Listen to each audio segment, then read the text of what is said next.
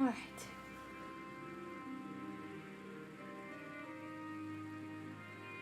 Alright.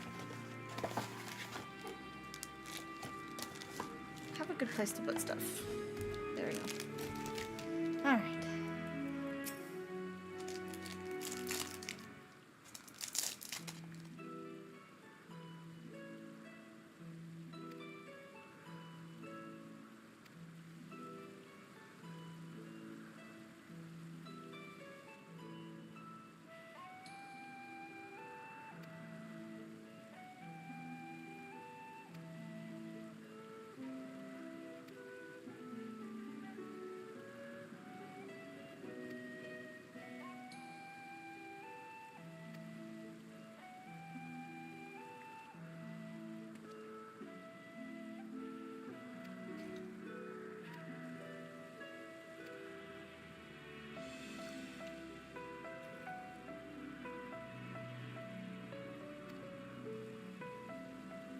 Yeah, I bet. It's early today though, but Fridays sucks when you have to work Fridays.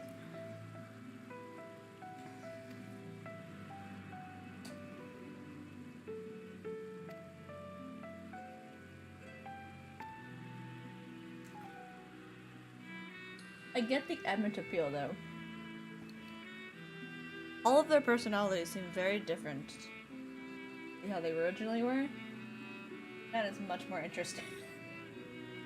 Thank you. It's a dress actually, but it's really comfy.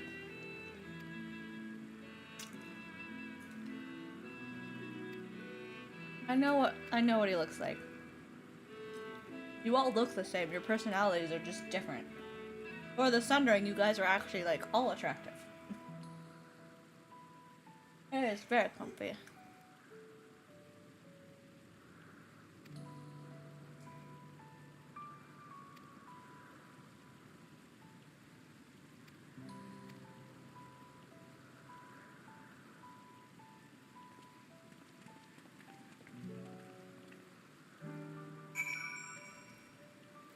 I know what he looks like.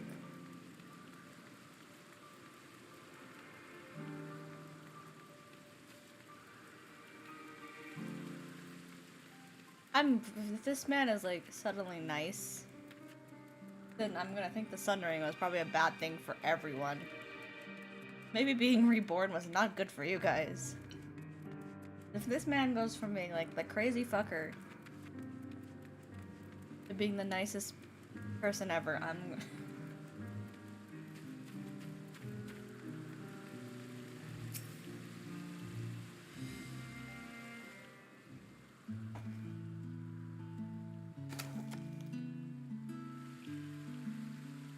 Ooh, I got one in my arm from playing Wii Sports with friends. My arm hurts.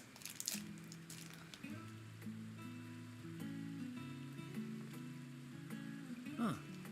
You are... Oh. Oh, hello. Different. You're different too. You and me. We're alike. Friends. I want to be...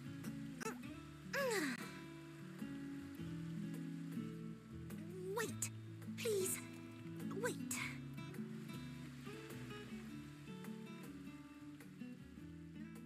Greetings and salutations. I've never played it, so that was a fun experience. Do not be alarmed. I mean you no harm. I wish only to hear your words, share your feelings, and know your thoughts. May we please be friends?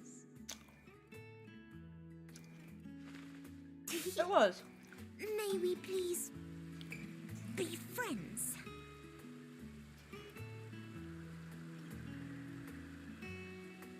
Ah, I see you found him. He's real cute. I don't know anything about him. But she's hanging out with a psycho man, who I'm assuming is not psycho, because I've seemingly learned that if you put them all back to how they were before the Sundering, all of the Asians were pretty cool people. It's like a trait. The sun ring fucked them up mentally. Yes. It's been a while. Too long, I think. Him talking normally bothers the fuck out of me. What do you mean? There's no insane mental giggling. Who is this person? Too long indeed for close collaborators. On this blessed occasion, I bring not only myself, but others who long to speak with you.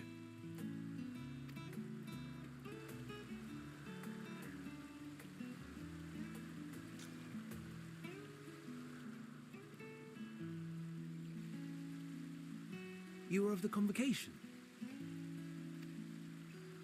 Emet Selk at your service. Do I have the honor of addressing Hermes, Chief Overseer of Elpis? You do. You have traveled far for it. Alrighty, yeah. Given your facility's purpose, its remote location is something of a necessity. Would that I didn't have to rely upon a guide. Oh, you wound me. Have I not ever been an attentive and helpful friend?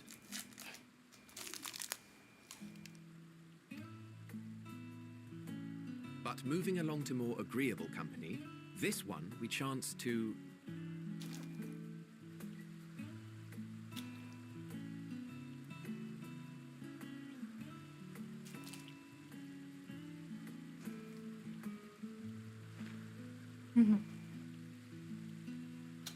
Well, you certainly have her attention. Is she one of yours, Hermes?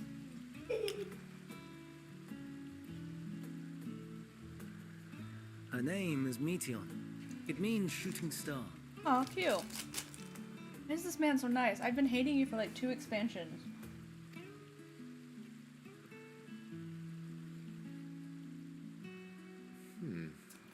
If I may make an observation, her ether is terribly thin. I fear she might dissipate at any moment. Nor do I believe you've made a submission to the Bureau. I would remember such a concept if you had.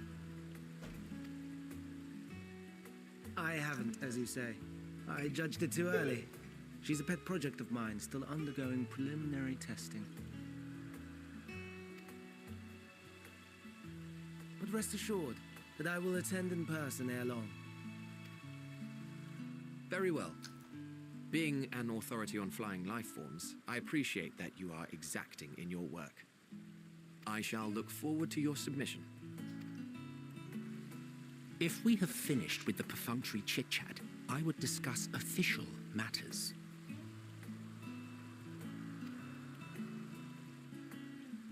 By my coming, I trust you already anticipate the subject.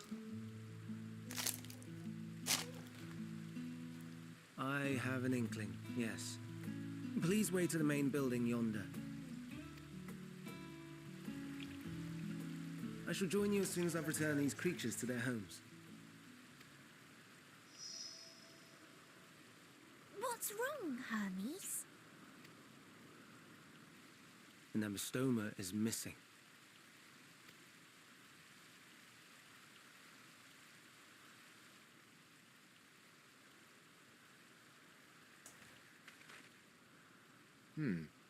I may have found it. A creature with the self-same ether as those there, nestled in the boughs of a tree outside the grounds.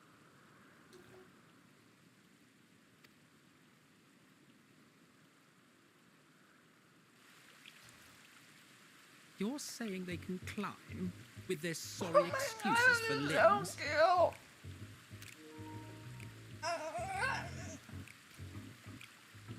The fashion has been to imbue aquatic creatures with the power of flight, ever since the words of Metron created a sky-swimming fish. The Ambistomas too Music can is silly, fly, but I love it. if only slightly. And they could conceivably climb a tree. Whether they can come down Ellie, safely, quietly. however. Excuse me.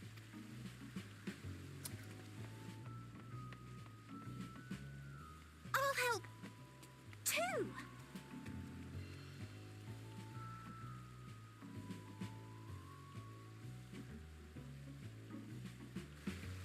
And what are we supposed to do with this lot? Watch them carefully. May I suggest we split up? If you would be so good as to assist Hermes, Emet, Selk and I shall keep an eye on these adorable creations in the meantime.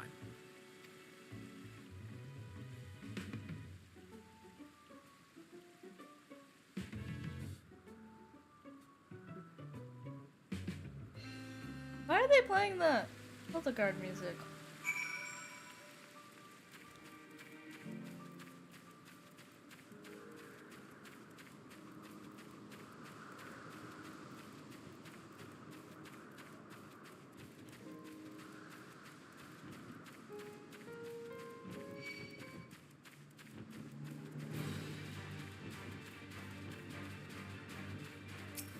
Yeah, go away.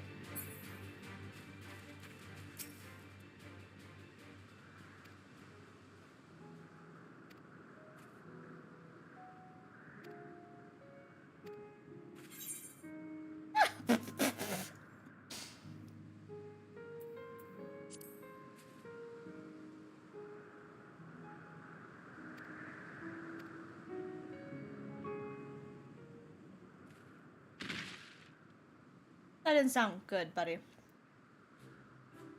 But I could have helped you.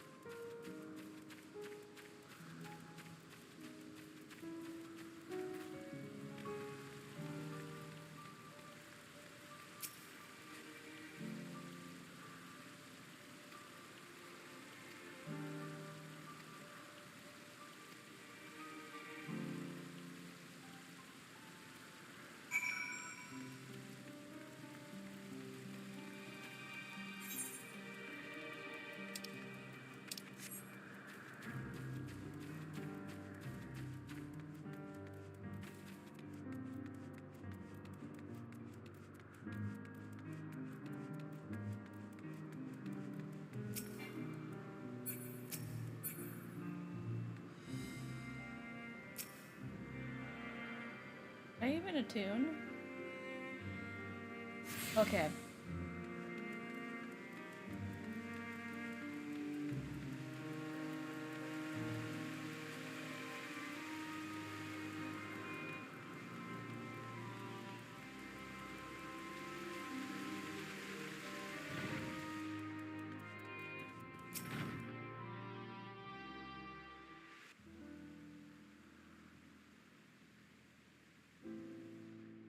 This appears to be the place. And here is where we part ways. We will be discussing highly sensitive affairs. Only a select few may be privy to such knowledge, and that does not include someone who cannot or will not divulge their origins.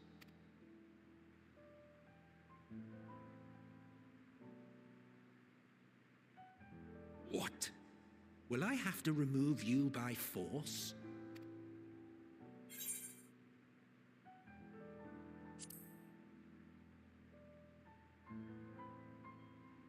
Yes, I'm sure your business with Hermes is quite pressing. You may speak with him to your heart's content after ours is concluded. I do not object to her attendance. Why is he so nice? Hermes, this is highly It's just such a weird. It's very. It reminds me of Kingdom Hearts, where like all of the Organization 13 members, like when you got back to who they originally were, they were really great people. This is kind of the same thing where like their personalities didn't change too much outside becoming, you know, bad guys. But like it's very interesting because like Hermes, Fandriel, fucking hate this man. He's not bad so far. In fact, he's very sweet.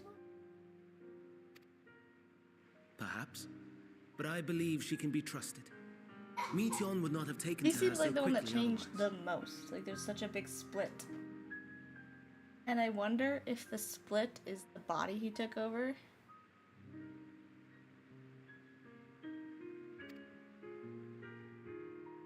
Moreover, the presence of a third party may help me to maintain composure.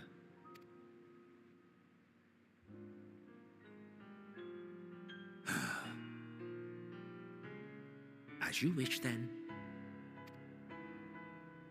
Behave yourself, do you hear?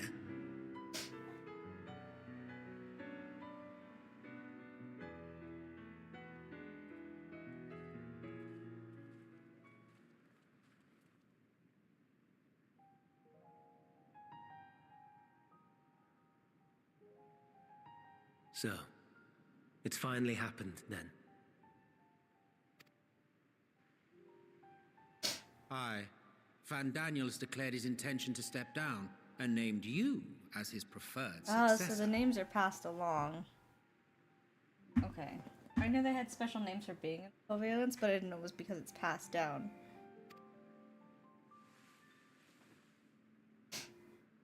In recognition of your knowledge and your works, the convocation is giving the recommendation due consideration. As one who does not know you personally, I am to use my impartial eye to take your measure.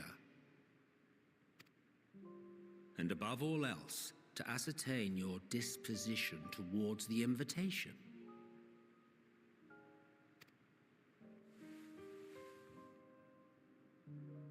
I understand that you and Fandaniel are close. He himself was once chief overseer of Elpis after all. I should not be surprised if you knew before anyone else that he wished to relinquish his office. I did. He told me that when he fulfilled his purpose, he wished to pass the torch to me. A torch you seem none too pleased to accept. Are you so averse to serving on the convocation? No, it's not that. For a humble researcher like myself to even be considered is an honor beyond words.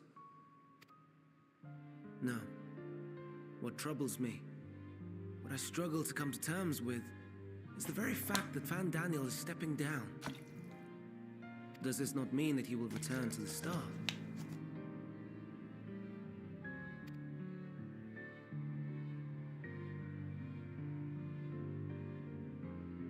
Of his own volition, yes, like so many others have before him. Return to the star? Does that mean die? Well now, that's not a word I hear often. Is that what you say here in Elpis? Mankind is the life of Atheris. Each of us, a drop of blood flowing through its veins, bearing sustenance. In our finite time upon it, 'tis our duty to make it a better place, that all who call it home, now and in future, may abide in happiness. To that end, we have dedicated ourselves to the pursuit of enlightened creation. And by our efforts did we transform this once untamed wilderness into the peaceful paradise you enjoy today. To return to the star whence we came is a privilege afforded to we who have so loved and nurtured it. A choice embraced by those who have lived their lives to the fullest, in service to our world. And when they depart upon this journey, it is beautiful, always. The 14 are no exception. 'Tis believed no occasion is more felicitous than the fulfillment of one's duty. Our office becomes our lives, and to retire is to return, or so the majority of us hold. Some few have elected to eschew custom.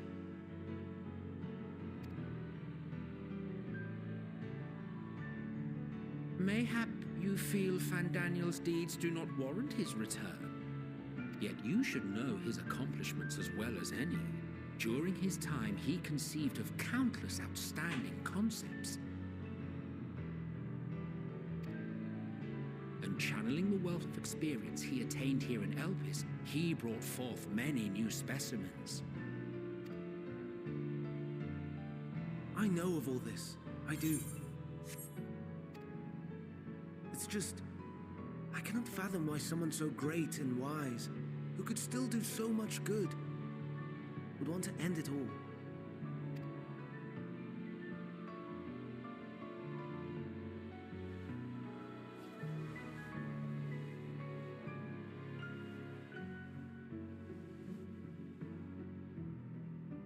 Oh no, I've made her upset. Forgive me. I know I requested your presence. Might I trouble you to take Meteion outside? A change of scenery would do her good. It's so funny. The complete opposite, how he's like, I don't know why he wanted to end it all, to becoming a person who wanted to literally end everyone.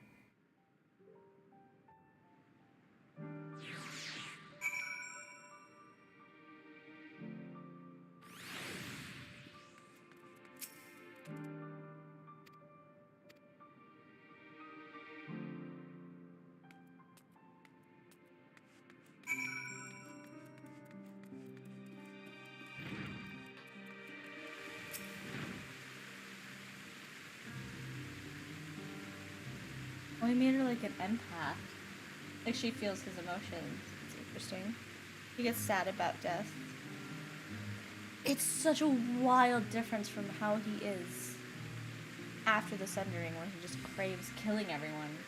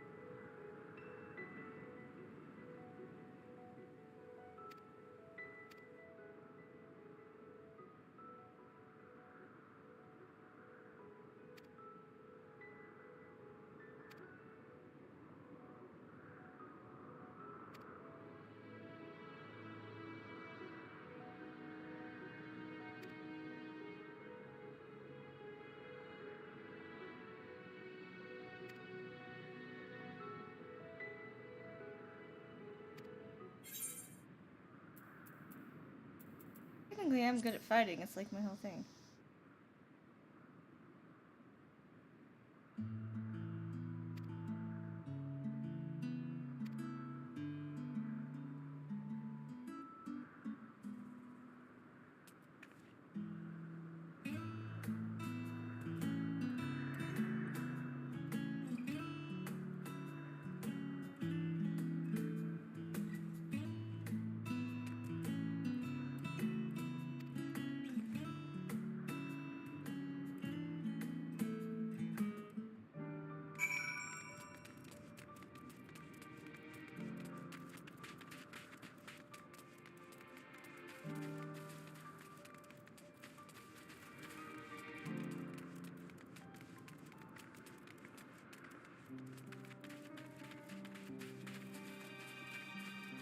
In the building.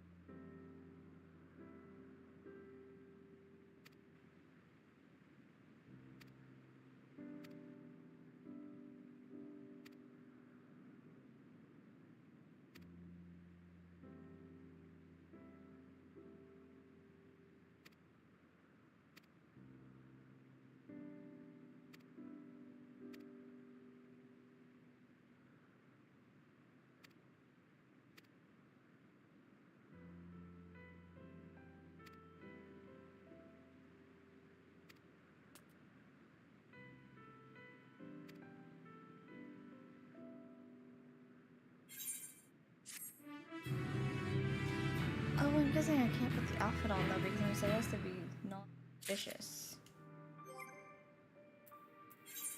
Best thing to do is probably just keep it chest and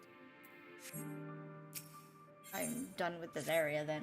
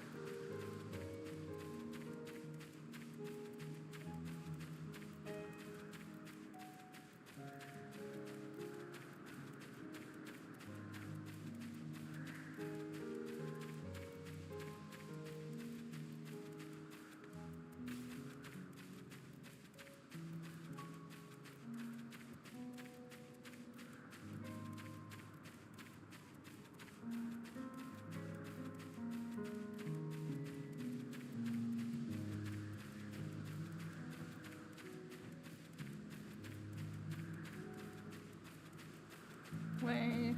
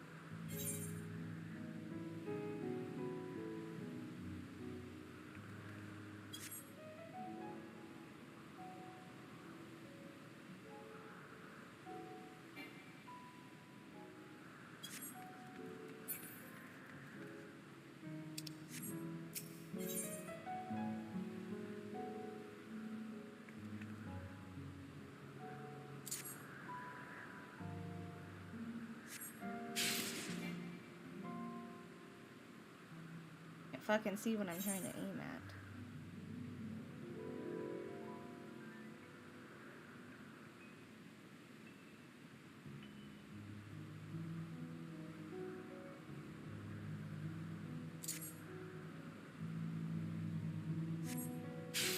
What am I supposed to be doing?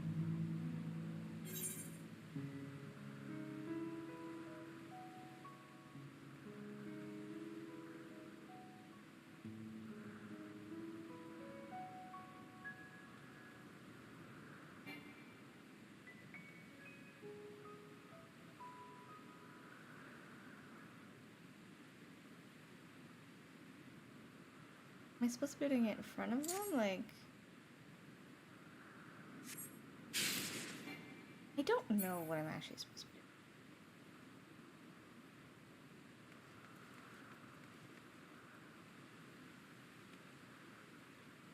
doing. It says creep ball lightning. Am I supposed to be hitting them with it?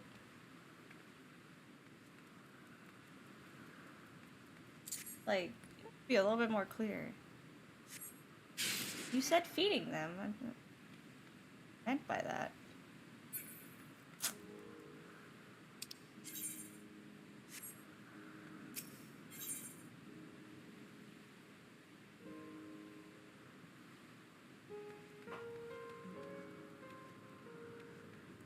On the destination itself? There we go. Okay, on the destination itself. That makes more sense.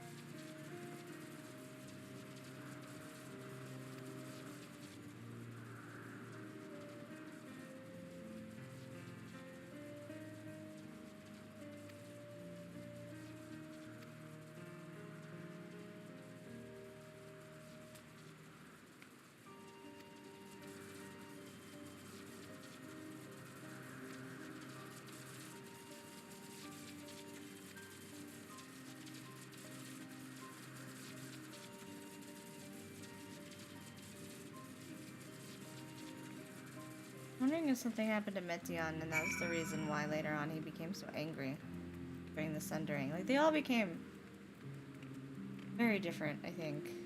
He feels like he became the most different. And he seems to care a lot about her, so if the sundering happened and she never got turned into another soul, And he might have just been angry about it all. That would make sense.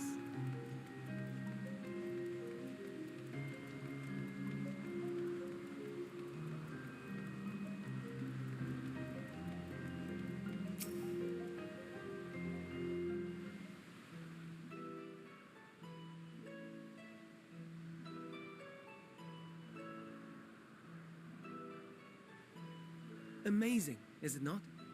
The Ampelos, one of our I newest think it's interesting subjects. that all the creatures they made ended up in like Thundered World.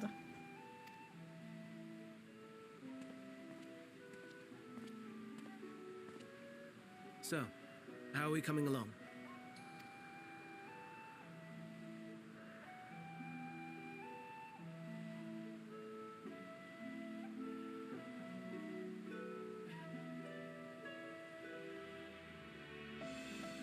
Flowers.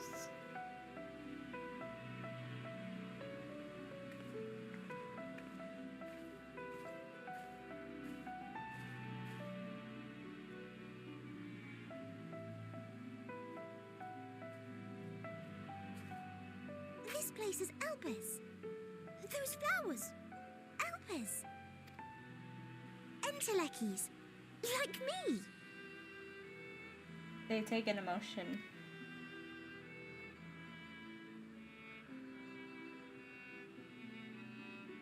They are a product of Elpis, and so named for their birthplace. A happy accident, born of the hands of a former researcher who loved beautiful blossoms.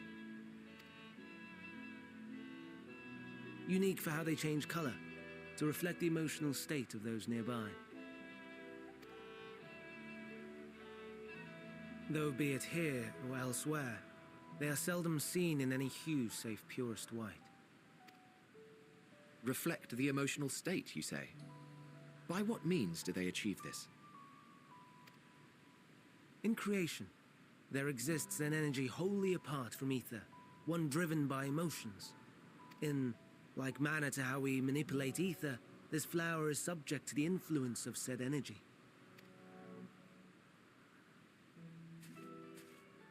While it has no will of its own, it is sensitive to the prevailing emotion in the vicinity, and reacts by altering its color and vibrancy.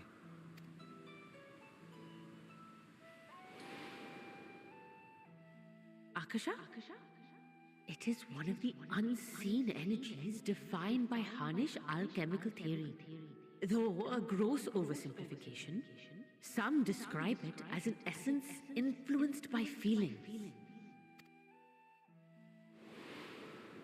Proof that it was around before the Sundering. Akasha.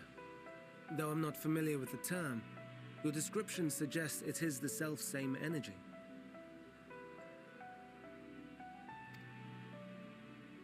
Dynamis, we call it. Okay. And those entities like the Elpis flower that have the ability to interact with this energy, converting emotions into tangible phenomena, are Antelekis. That's me! That's me! An Enteleki! That you are, my dear. And no ordinary one at that, but the first possessed of free will.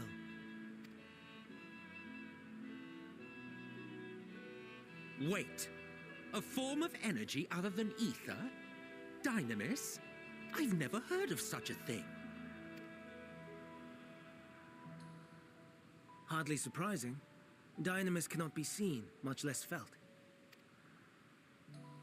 And though its existence has long been theorized, we had no proof until the flower's serendipitous creation. What's more, Dynamis is far weaker than ether. Under normal circumstances, its effects are drowned out by the latter. Get rid of ether and Dynamis takes over, which is kind of what was happening. On account of which, beings comprised of and reliant upon the ether, like you and I, are unable to make That's why her practical use ether of is so Dynamis. thin. 'Tis a truly esoteric thing, known to but a select few scholars. Intriguing. Then, given the limitations you described, why create Meteon?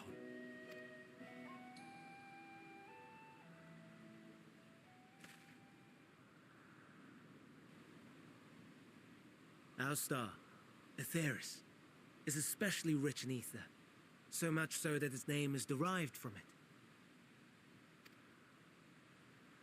However, when we consider all energy in existence here and in the vast space beyond, Dynamis may account for as much as 68.3%, the more abundant form by far. Were we able to control it, we could open the door to limitless possibilities. I'm gonna guess he creates it. Not maybe not on purpose, but his experiments are going to. Not that I have such grand ambitions.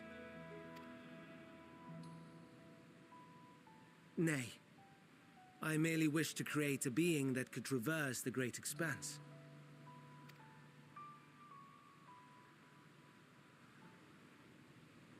The relative scarcity of ether beyond the bounds of this star was a concern. And so, I looked to another source of energy by necessity.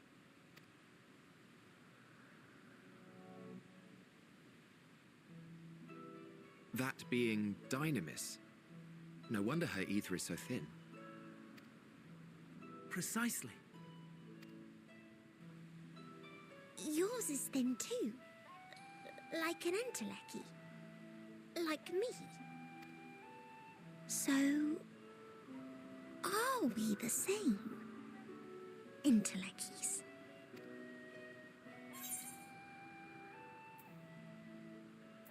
If it's thin, it's because it's Parmesan.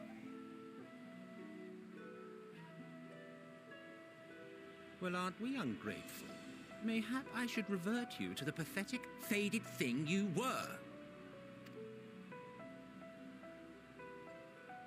A deficit of ether alone does not an entelechy make. It would, however, make it easier for you to interact with Dynamis. And limited though its influence may be, I mean, this I was quality carrying could that prove the flower and it difference was between reacting. victory and defeat. You do well not to underestimate it. It could be the reason I do survive such things.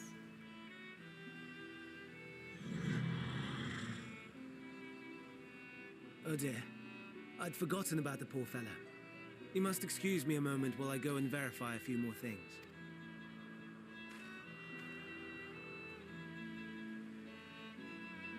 Would we be able to take a flower and go back and have another one?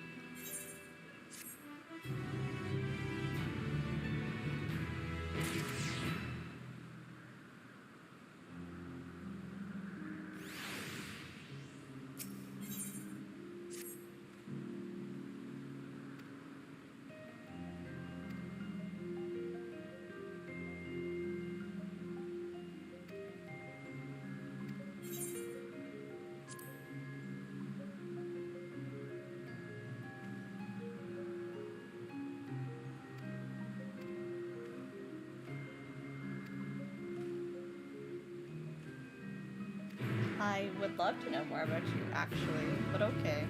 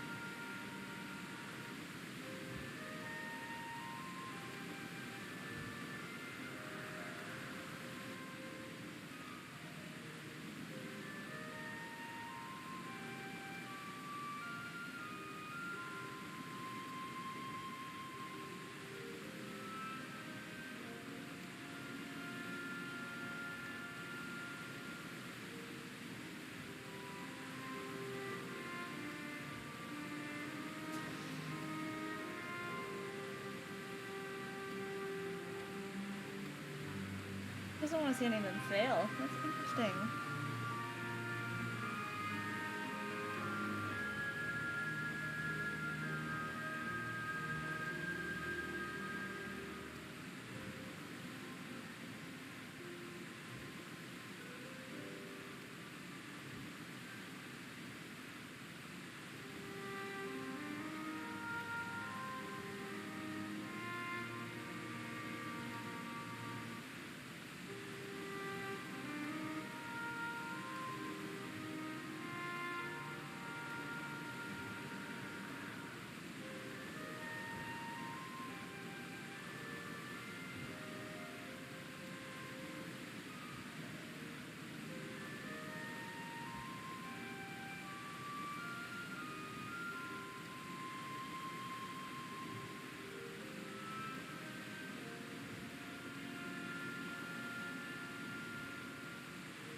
It's very interesting that this kid's name is very similar to Heidelin.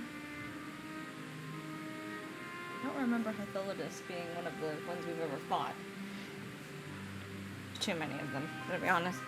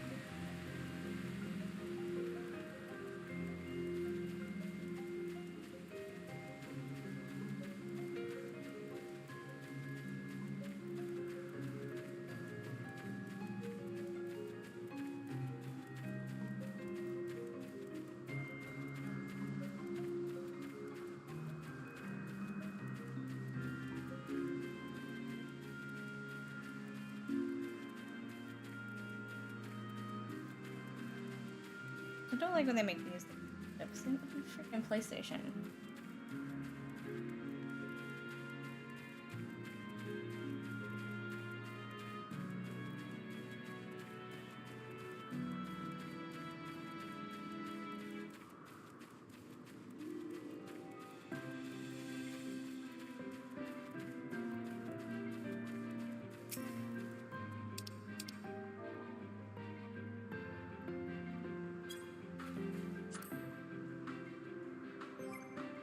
Do anything special?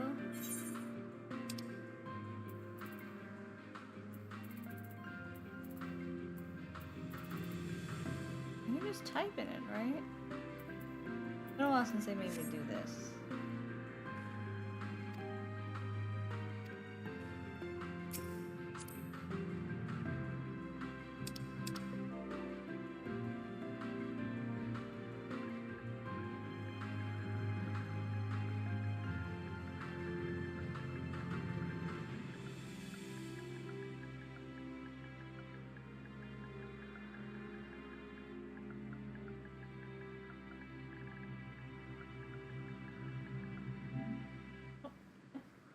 Okay, and I did not press.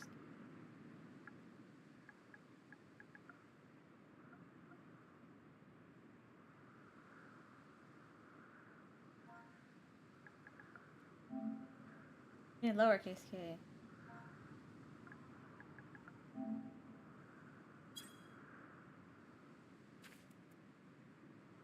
Mode, right?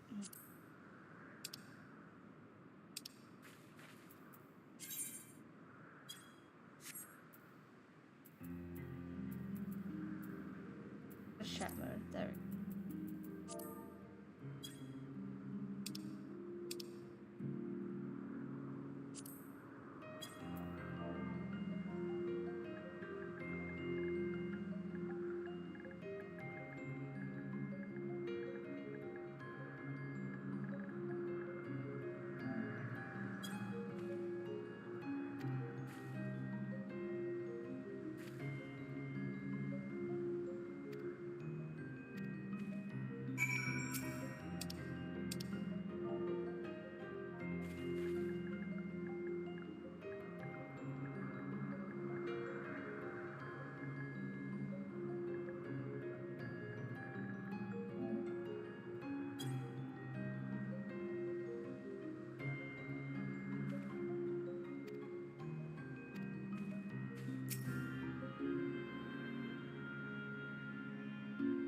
Oh, please. Okay, gonna change what we're saying.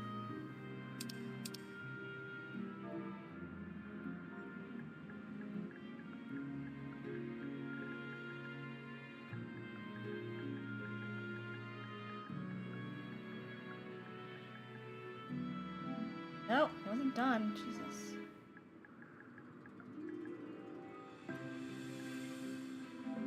Emet.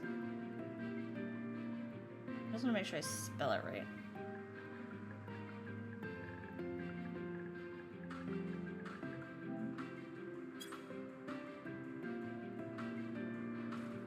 I did. Oh my god, I didn't use a comma. I hate when they make you use the fucking keyboard.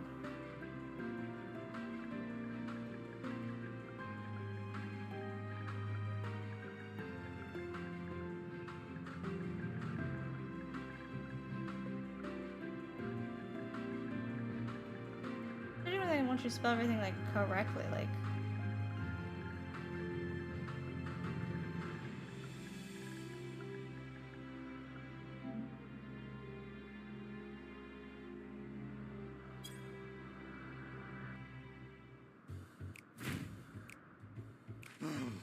No, no, no. You are not foisting this nonsense on me.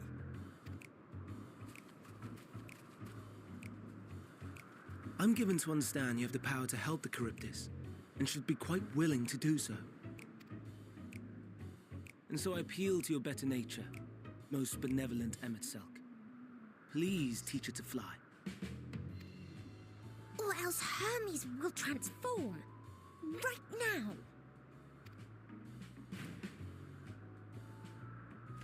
Now, there's no need to go quite that far. Altruism is its own reward, as I'm sure he would agree. Oh, would he now?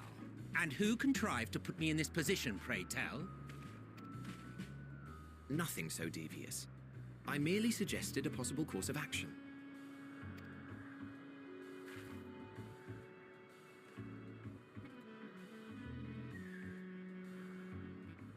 Please, Emet Selk. Please.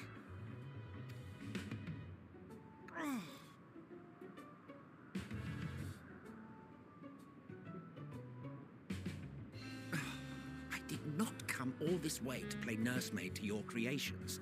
I thank you to remember this favor, and let it be the last.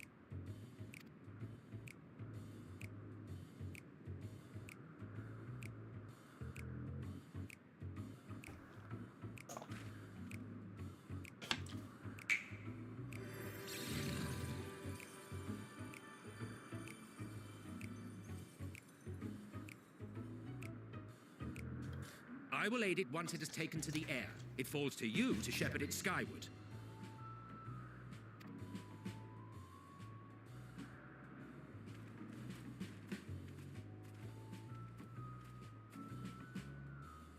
Well, let's relax and enjoy the spectacle, shall we?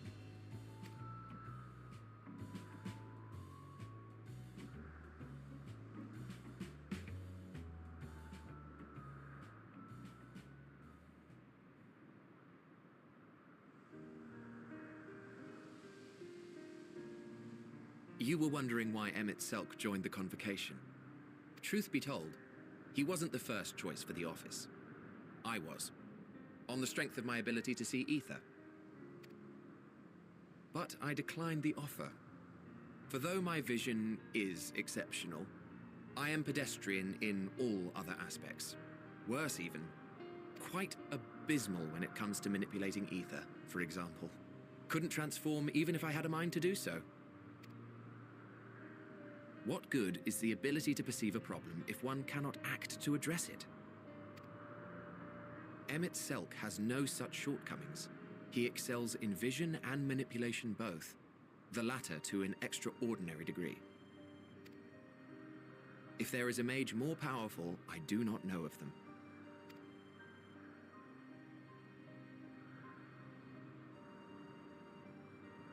Thus did I recommend him for the office in my stead. And I wasn't the only one. Far from it. Countless others vouched for his skill and character. People the world over, to whom he had previously lent a helping hand. Oh, how surprised he was. Claimed he hadn't done anything remarkable for anyone. Modest to a fault. He deserved every bit of acclaim he received. Yet he may well have gone unappreciated were it not for a mutual friend. A singular soul who can't help but involve herself in the business of others. Where she walks, That's our excitement other is half. certain to follow. The one we came from. Her antics irritate Emet Selk to no end. But much of his grumbling stems from genuine concern. When our friend calls, he never fails to answer and lend his talents.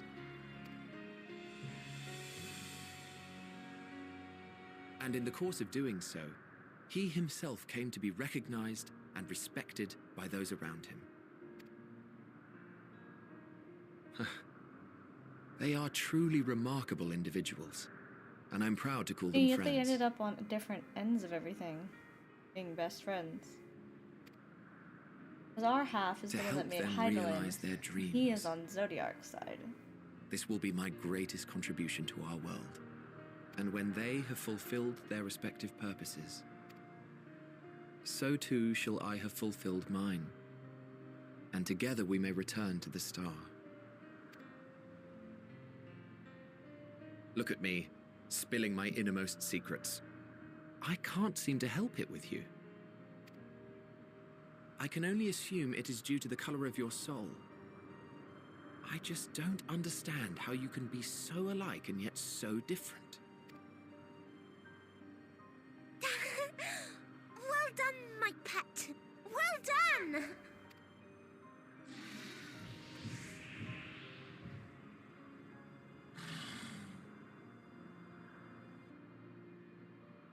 Ah, yes.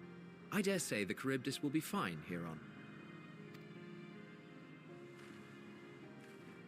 Why don't you go and signal to Emet Selk? Let him know that his arduous task is at an end.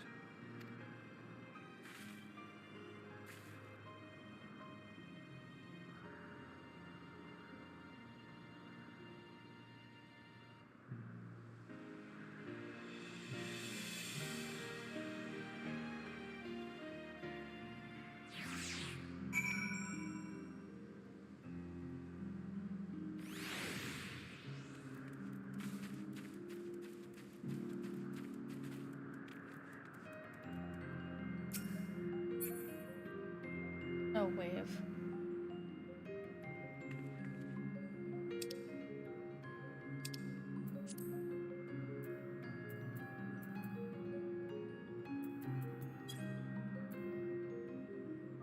Is there an emote for that?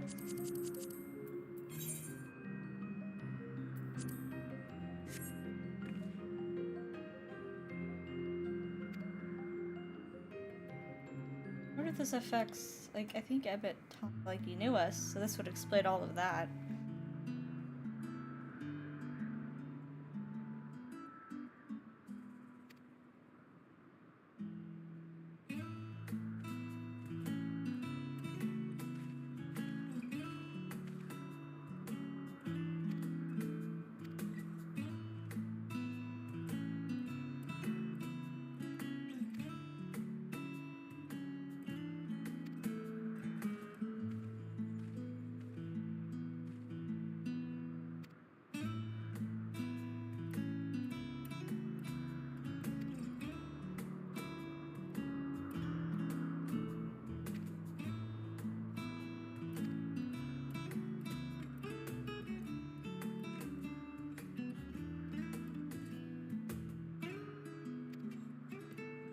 Do you not want animals to exist as they are?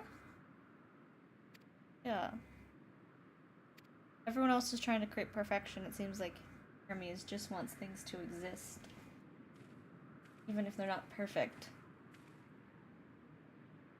I just don't understand how he got to the point he was then. Like, even with the Sundering, because, like, he wanted people to exist, like, things to exist even if they're not perfect.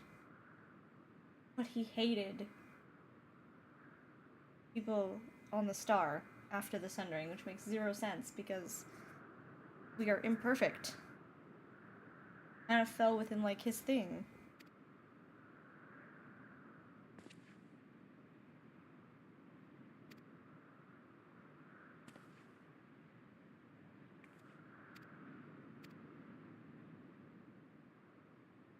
We went from being someone who actually probably should have liked who we were, hating all of us, and wanting everything dead. What was the snap for him? Like, they're all slightly changed, but I feel like their base personalities still kind of all stayed similar. Like, Emmett was still doing things for the people he cared about even after the Sundering, even if it wasn't the best way to approach it. He still did it because he cared about the people he left behind. Even if he tried to pretend that wasn't the reason.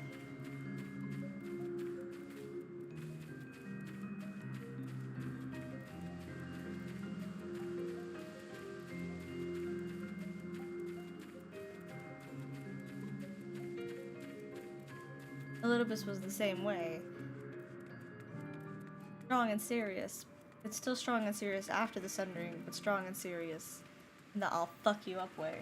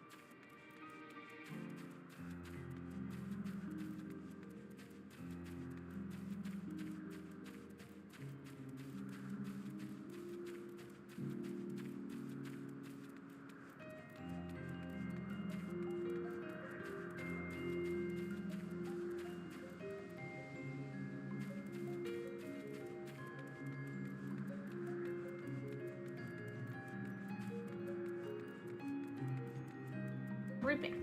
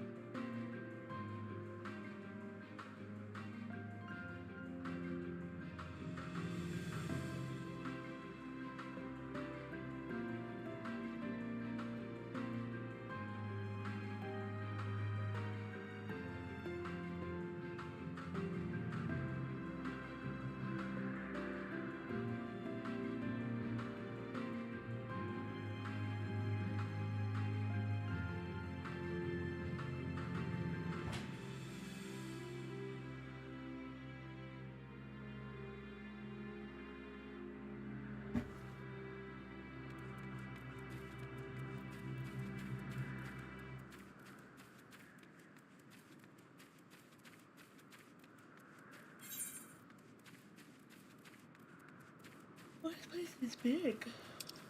Really like explored a small part of it.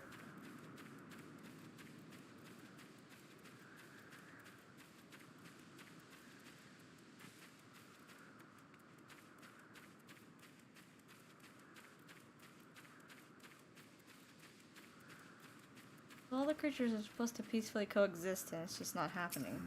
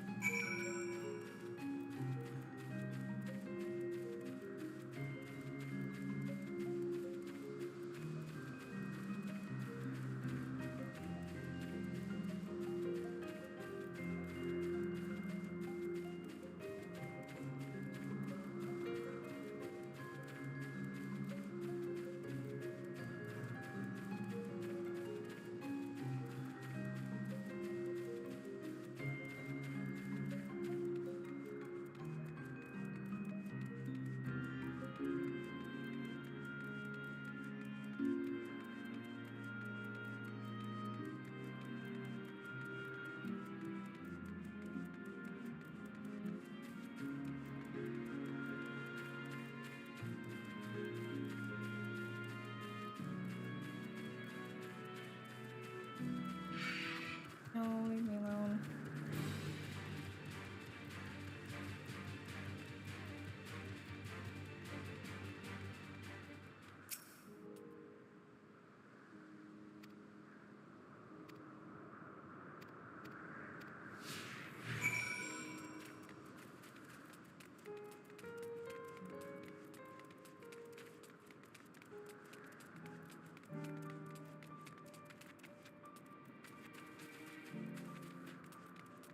He said he was a blonde-haired man.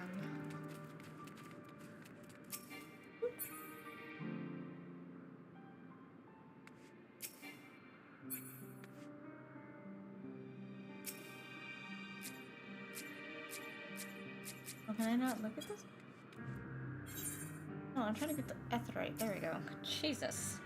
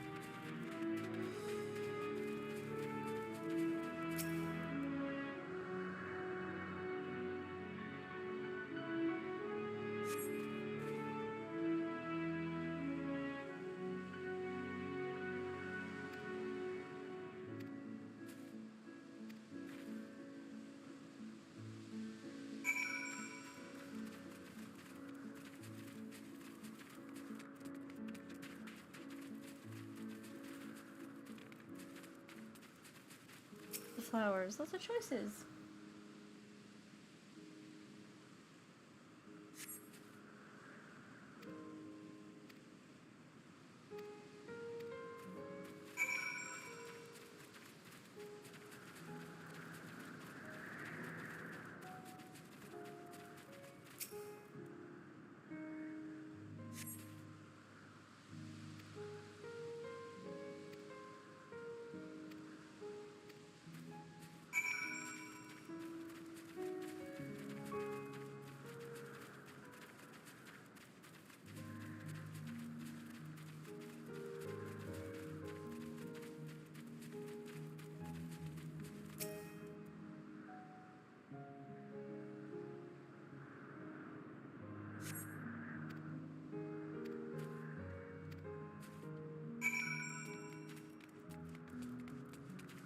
I don't think these are a good thing that we want to be doing.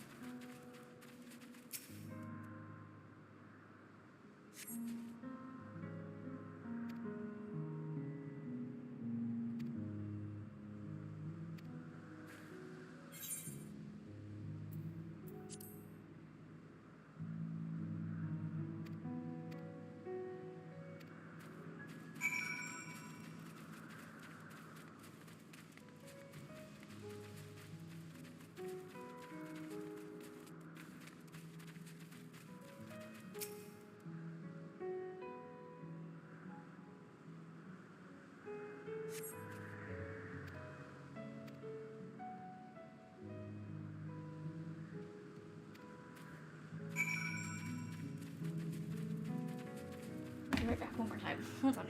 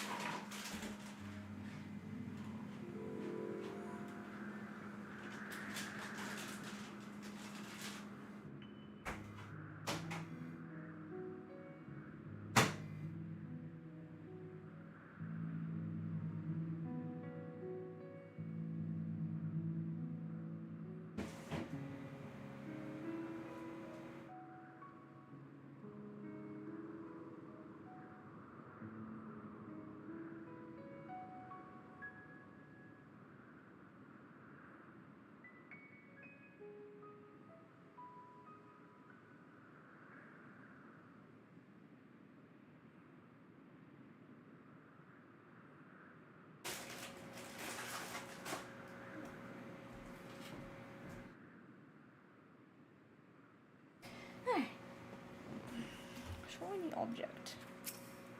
What's more of these flowers?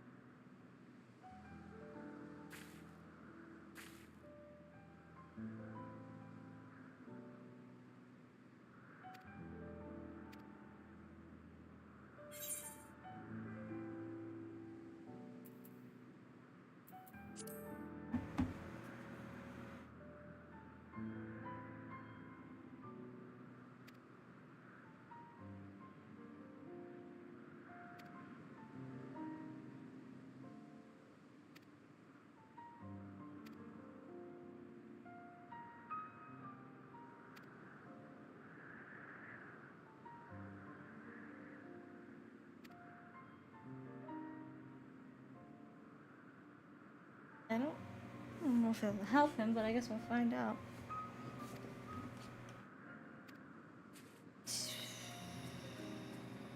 I mean, everyone is filled with that. I guess the Asians, or whatever their like actual names are. I guess you've kind of seen that they all kind of think positively about things, even death. He doesn't seem to do that as much. He does seem to care about the loss of life, which is just so wild. This is not how he acted at all in the beginning of this expansion.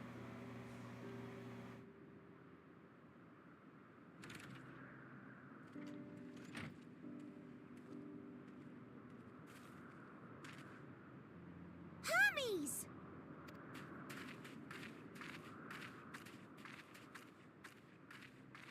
Oh, you were waiting for me. You've finished talking?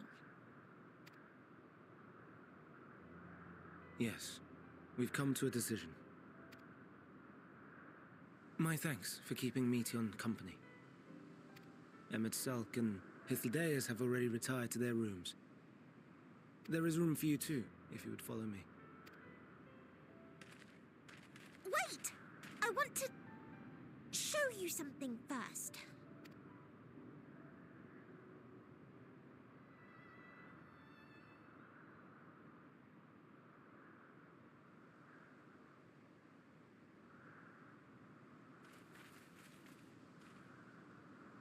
Elpis flowers?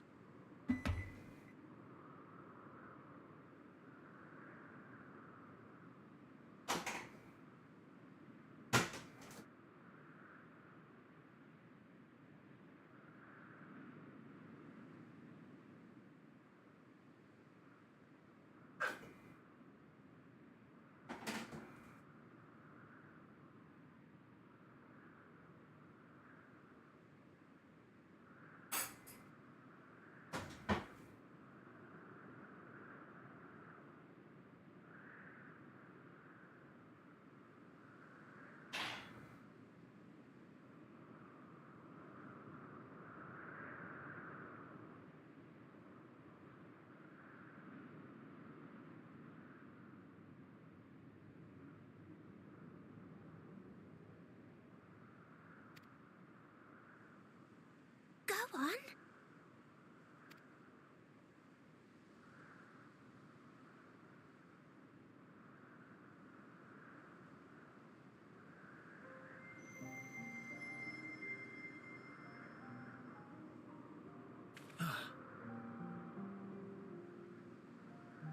You're not the only one, Hermes. Others feel sad too. You're not alone.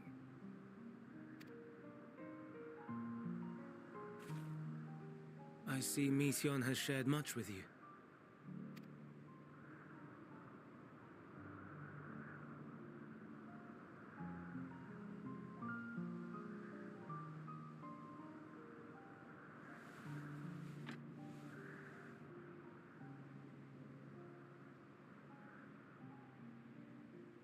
Oh, he looks a bit different.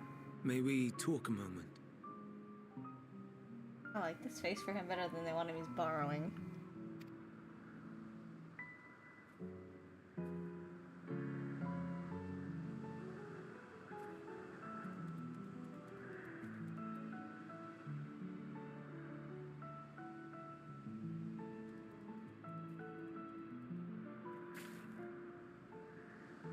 I do not think it wrong that we live for the star, that we strive to make it a better place. And yet, in carrying out my duties here, there are times when I am plagued by doubt. Do you recall what Hythlodaeus said when we first spoke of my nomination? Death is the privilege of those who have fulfilled their purpose, a choice they embrace of their own free will. And when they depart, it is always beautiful. Perhaps it is, but only for man. Creations that he deems useless are discarded with nary a second thought. Some scarcely born into the world, afforded a handful of breaths before life and potential are abruptly extinguished. We make an effort to spare them the pain, but they sense what awaits. Rage and anguish and cower and fear, and it is not beautiful. Yet no one cares. No one. So fixated are we upon the duty that we do not pause to question the method. Pain and suffering, confusion and despair, writ plain in the eyes of those poor creatures. Yet no one sees. We turn a blind eye and carry on in blissful ignorance. Not amiss. And always, always the blossoms shine pure and white. A contradiction so blatant I could scream, want to scream. How can you all accept this aberration? Then I wonder, am I the aberration for thinking thus? And I am filled with dread. But now I know I'm not alone. Not the only one for whom the flowers weep. Owen asked what you thought as he kneeled beside the Elpis, or if he only did it at Meteon's insistence. Nevertheless, I thank you. To know that you too have experienced suffering is a comfort. A lot of it as at your hands. Obviously not this version of you.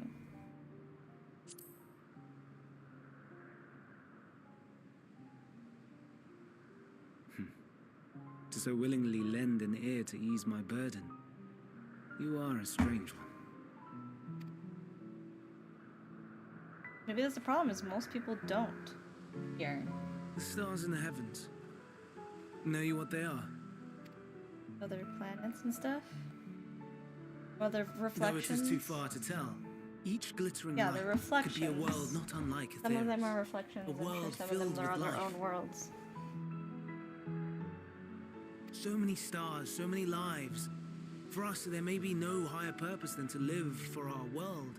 But what of the other living beings out there? What is it that gives their lives meaning? That drives them day after day after day?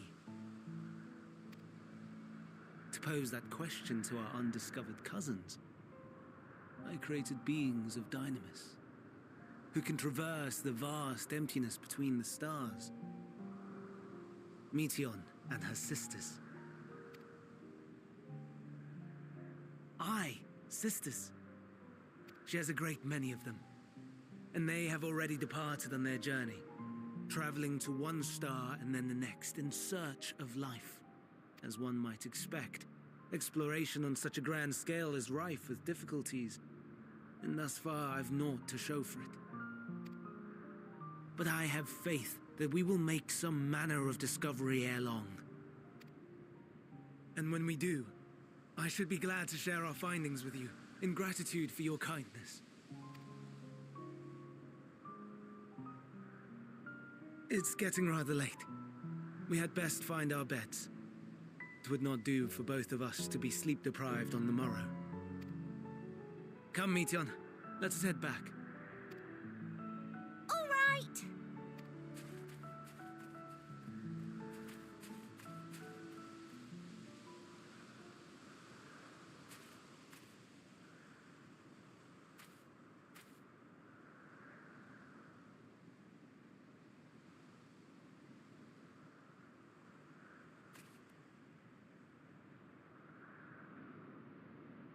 Obviously working with the stuff that created the monsters. I don't think it was done on purpose.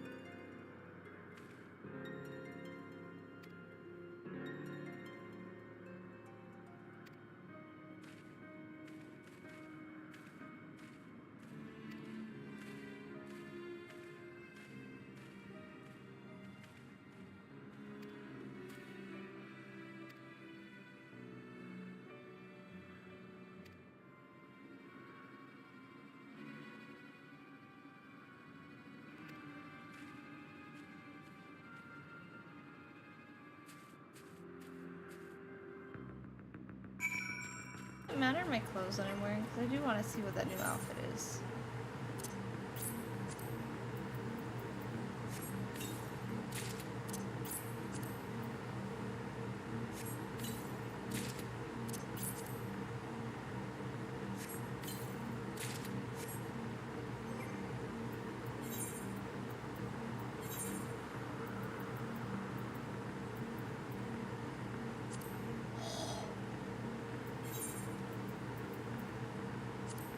It doesn't seem to be an issue now.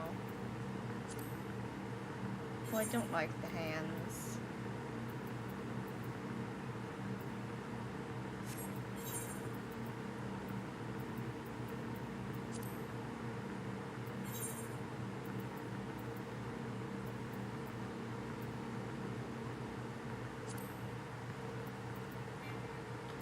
What else?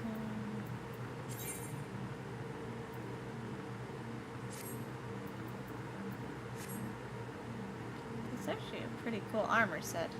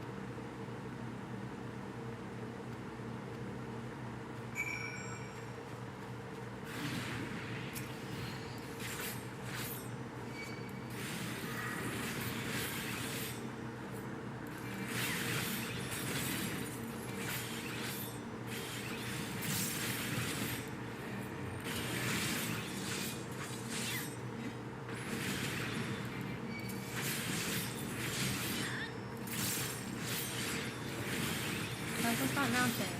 I'm not doing that.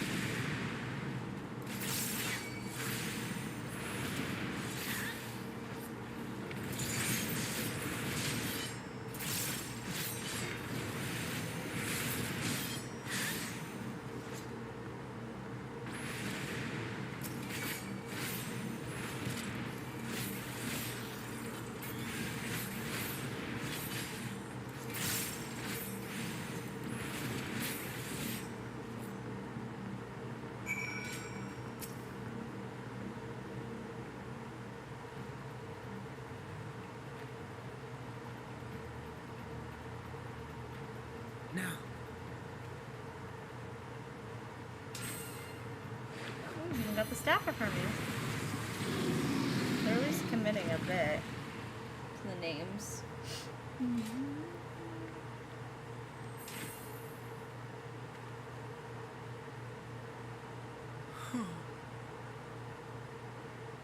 Forgive me.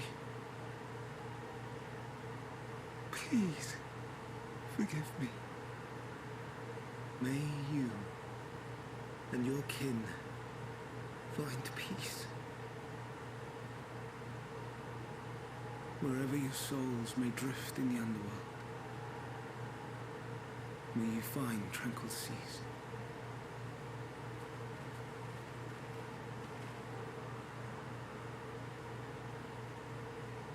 Be not forgotten, in concept endure, to reclaim form and one day live again. Serve not the star, or any purpose save your own. Live again, if that be your desire.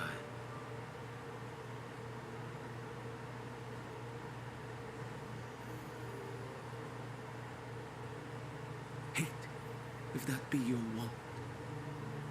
We are worthy, but leave your suffering behind. Lay down your burdens, be born anew. Fly high. This seems like a trigger Fly free. event to what's happening now in our time.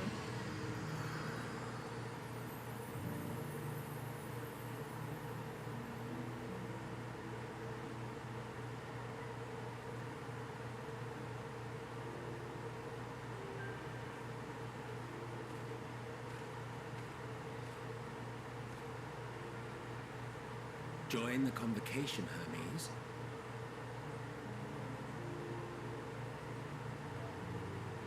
You do not belong here. Leave to replace another. To be replaced. It changes nothing. Tell me, do you think it right that we sacrifice all these lives for the sake of the star? And when the star has reached perfection, what then? If all who are satisfied choose to die, should we all die in satisfaction?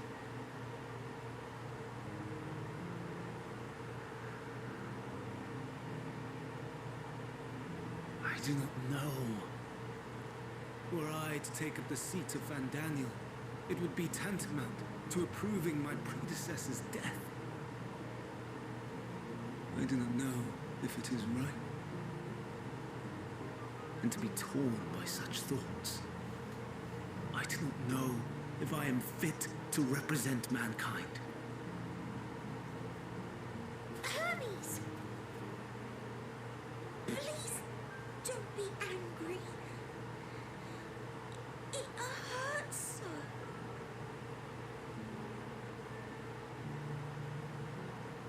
Forgive me.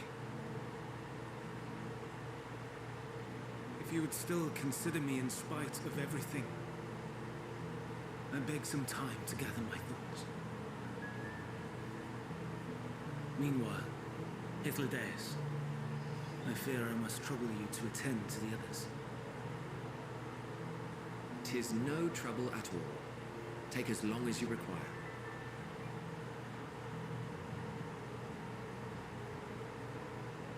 And you, my friend, I pray you find that which you seek.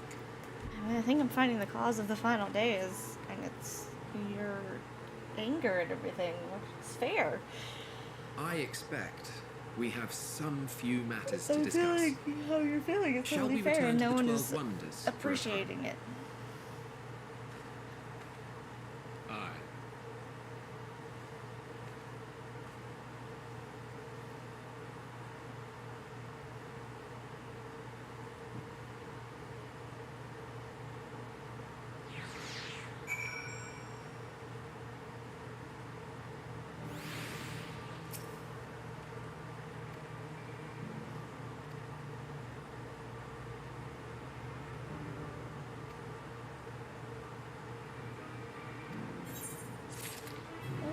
It's not good.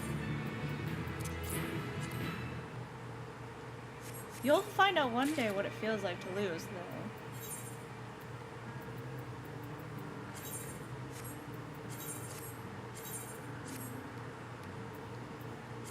I do want to...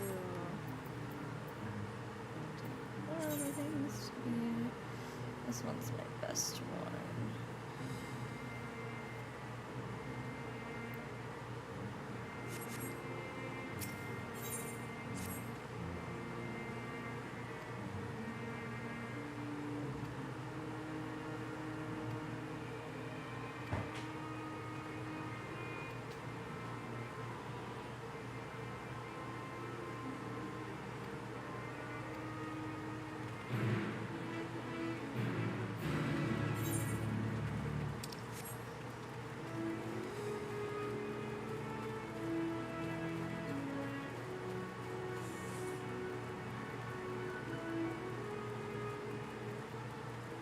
This armor's nice.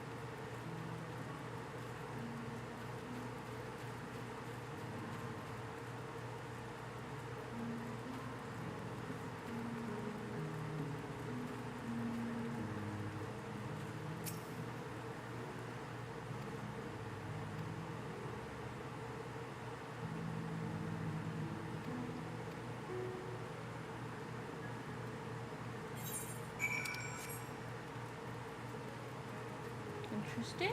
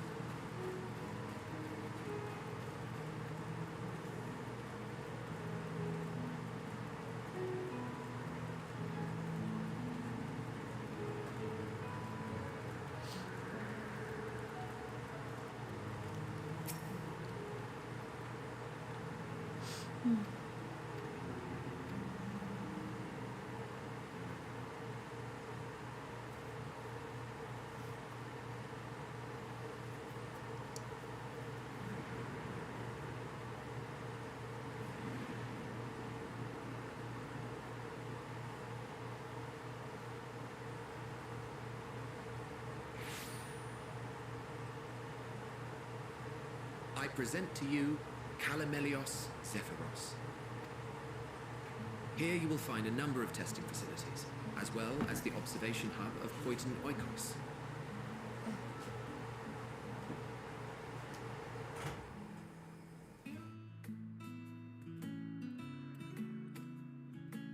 Right then. Let's begin by...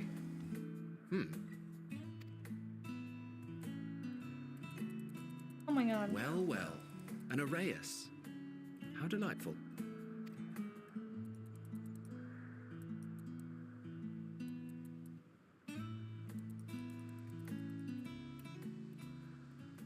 And what, pray tell, is that?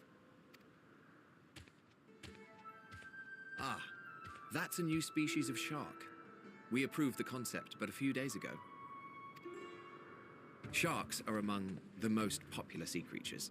Rare is the day when someone does not submit a new concept. At first, they were largely orthodox, consideration given to such things as size and environmental impact, and then a whimsical someone thought to bestow it with flight, another superior intelligence. And then the floodgates burst, concepts with multiple heads, or arms and legs, and so on and so forth. It was getting absurd. A part of me wanted to tell them to go away and find something else to create, but in the end, I couldn't deny their passion. And here we are.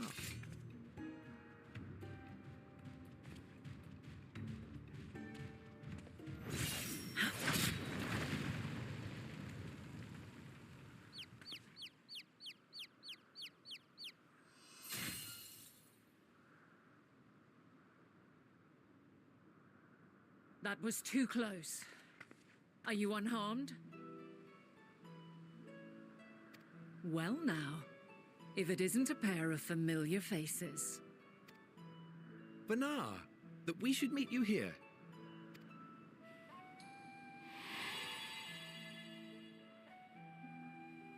Amy? As I mentioned earlier, the better part of the convocation holds that when we retire is when we return to the star. Well, she is not among said majority. Even after stepping down, she carries on with her work. Vanar is her name, and she is the previous Azem. Us, right? She's us. It has been a while, Hythlodaeus. You look well. Less so, Emet Selk. I dare say the lines upon your brow have both deepened and doubled in number. A shame for one so young. You must make an effort to frown less often.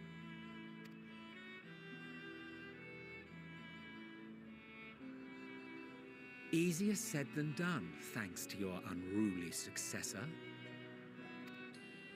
How is she, if I may ask? Unless the successor is the one. Or is it Fana? Incorrigible as ever. Rushed headlong into a volcano on the brink of eruption just the other day. I'm thinking the younger I version should be might glad be to us. share the tale in its Hold on. entirety later, if you're so inclined. There's Azim and there's Fana.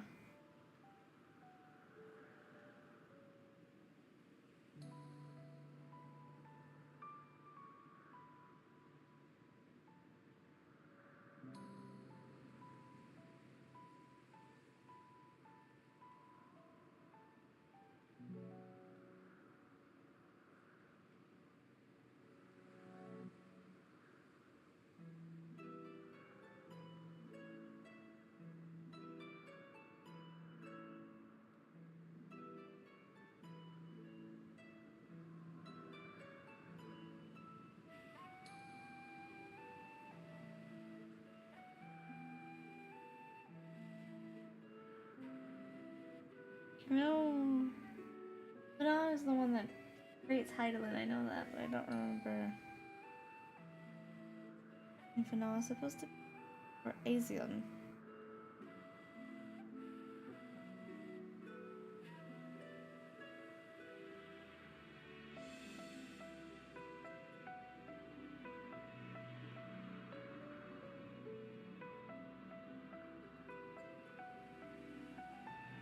I mean, sounds like her namesake is us, because they're crazy.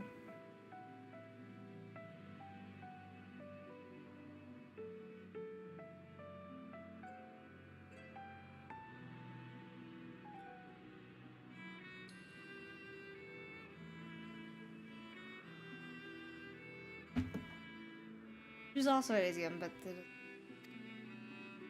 Oh, you know I am. Now then, you are?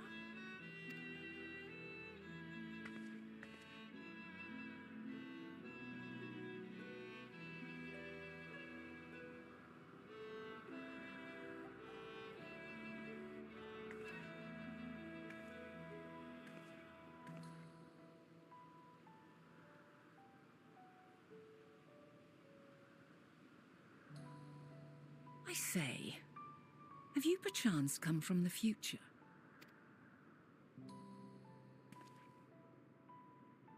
of course you would I know. do not believe we have ever met, yet I sense my magic upon you. Therefore, if I wove the enchantment, I could only have done so at a later point in time. What manner of magic is this, if I may ask? A traveler's ward, of course. It prevents the corruption of one's ether.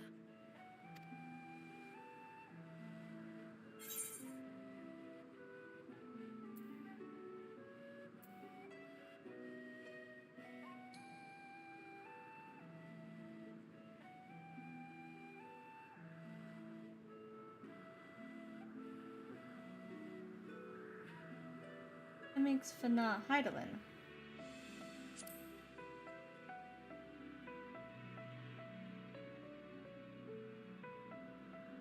I see you are not ignorant to its presence. And while there are many protective spells, the one you bear is unmistakably mine. We were probably not that one, but the one that took over for her. That's whose soul we were sundered Hold on. from. From the future? That's absurd.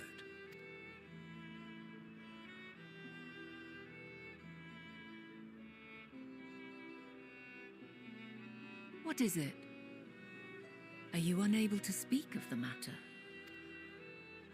It doesn't change what happens. The reality to which you must return exists as a result of change the anything. final days. You cannot reshape the past to undo the tragedies of the present.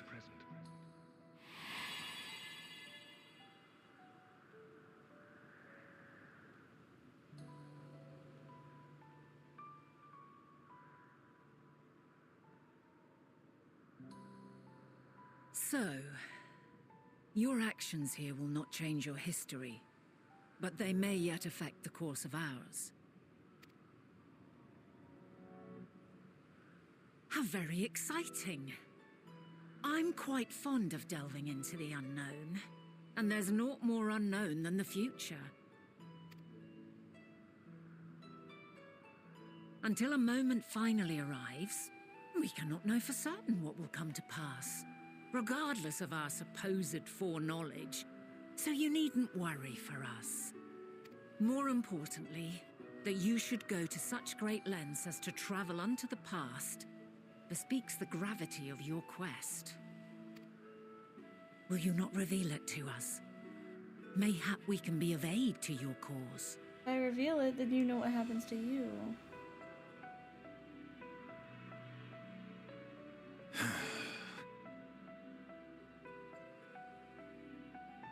If this is true, then you've been keeping quite the secret to yourself. As a representative of the Convocation, I will hear it all. Your identity, purpose, everything.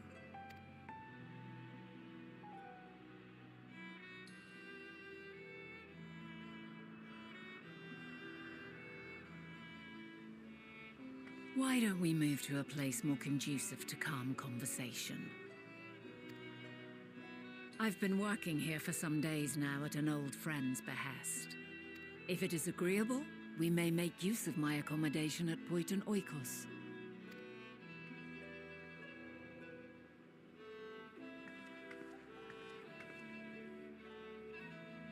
We were meant to meet. I am certain of it. Else I wouldn't have marked you so clearly, and sent you unto myself in the past. It's precisely the sort of mischief I would get up to, and quite inspired, if I do say so myself. Since you created Heidelin, we might be able to figure out what Heidelin wanted us to do. That's fair. What if Heidelin didn't want us to go? Probably would have warned us.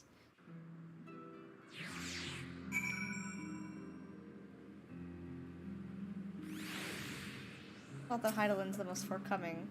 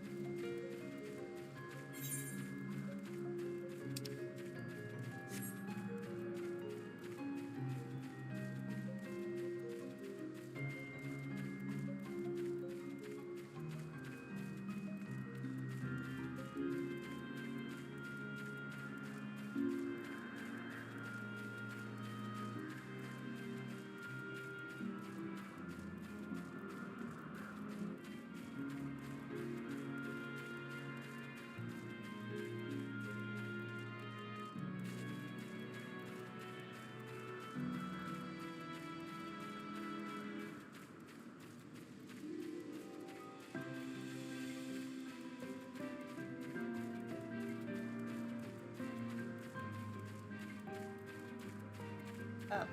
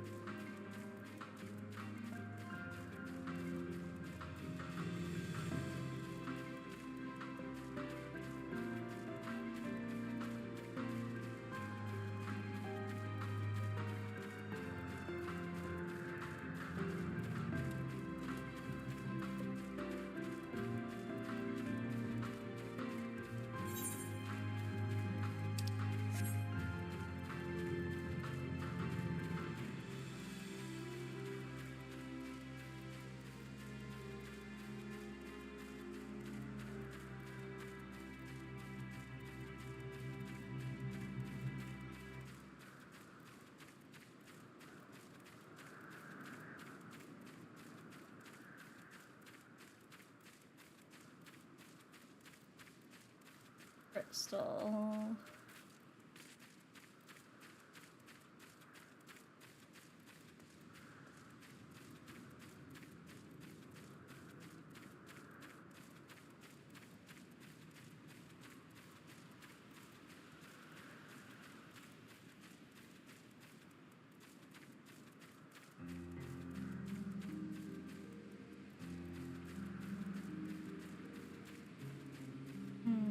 oh, I see shiny.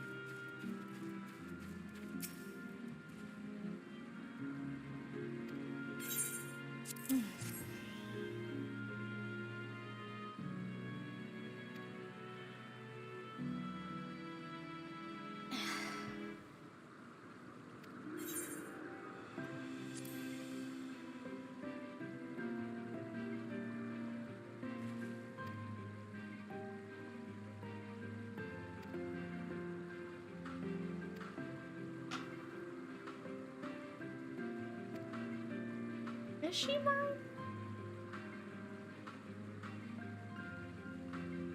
Like, is it the new Azim or the old one?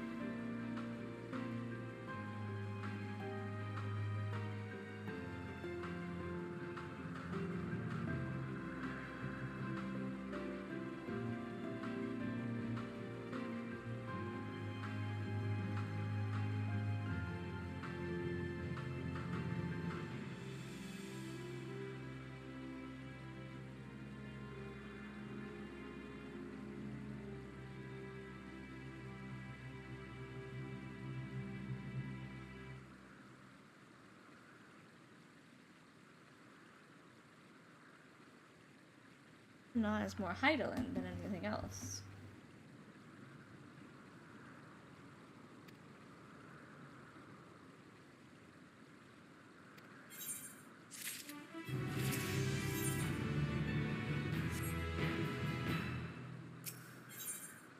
And Asium would be who we split from, but we could have also split from Vana.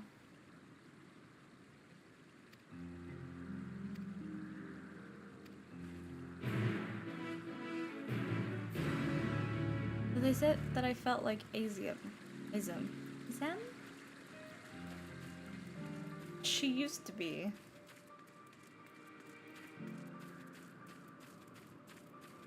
But I feel like if they're talking about Vana, they would have just called her Vana. Has to be them.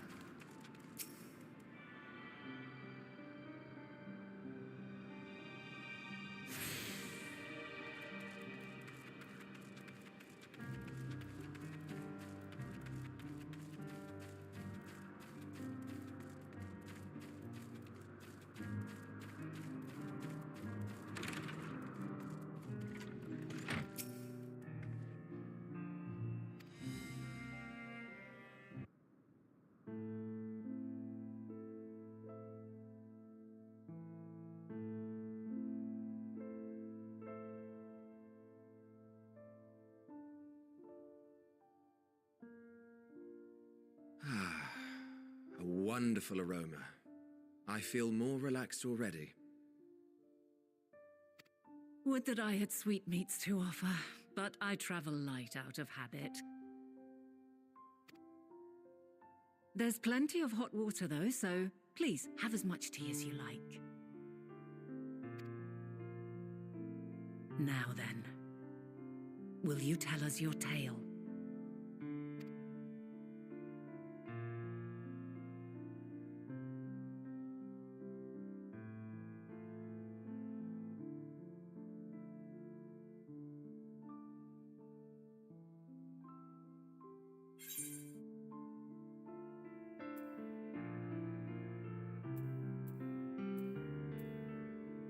Oh, they went back and brought this theme back.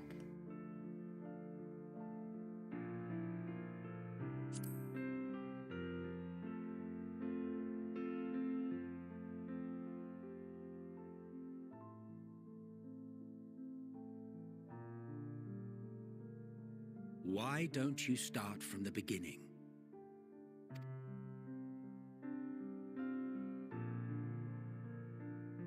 We should probably mention we've met you before, Emet. I mean, we're talking about the Sundering of the Stars. I don't feel like you guys can change what's happened anyway.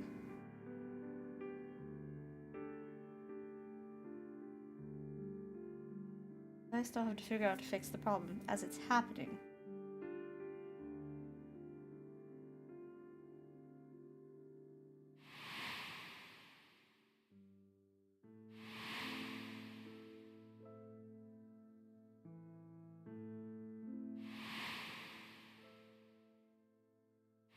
We're telling each as we know them.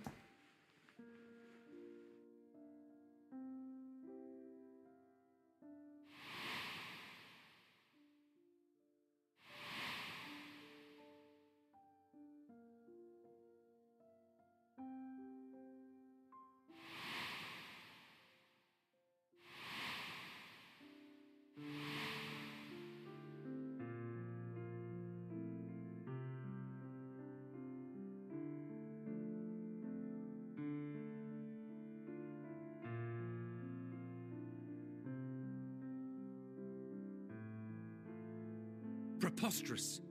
Utterly preposterous. While not the words I would have chosen, I too have my doubts. Much of it borders on the incredulous. What of you, Vanar?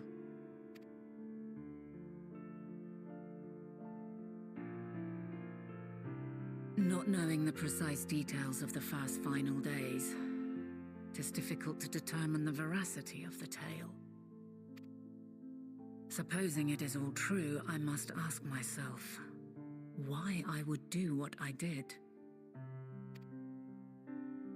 I mean, why Sunder? Why would I feel I had no recourse but to oppose the 14 and create this Heidelin? Because your people were being sacrificed to keep Zodiark? People you probably cared about and have helped?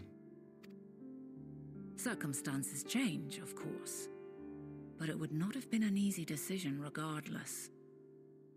No, there must have been a reason. One compelling enough to force me to take such drastic measures. Then there is the Elpis flower, which I said would serve as a guide. That it's of import to your mission is plain, but your presence here leads me to believe that this place also holds significance. This is probably where the Final Days was created. Or it happened. Like, look at what's happening with Hermes. He has so much anger and regret, and no one's helping him. Except the creature he created, who takes in those emotions from him. Know that those creatures for the Final Days are created through that.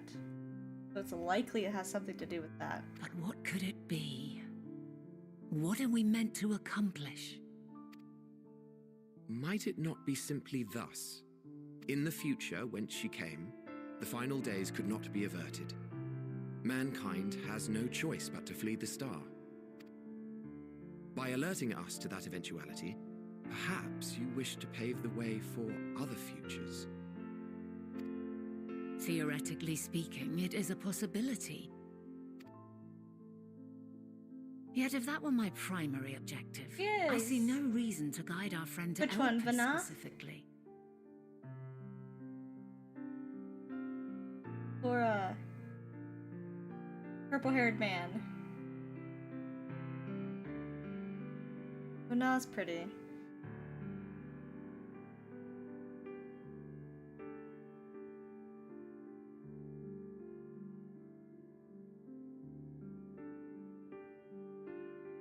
Vana should be pretty, because Vana's Heidelin, I believe.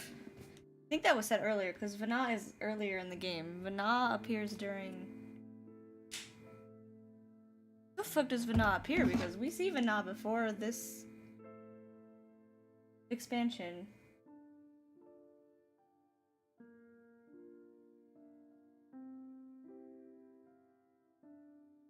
I want to say it's Realm Reborn.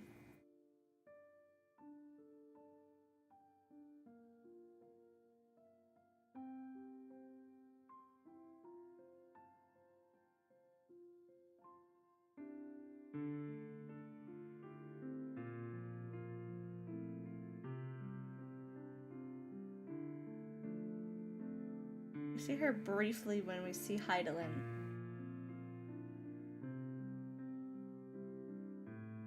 I know she's mentioned a lot, too.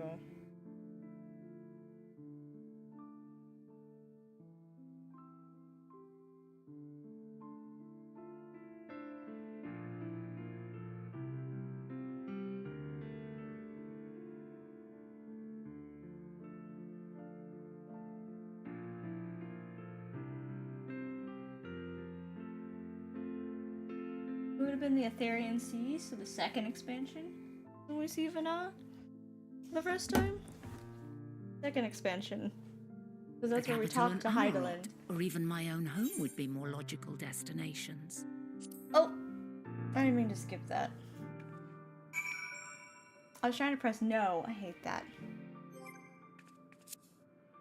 I'm gonna have to look up that cutscene later. I hate that. I'm just trying. Every time you touch the pad, it tries to skip things. And it's so annoying.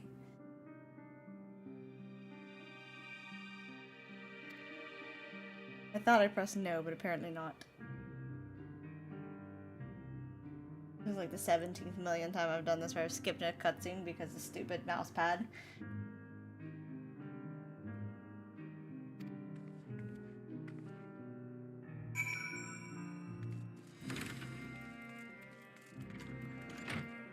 Hopefully. Like just back home in room? I wonder if there's a way to do it from even in here.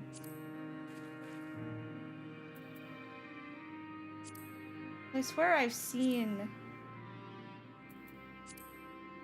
things that say cutscenes.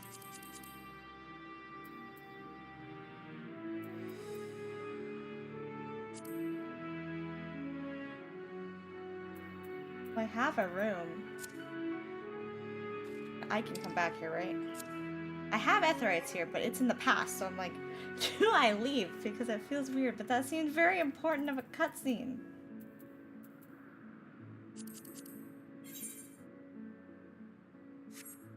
I hate the controls for PlayStation.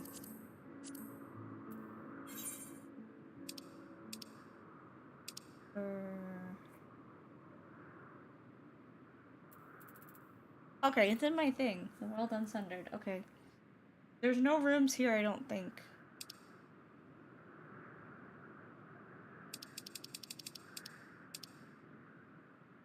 I always go back here for the room.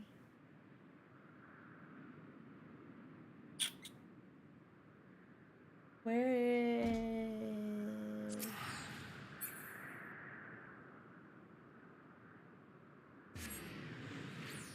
I always come back here. Oh, Jesus, it's gone from no people to being a million people. Actually, where?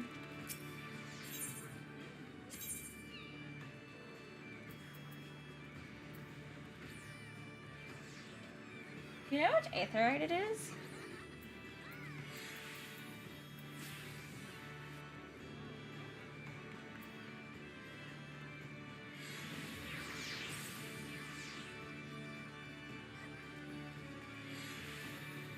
Who hasn't come to a room since, like, forever.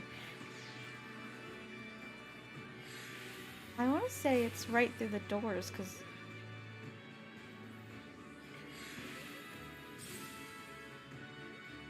maybe. Upper?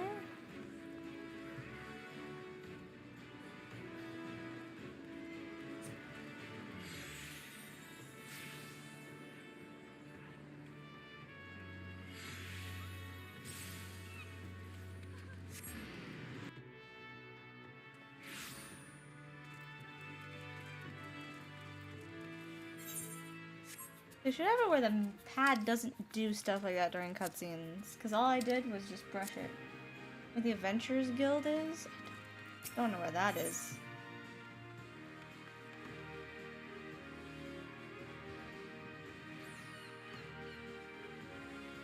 Like where the hunt board and stuff is?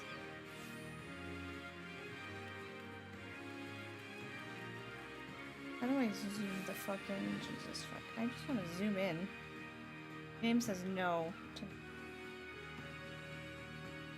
It should be up here somewhere.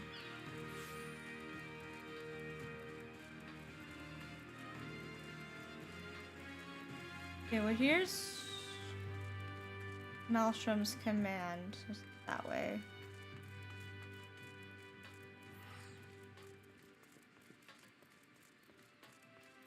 I mean, to be fair, the other one I could go to is Ishgard because I know where that fucking room is, but I don't. That's not really renting a room. That's just having a room. Also, what is happening with the fucking decorations? Are these gonna be what the Halloween stuff is? It's silly.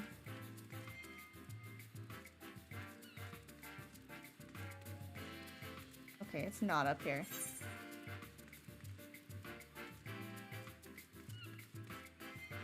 Maybe it's this way.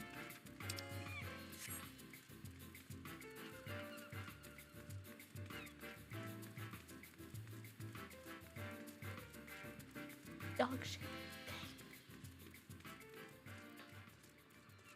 I think this is it, because this is where like the bar and stuff is. Yeah.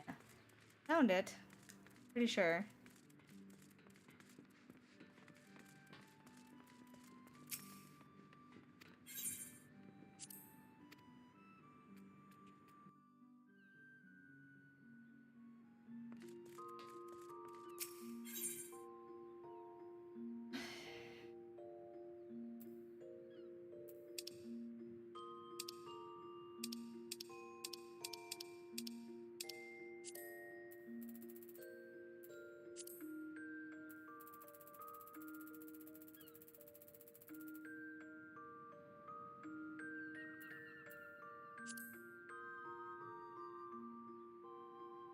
This one. Really.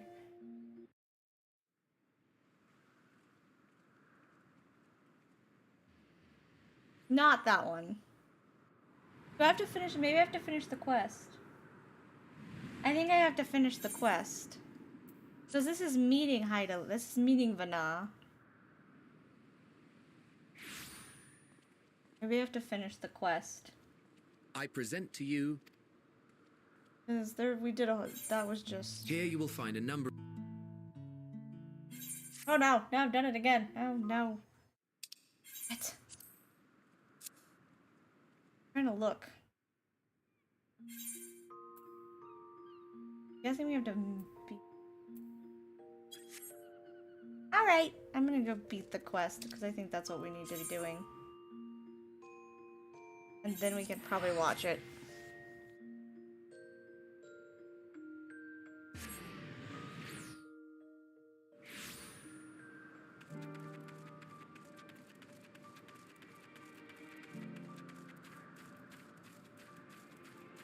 Because that seemed very important and I fucked that up. Stupid roller.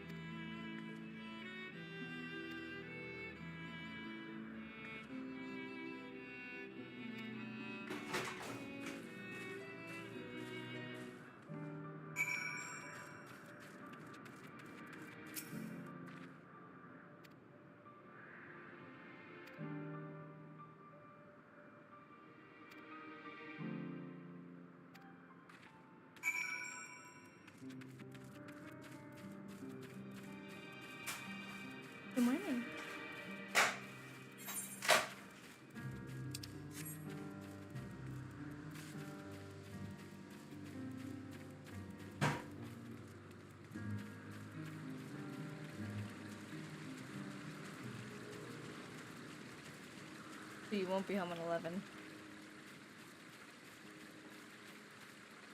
Ugh, okay.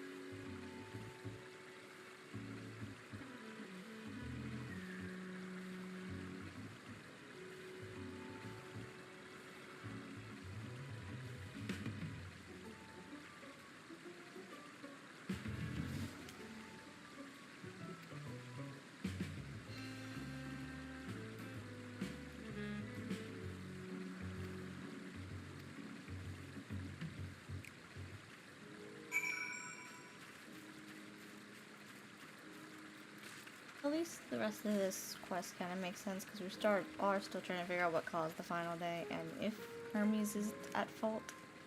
Now I'm gonna go watch that cutscene.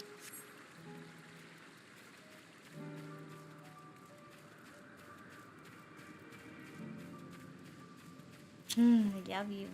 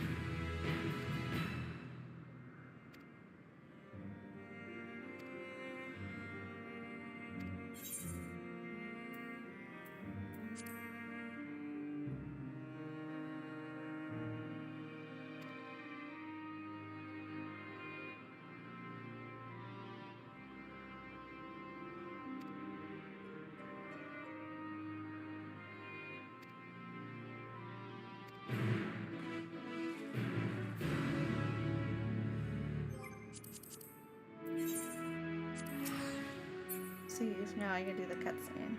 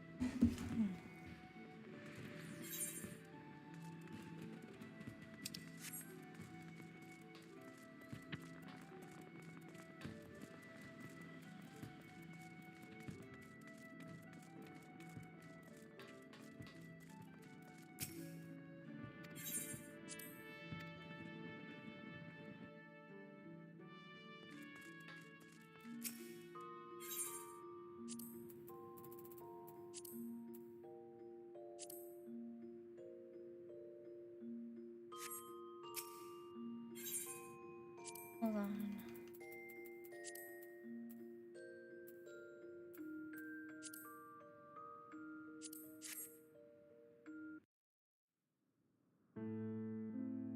I just want to sit and watch this, not gonna touch the fucking controller.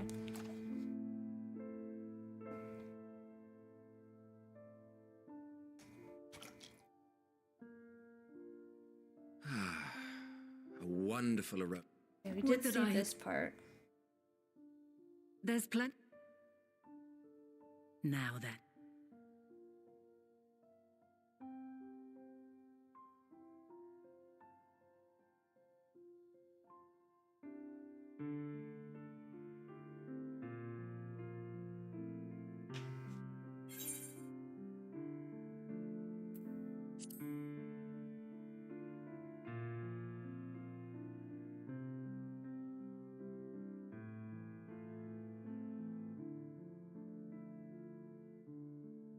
Why don't you?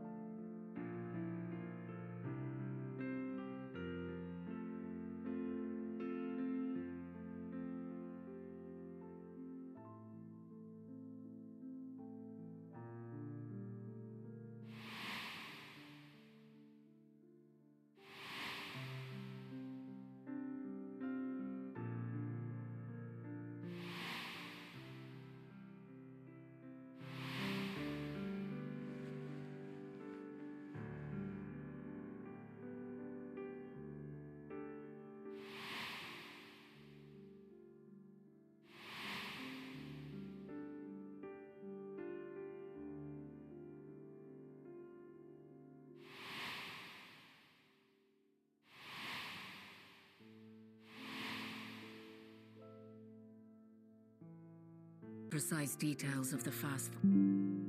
Supposing it is all true, I must ask myself why I would do what I did. Why would I feel I had... Circumstances change? No. There must... Then there is the Elpis flower, which I said would serve. That it's of but what could... Might it not be simply thus? In the future, whence she came, the final days could not be averted. Mankind has no choice but to flee the star. By alerting us to that eventuality, perhaps you wish to pave the way for other futures. Theoretically speaking, it is a possibility. Yet if that were my primary objective, I see no reason to guide our friend to Elpis specifically. The capital and Amarot, or even my own home would be more logical destinations.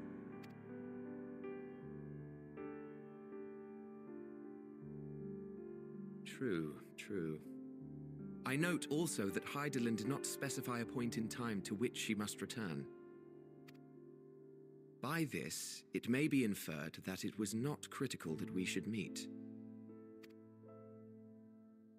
Alternately, she had reason to believe that our paths would converge, coincidental though it may seem. This is quite a puzzle, and we do not have all the pieces. Hardly any, but we do have one immutable fact. If the final days are indeed as described, they will bring death to all that I hold dear. Yet despite being afforded long years of preparation, the only provisions I could make were for flight. Nay, my first and foremost endeavor would be to find a way to forestall the coming doom. Given that even the 14 failed, mayhap you deemed it impossible. Nothing is impossible. This I have always believed. That's probably why you chose me, because I don't give up easily. And if Hydaelyn is indeed me, she would believe the same. So here's the thing, I don't think that Hydaelyn is really you, it's that you made Hydaelyn. Hydaelyn acts through the will of who created her, but I don't believe you're the same being.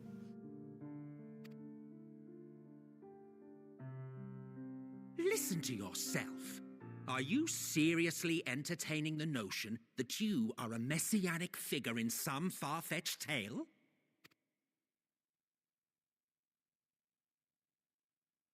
I think it's hitting Emet that he becomes a horrible person. Well, I will not. I refuse to accept that our world could be undone by some unforeseen calamity. I also take offense to my portrayal as a megalomaniacal madman. I mean, you did really want to bring your people back that you cared about. Like, the underlying part of you was still there. You weren't thinking about it rationally. Like, I don't think out of all of the Asians, you were the worst one. Certainly had problems, though, sir. To sacrifice oneself for the star is a noble act, and I would hold those who gave themselves to this zodiac in the highest esteem. Yet, you claim I recreated Amarot and populated it with phantoms of our people? A bizarre indulgence that would be insulting to their memory. Worse still, I even invited you there. Literally invited my own downfall. Why would I do something so idiotic and inexplicable? Grief.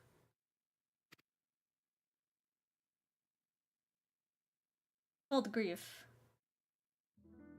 Now, I will allow that the hypothetical task of restoring our world would be daunting in the extreme. The thought of having to bear such Also, a burden sundered for souls seem to have thousand lives horrifies me. All the sundered souls, especially of the Asians, are never like their true selves. So there seems to be like an issue with the 14. I mean, Hermes is fucking crazy. But I would never forsake my duty. I would never forsake my brethren.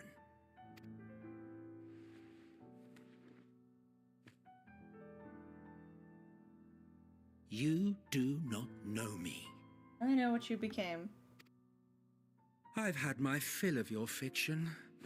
I will return to my duty, and you will not bother me again.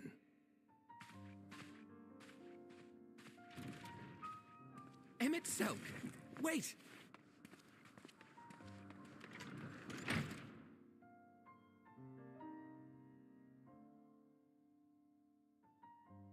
You've seen much of Elpis already. If you have any observations to share, I should like to hear them.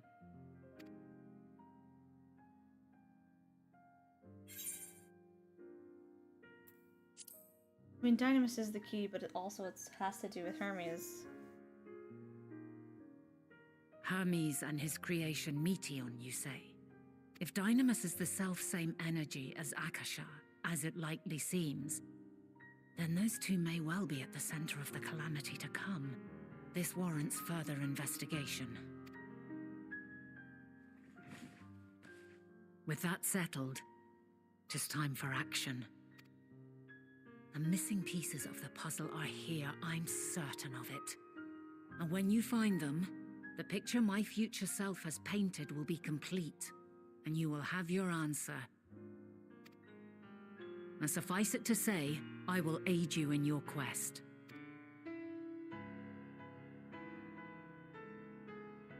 I feel bad for Emet, because it's not good to know that you kind of become not who you think you are. Because this version of Emet does seem pretty great, if not a little bit stubborn. If Emet Selk is the man Azum described to me, we've not seen the last of him.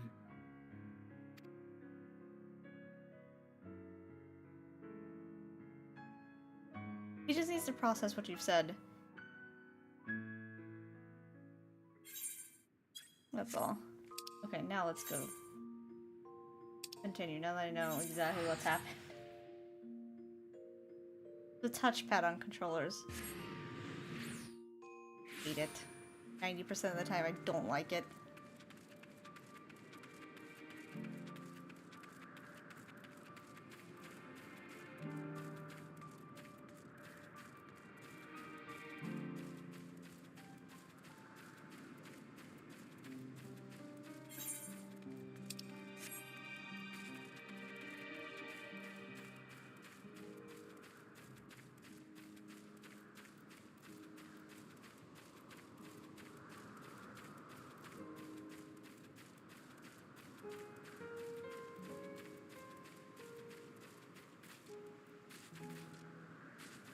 Meet up here.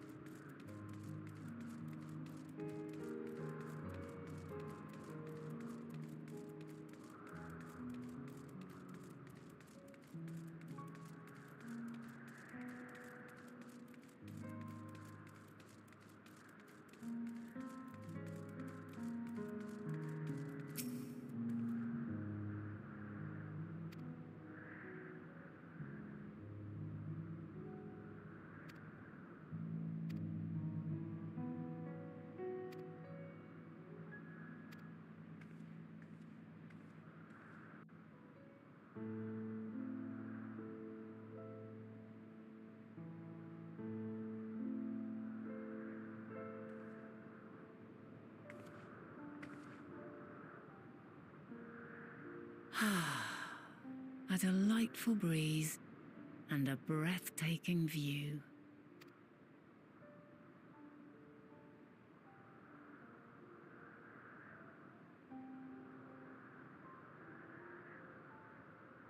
What is it like in the future? Is the world still a beautiful place? I mean, I think it is, and so it depends on. There's places that are really beautiful, and there's places that are born from disaster. Dark, hidden places, rife with danger. Those have an altogether different, but no less powerful sort of appeal. While we wait, will you not tell me about your adventures? Well, not the portentous events which led you here. This would make sense why Heidelin would pick me, because if Fana already knew about me, then she knew I was the right choice. And if I talk about my adventures, I'm mentioning Thancred and all that, of course, so this is how Heidelin would know who to pick. By learning about the future world, I may gain insight into future me's plans. I was always meant to come here, I think is what it more is. than that, I have an interest simply as a If I fellow tell her traveller. about my adventures, Short of going and she somewhere knows everything oneself, that she needs to do. there's naught more stirring than hearing another's account.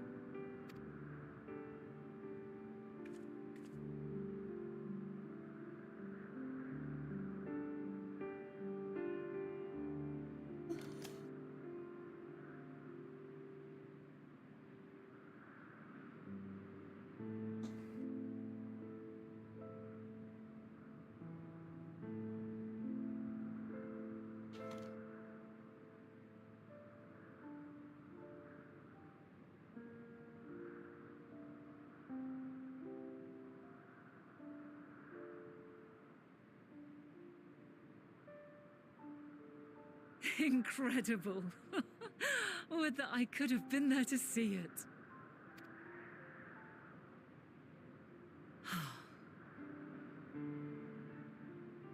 Yours is a harsh and unforgiving world. Yet in spite of this, your brethren hold fast to their virtue. To know that the light of mankind's potential still shines, even in that faraway place, it gives me heart.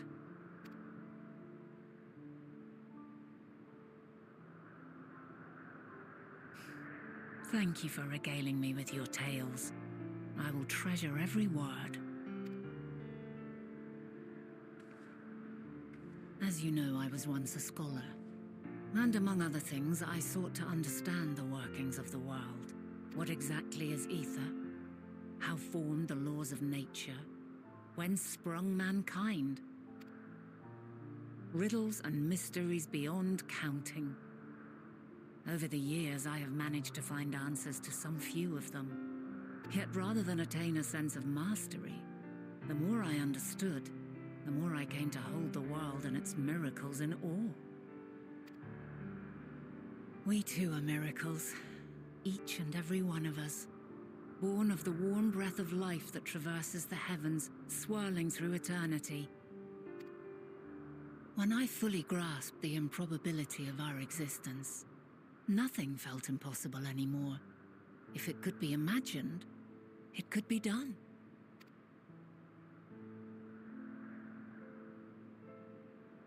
A passion swelled within me, an epiphany dispelling all preconceptions of what was natural and true. And a presence without, immense yet intimate, fate perhaps, holding us in its tender embrace. As reassuring as it was intimidating, how keenly aware I became of creation's fragility, built as it is upon precarious happenstance. I was overcome with an irrepressible urge to know the world more intimately, to hear its voice, feel its breath.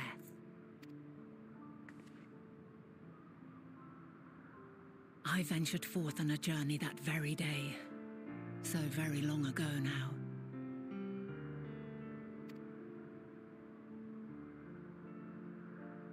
Freed from presumption and prejudice, I saw the world through a newborn's eyes. Everything fresh and new, and so beautiful. Lands that stretched on forever. Skies one could drown in. The heartbeat of nature, silent yet strong. And amidst it all a people, beacons of light and life. Laughter that warmed my heart like naught else before. They are my meaning, and my purpose, my love. And so long as they need help, I cannot return to the star. Perhaps my future self is still waiting for it. The moment she can let go and walk unto the end. Safe in the knowledge that man will find his own way. If we stop the Endies, she probably will. She probably will leave. Adeline will probably now be no longer. You, who are our future, tell me this, and tell me true. Has your journey been good? Has it been worthwhile?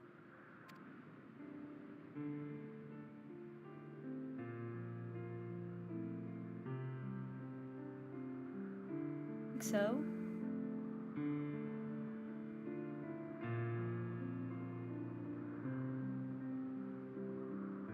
Pray forgive my lateness. My observation subject was rather irritable, and it took a while to settle it down. No need to apologize. Your work takes precedence.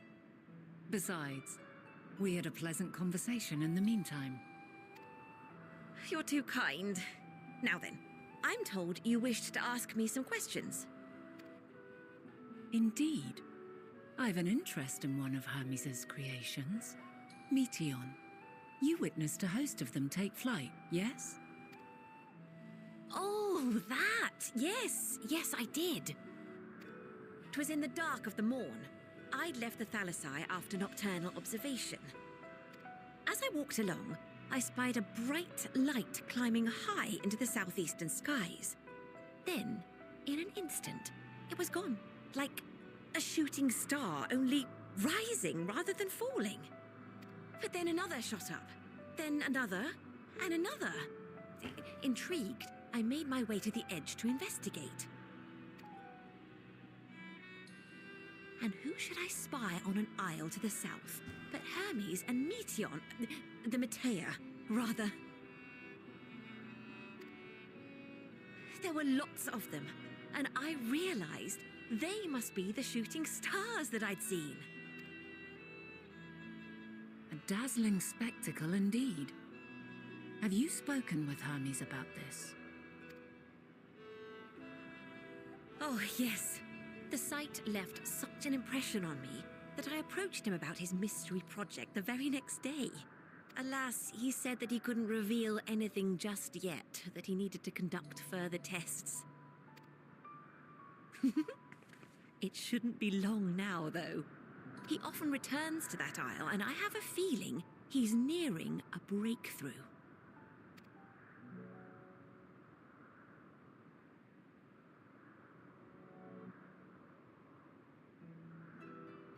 Splendid. We are likewise eager for the details. Well, that is all we wish to ask. Thank you for taking the time to indulge our curiosity. You're very welcome. It's always a pleasure to speak with other inquisitive souls. Oh, and will you be descending now? If so, I shall link the doors for you. Please.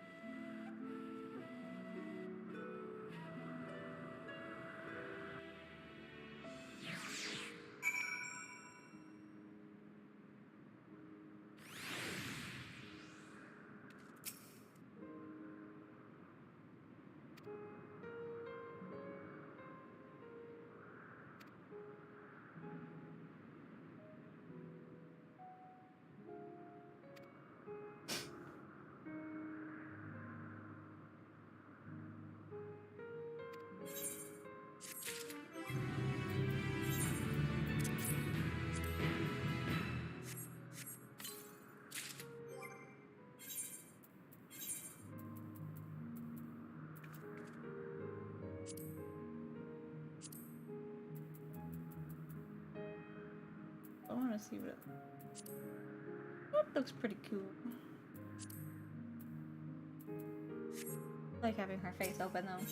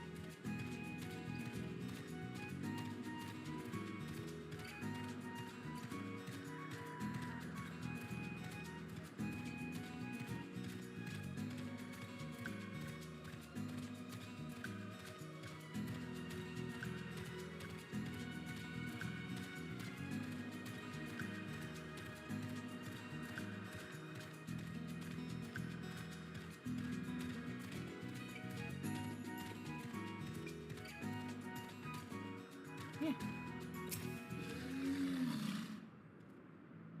Wait, that aisle down there?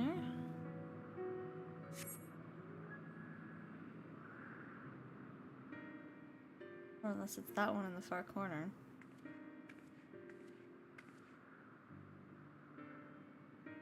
Or that one. Name is easy to reach.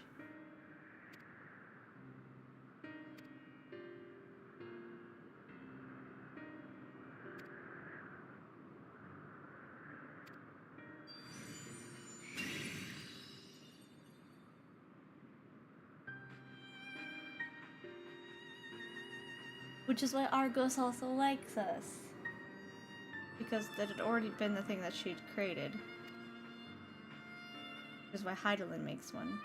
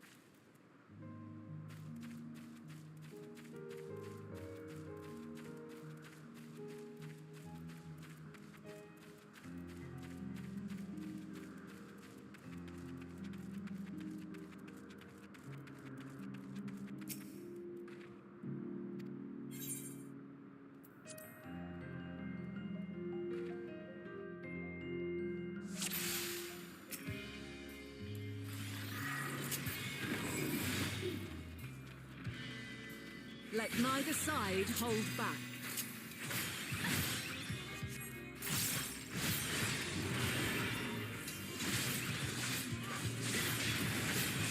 Well, that was half my health. My blade sings!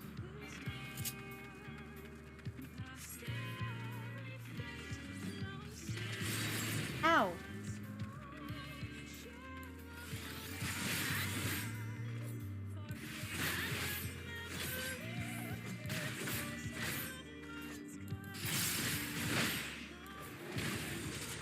Oh my god.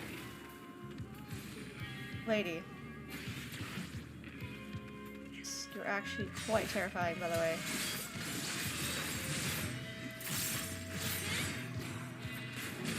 I'm like doing barely any damage to her.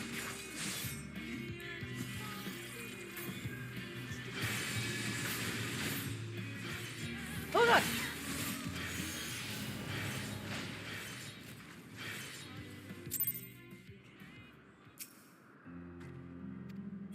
Yeah, please, brutal. I don't know why it doesn't give you that option to pick the difficulty in the beginning, like...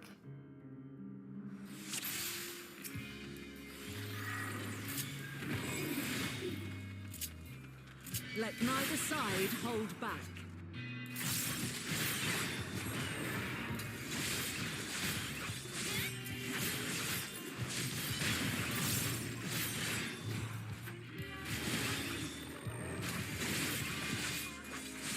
My blade sings!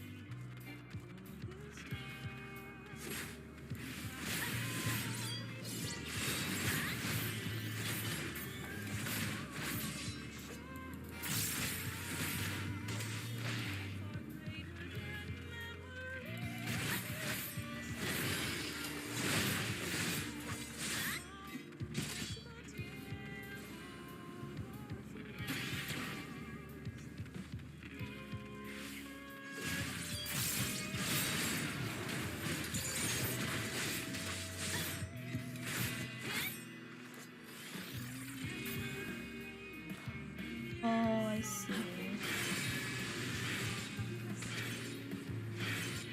Okay. My blade sings!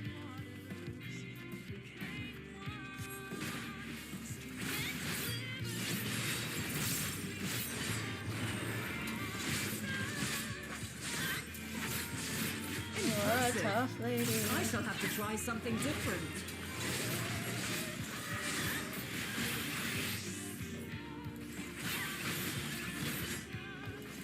You can change weapons. Your class changes. No quarter.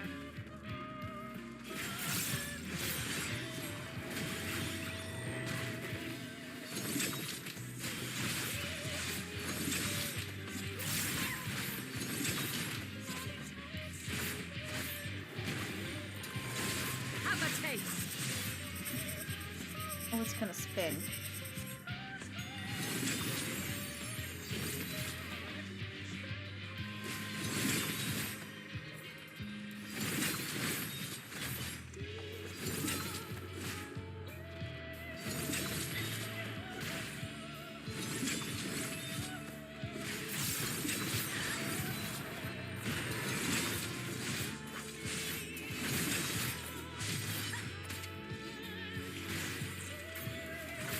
I see you won't be easily overcome, but neither will I.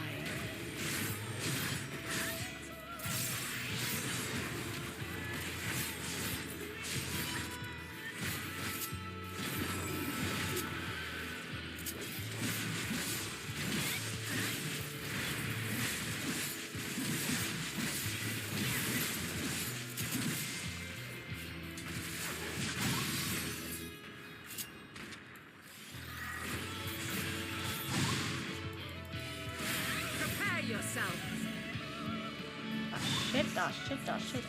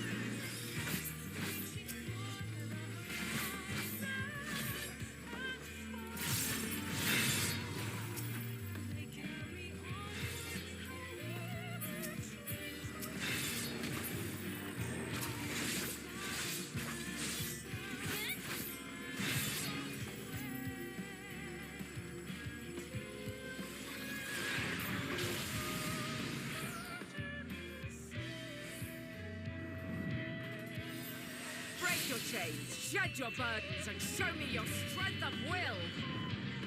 I'm going very FF15 all of a sudden.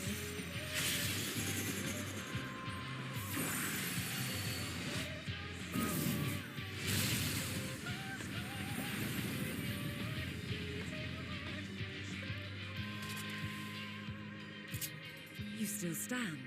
The people of your time are more resilient than I had dared hope. I have seen enough.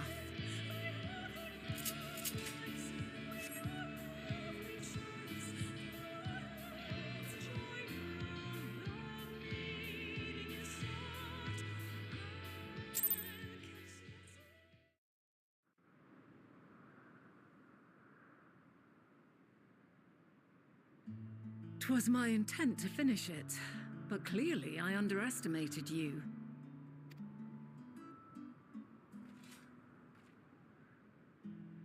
One would think I never learn. I made the same mistake with Azam when we first sparred. Despite being less than half my age, her strength was And astounding. that's exactly, I think, who mine is. As is yours. 'Tis plain you have weathered considerable hardship. Far more even than your tales would suggest. It seems we have both learned much on our journeys.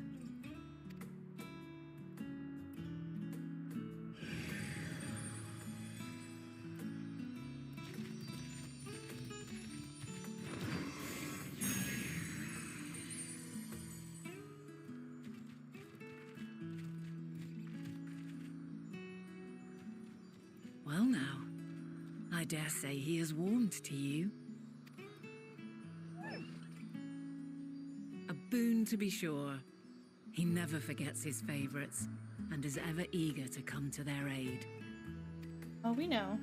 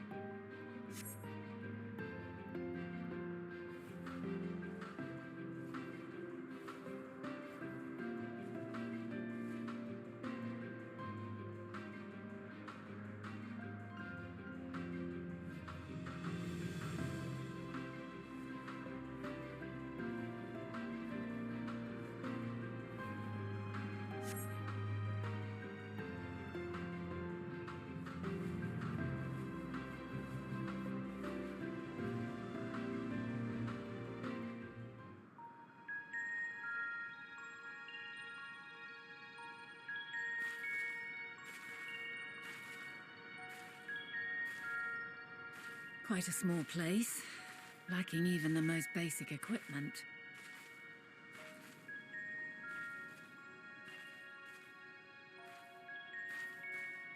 The present may yield no clues, but we may yet try perusing the past.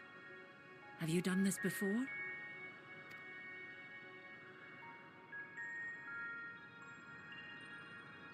So you cannot control the power freely. Worry not. I shall assist you. Come and stand before me.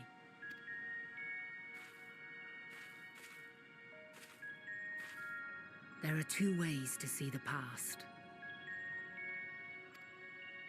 The first entails peering through the walls of the soul in the moment a subject is recalling a memory. The second requires no subject, and is instead a process of piecing together an event from ripples left in the ambient ether. As memories are etched upon the ether of the soul, so too are they etched upon the ether of the world. In this way can history be preserved. Such memories are given to fading, however, and can prove challenging to visit. But come, let us try. Close your eyes.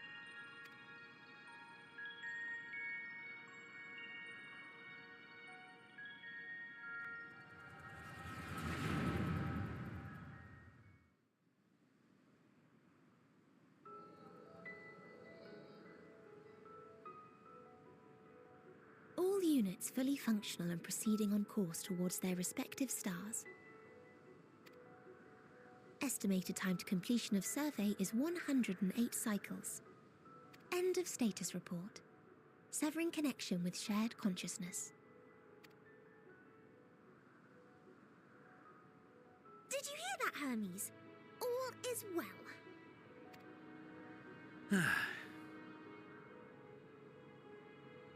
Yes. Good tidings at long last.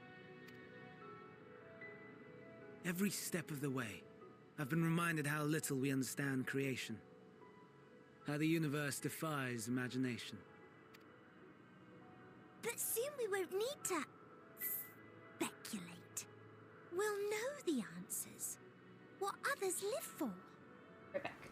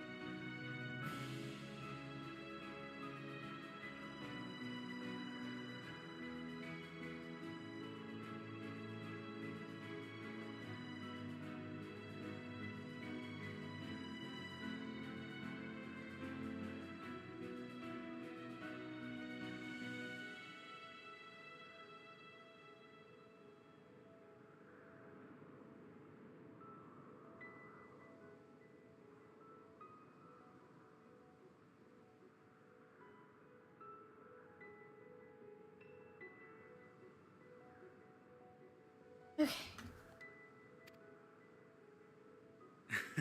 Indeed. And we'll owe it all to you and your sisters. I wonder what answers we will get. Whatever intelligent beings that exist out there are bound to be vastly different from us. Diverse in form and culture. Possessed of unique ways of thinking. Their conception of life and its purpose will be no exception. Completely and utterly unlike ours. Utterly unlike... how?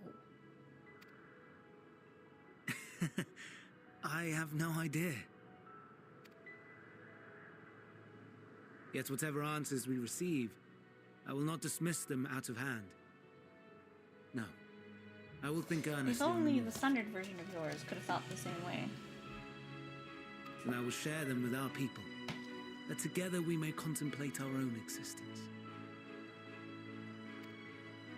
Perhaps then our star will become a better place. Not only for man, but for all life.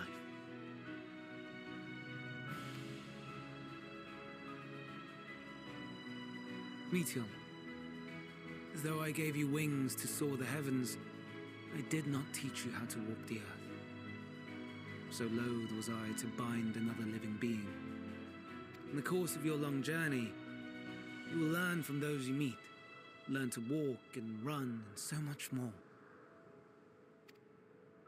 And when you return, older and wiser, we will have a celebration to mark your homecoming and coming of age both.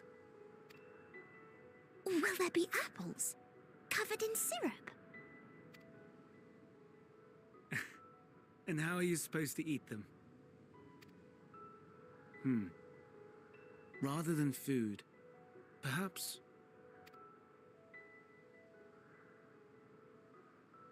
a flower. Yes. Upon your return, I will gift you a beautiful flower.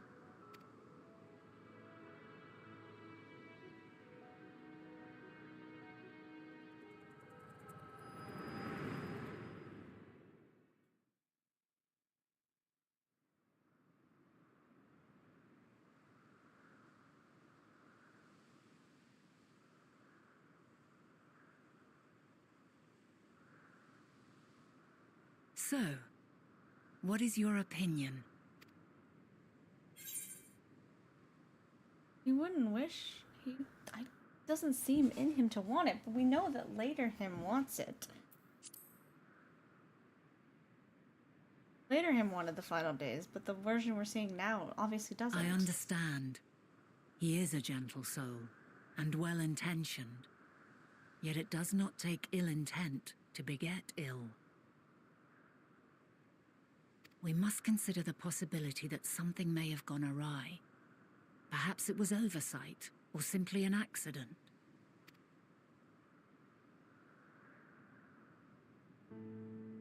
In light of this... Or something happens to one of his creations out in the world. They come back, the monsters. I propose that we reveal your tale to Hermes himself. If he does not wish for the final days, as we believe, he may well join us in pursuing a solution. Who he is now is not who the one we met, so I agree it's a good solution. Then it is settled. Let us seek out our friend with all swiftness. 'Twould not do to let such a pure soul be blackened by tragedy. Oh, he definitely becomes not great of a person.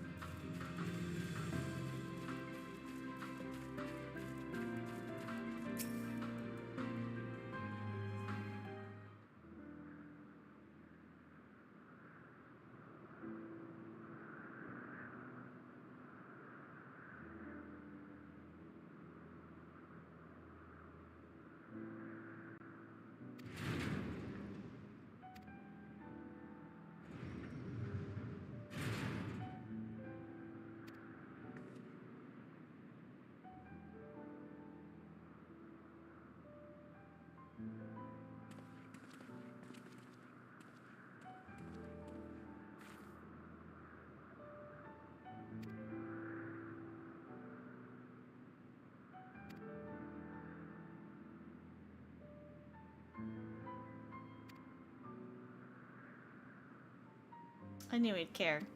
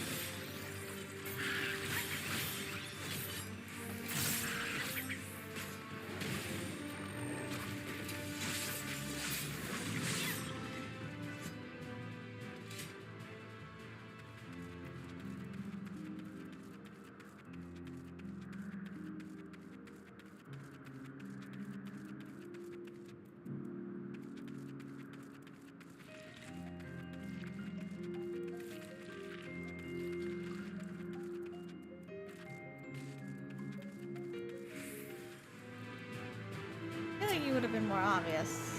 So far, I've not come across him.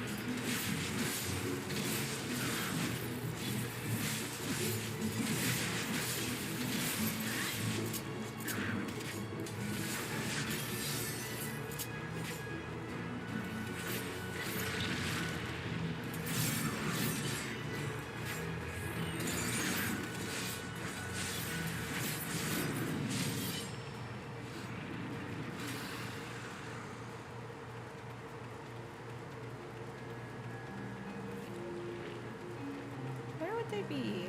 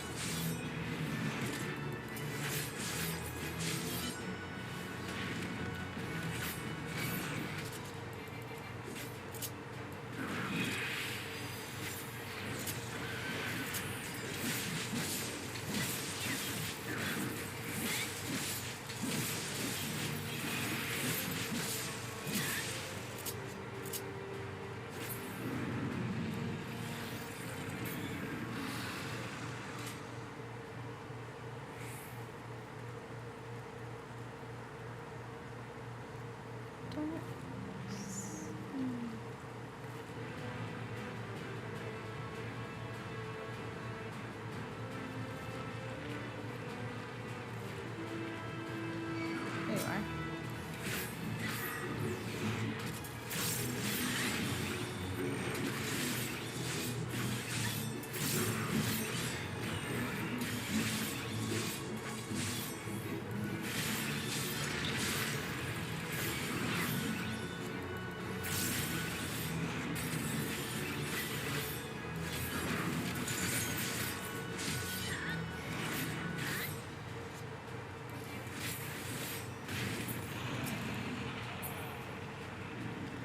I don't see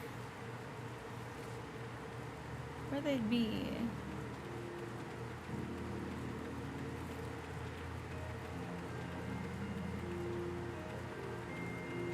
Like, I feel like they would have been a lot more obvious.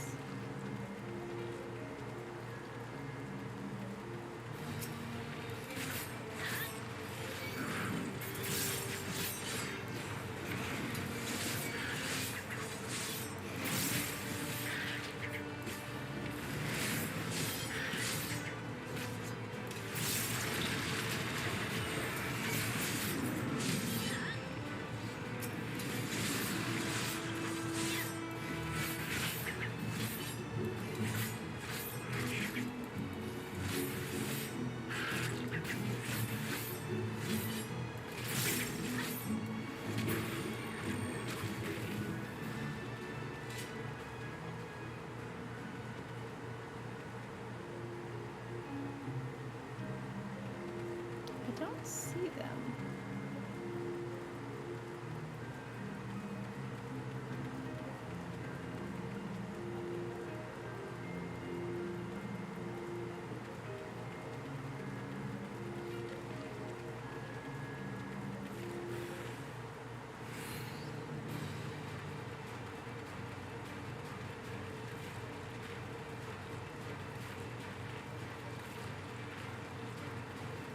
They seem to be just respawning. Where would they be? I don't see them anywhere.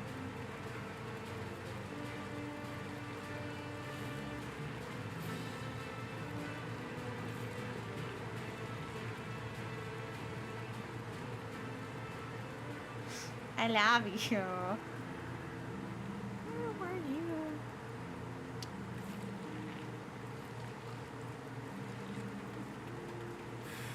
Oh my god.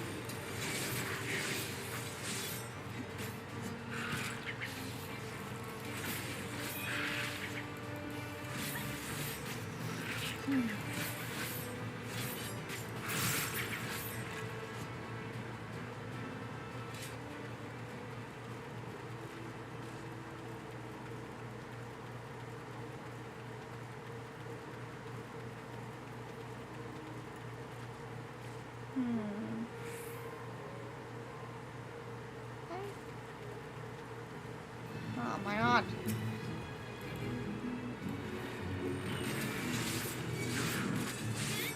Well, that's good. I'm glad your fingers are dislocated. Oh goodness.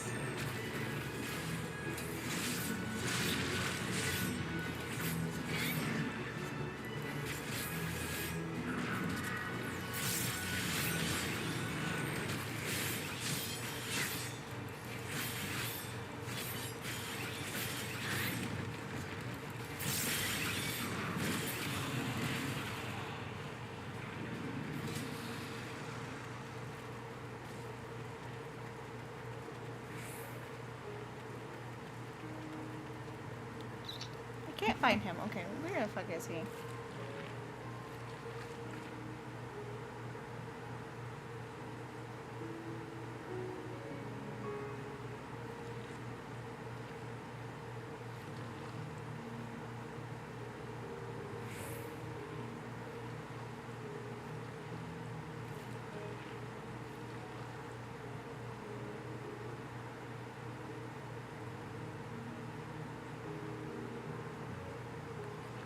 Six point three. What was it then? So 26.3. 9.3. Okay.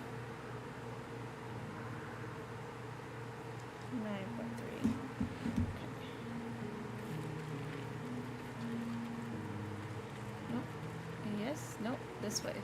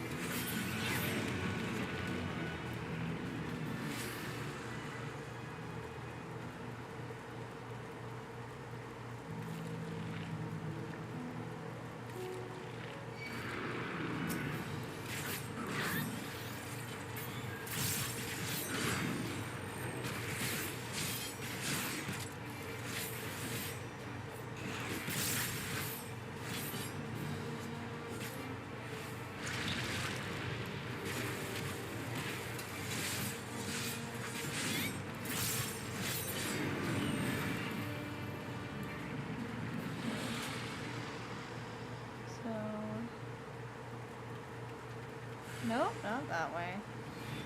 Oh, there you are. I found you. Behind a rock.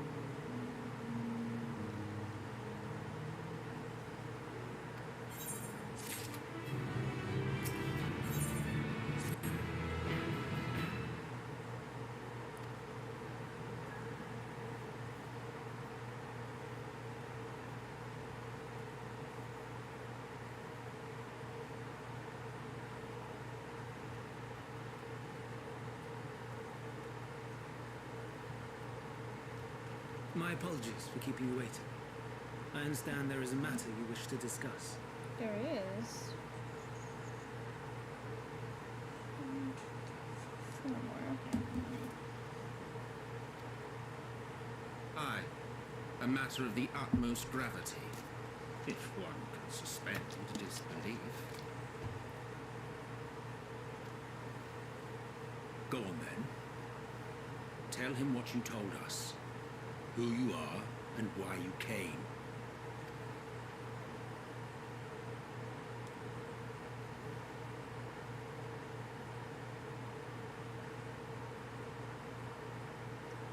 The final days.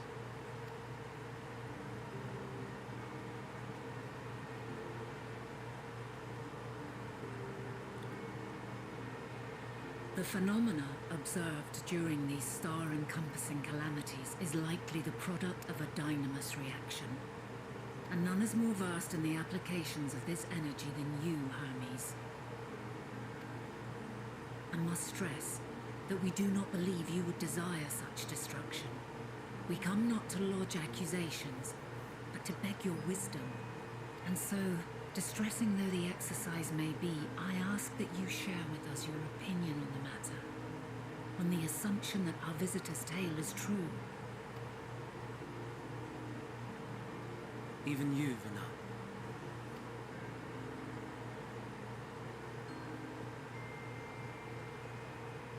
As you say, the phenomena observed in the two calamities may both be attributed to dynamis. Of note is the difference in its effect. In the first final days, it warped creation magics. In the second, it warped the people themselves. The key variable, I suspect, is the etheric density of the men of each age. As you know, ether, in essence, negates dynamis. Harboring high concentrations of ether, we ancients cannot readily manipulate dynamis, nor be manipulated by it. Therefore, rather than ourselves, the calamity affected our magics. In contrast, having been sundered, the people of the future are composed of but a fraction of our ether. Thus are they susceptible to the influence of dynamis and its transformative potential. But that would explain only the mechanism, not the cause. Though perhaps... What is it? Even should it be a hypothesis, we would hear it.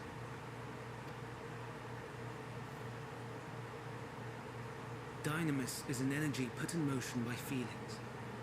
Feelings for which there must first exist a source. A source to which the victims must be attuned. One that harbors the selfsame negative emotions. Elsewise it could not be the agent of such extreme change. So it wasn't the stagnation of the celestial currents. Someone, or something, is instigating the star's demise. So, we've a villain on our hands after all. Any idea who or what it could be? The celestial currents comprise the outermost layer of the star's ether, encasing it like a protective sphere. According to your tale, it was where the currents were weakest that the phenomena first manifested. If the inciting factor came from without Aetheris, then its effects would first be seen in those locations.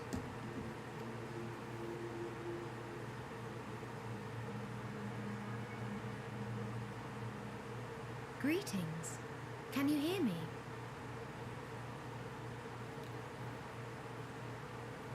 Do not be alarmed. I mean you no harm. I wish only to hear your words, share your feelings, know your thoughts. May we please be friends? I'm assuming that his creations found Me too. something, and that's what causes this. What is it? executing scheduled tasks, suspending individual self and connecting to shared consciousness. Connection established. Commencing status report.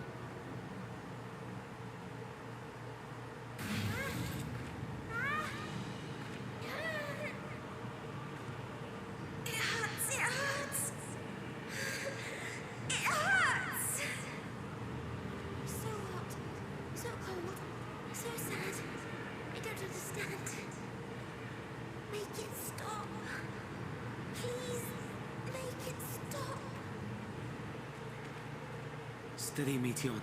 Steady. So scared. So lonely. The pain. It's too much. Why? Why do we... She was the cause of it. Whatever she came across. This is wrong. All wrong. She's gone? But how? She has altered her etheric density in order to blend in with her surroundings, an ability for avoiding confrontation. Most effective. Frustratingly so. I can't see her either. Not even a trace. Stay away. Please. This is wrong. My mistake. So please. Are you all right?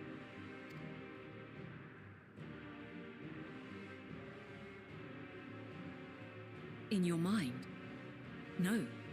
We only heard her speak the instant before she vanished. Of course.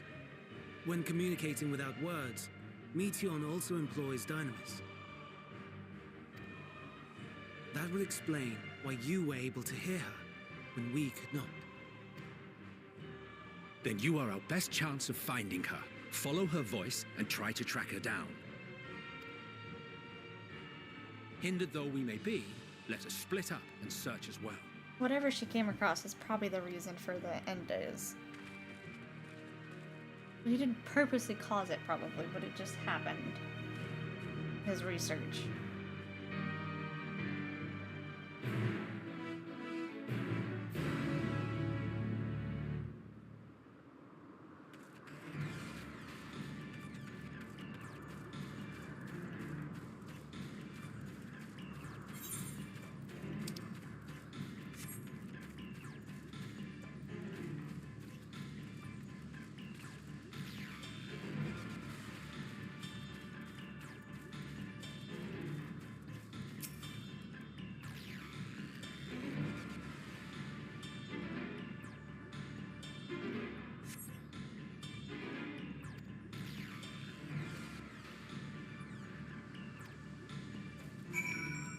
Yeah, I'm gonna guess that whatever she found is not a good thing.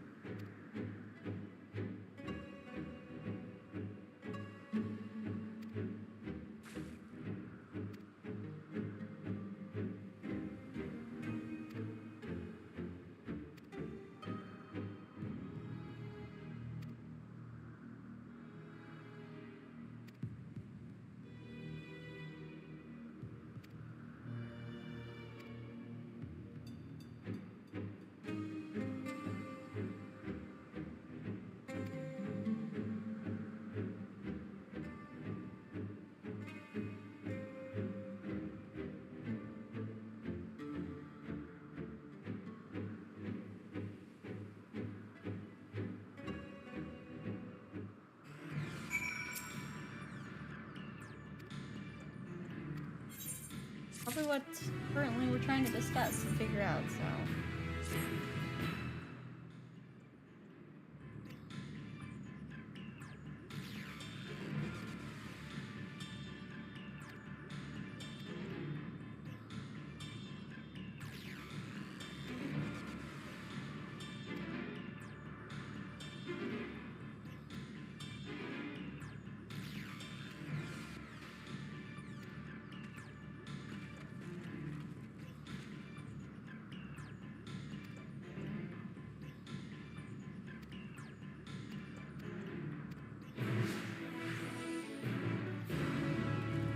Certainly something interesting having him follow.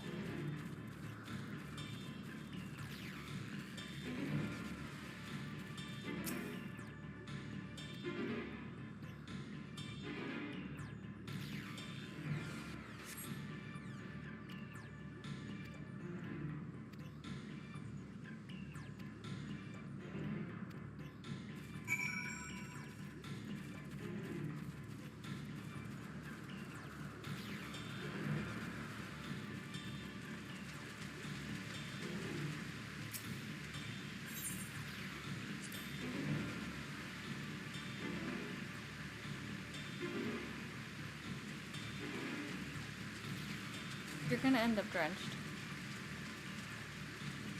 That's just what's happening, buddy.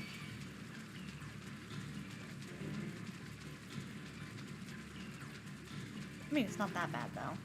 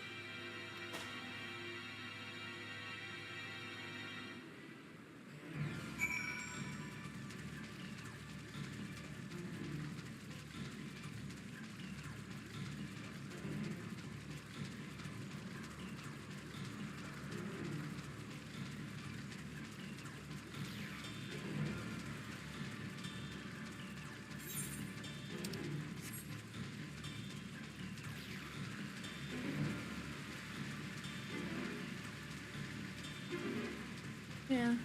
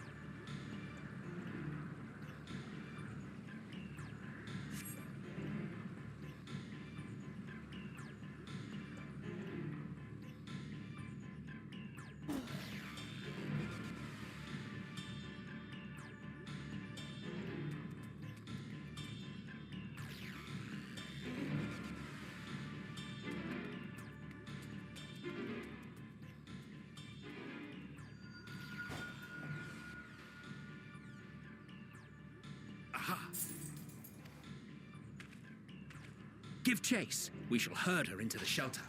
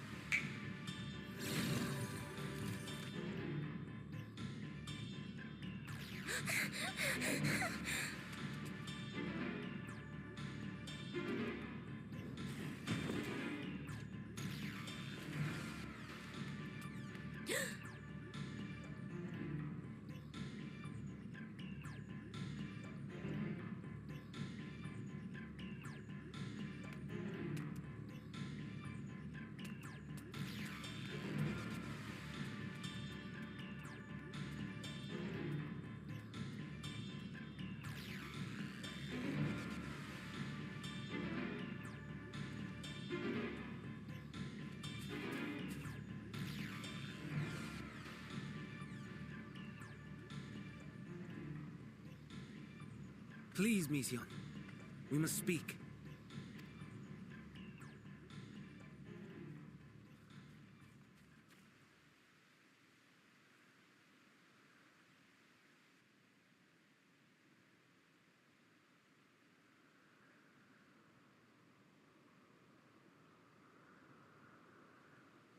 I'm sorry, Hermes. I'm so sorry. If someone can hear these words, then please... please protect them. Protect them all.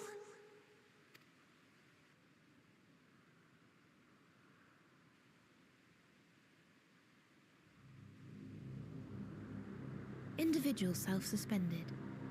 Connection with shared consciousness stable. Our survey is complete. We shall now report our findings.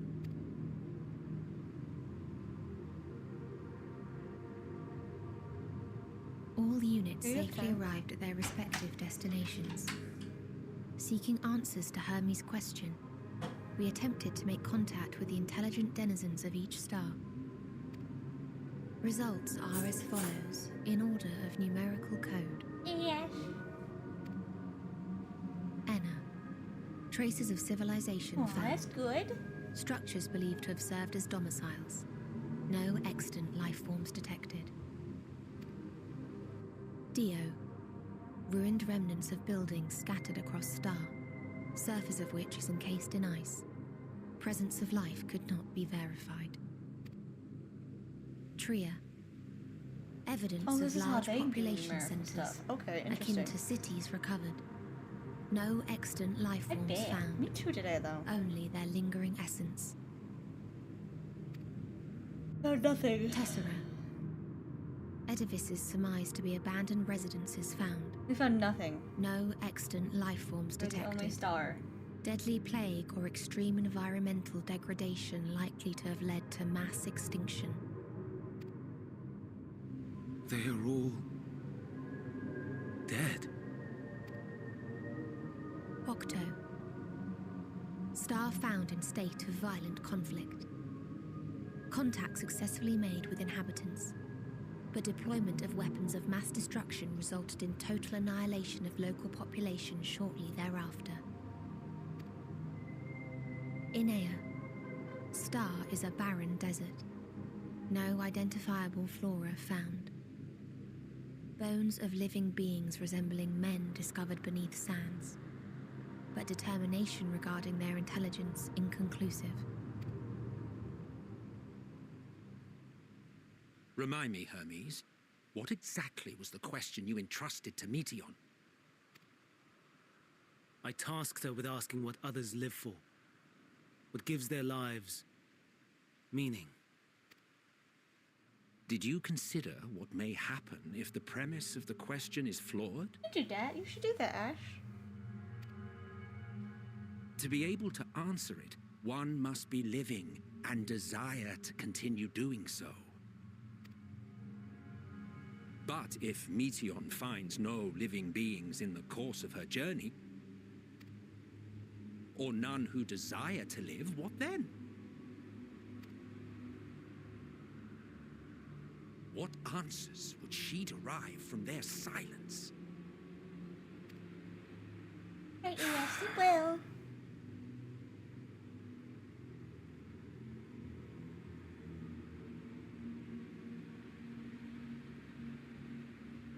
Meteon, enough.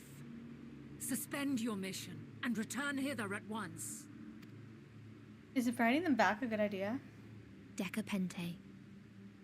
Local civilization once flourished under I feel like auspices she's of the higher cause of power. the final day. She's what breaks Said power the later laid Asians, waste to or civilization whatever in they fit call of themselves rage. before Asians.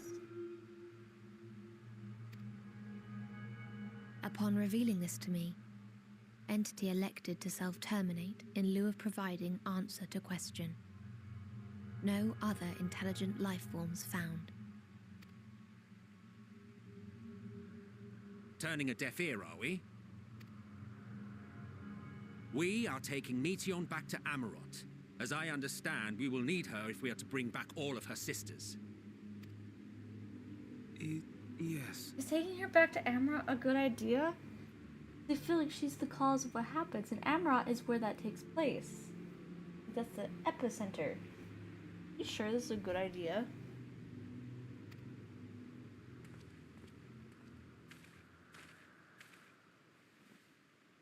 Meteon.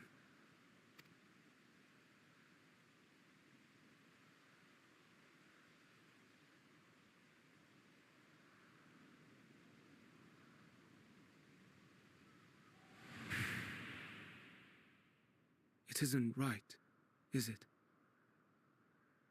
It isn't right to turn away from the answer. Even if the answer is pain.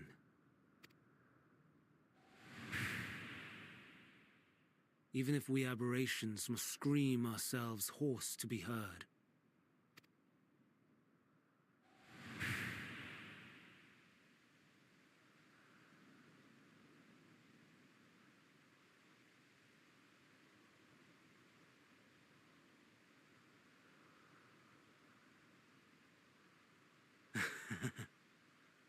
Aye.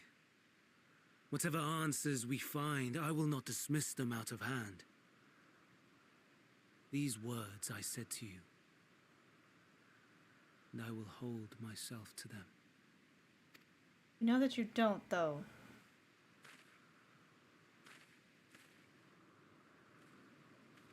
Oh no.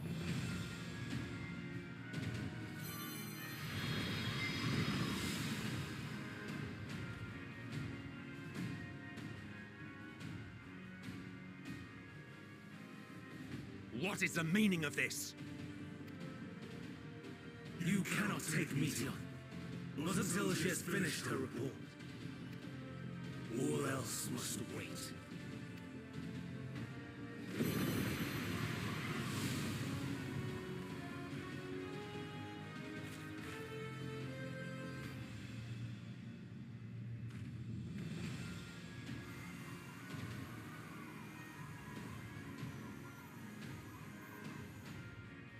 You fool!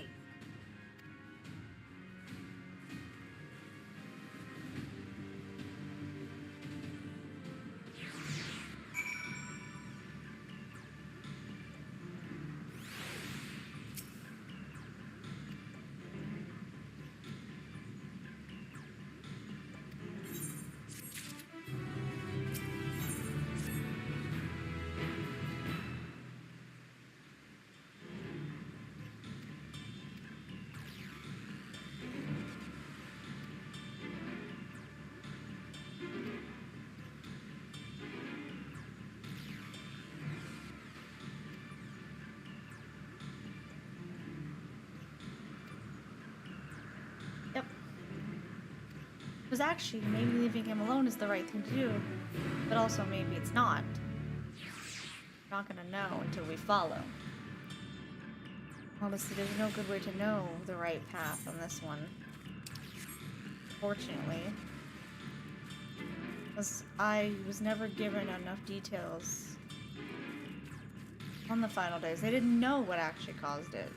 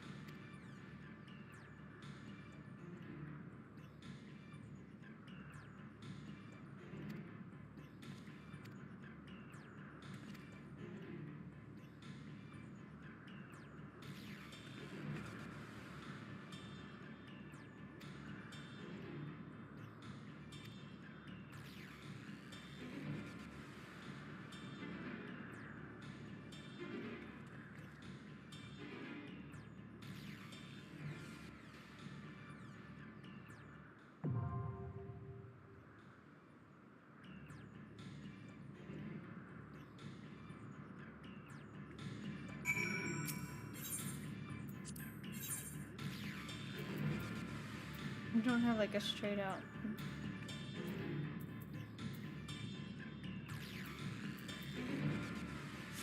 I mean, it'll work. He's a mage technically.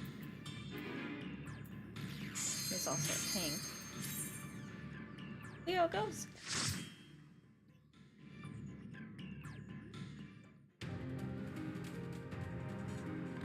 Oh, this is a pretty dungeon.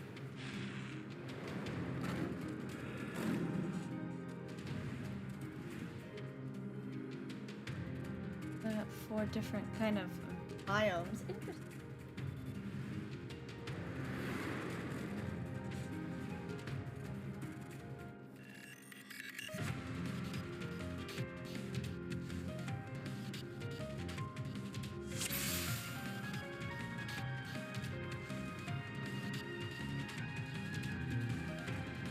Please, turn back, else I might be forced to.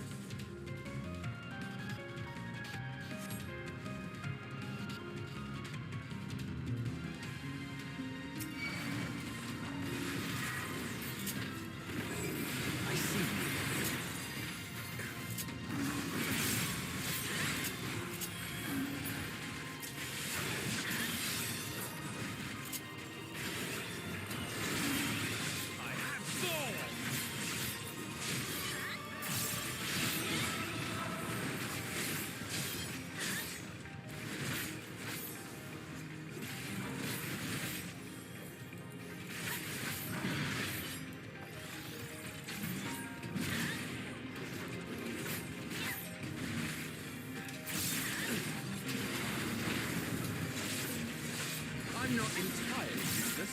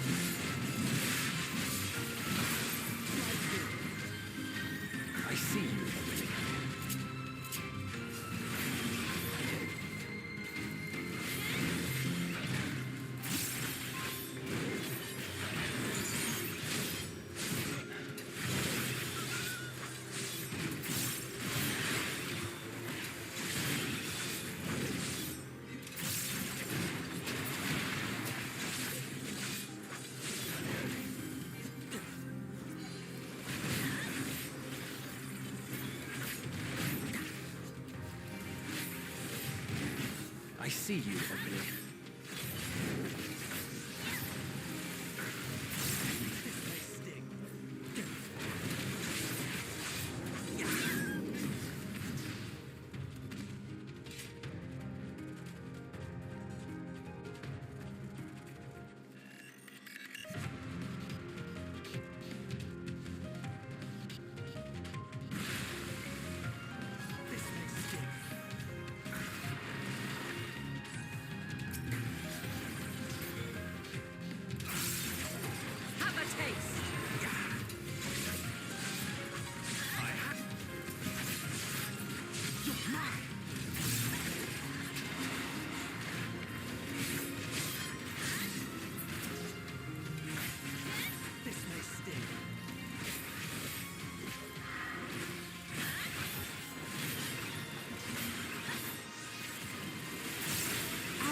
My way.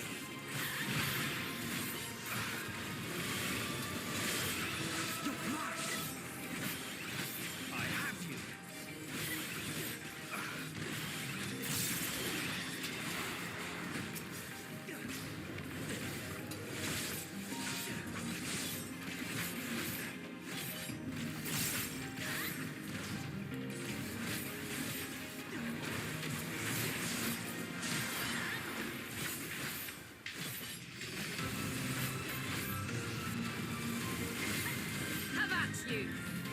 Out of my way.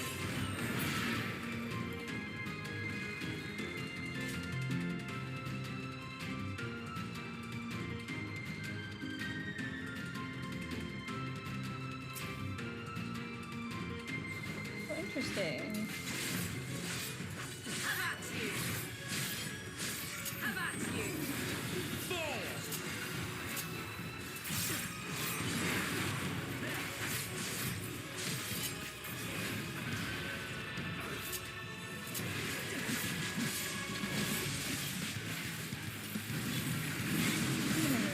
Go to the front one.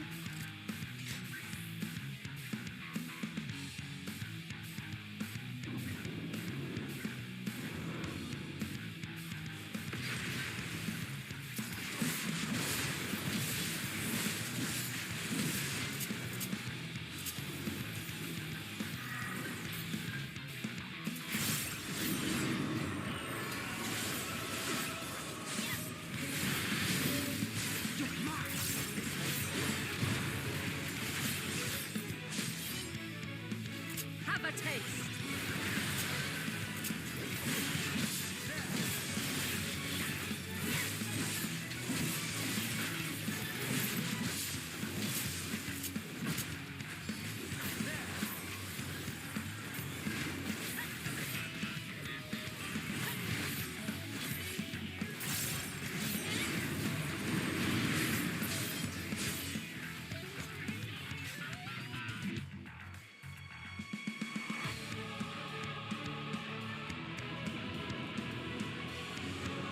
Emet just freaking us over. Hey, I'm not gonna walk. I'll just teleport. It's fine.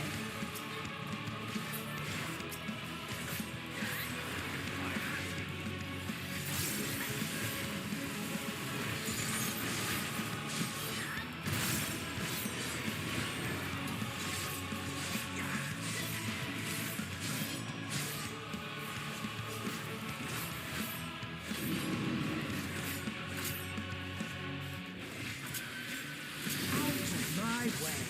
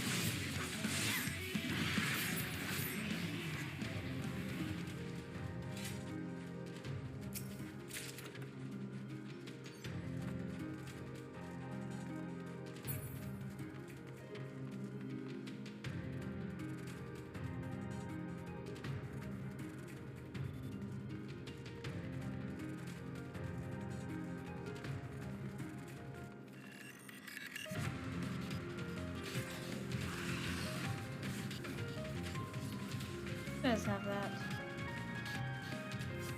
Oh. Stay away. I don't have it. I don't have it, guys.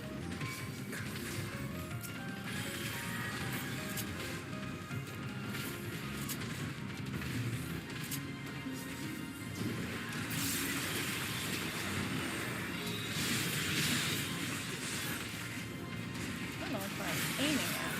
Jesus. Emmett, don't die.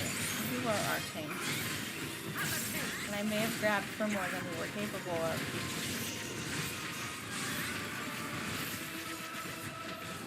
You've got this. It's fine.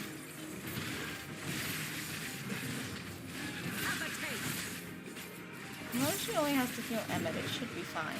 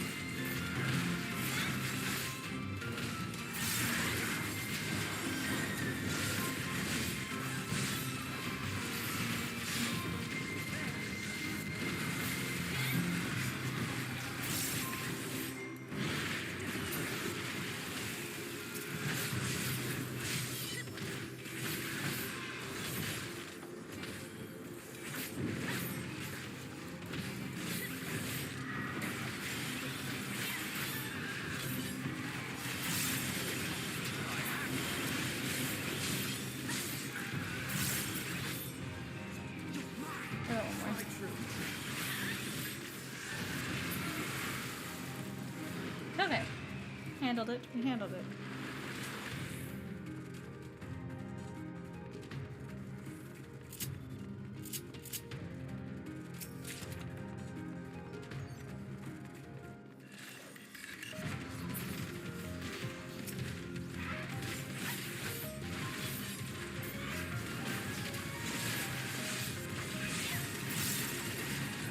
I see you.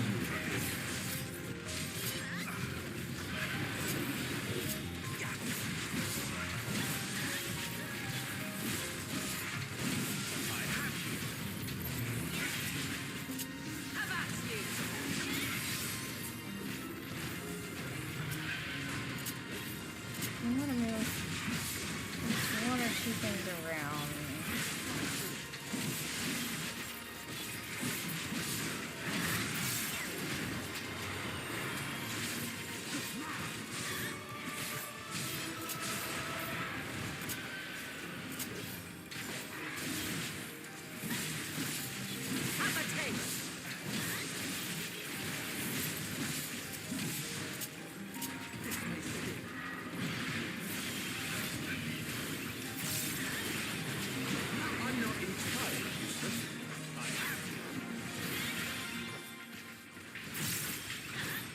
I see you.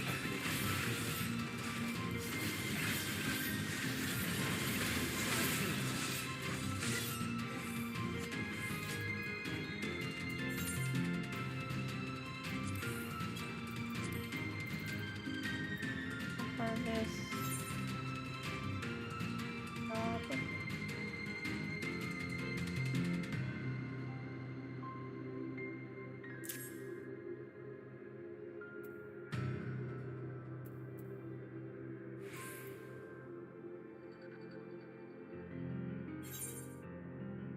Put all the other things.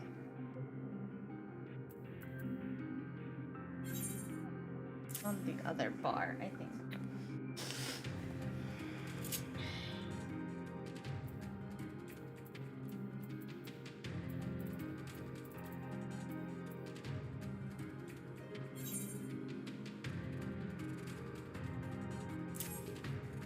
Oh, that's not what I meant to do. No. That's actually supposed to be that. That should be fine.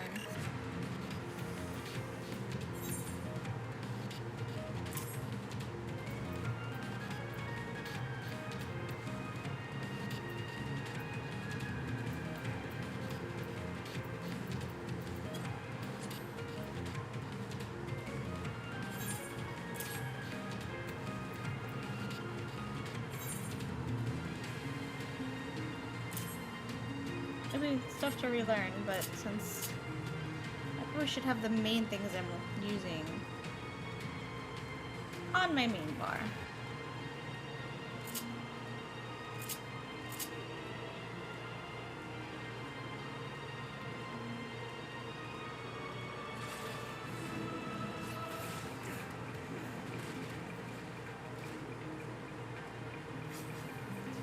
Can I even get in here?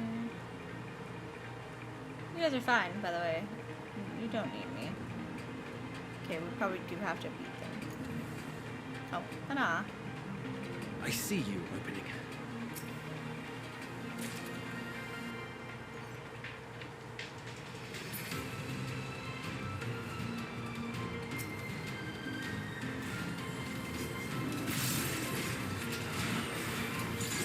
Out of my way.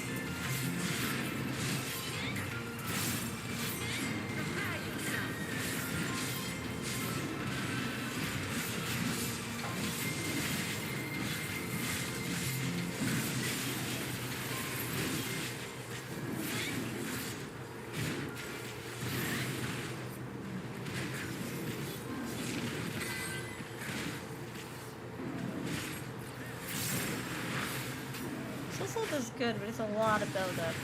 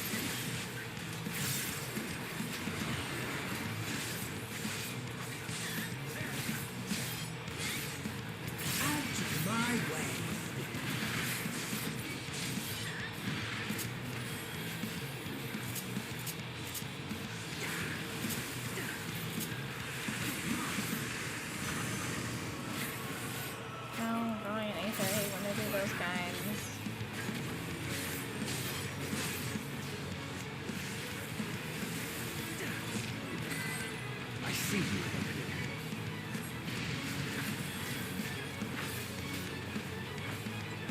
So I think actually Soul should be one that we save up and not automatically use all the time. It is a lot of work.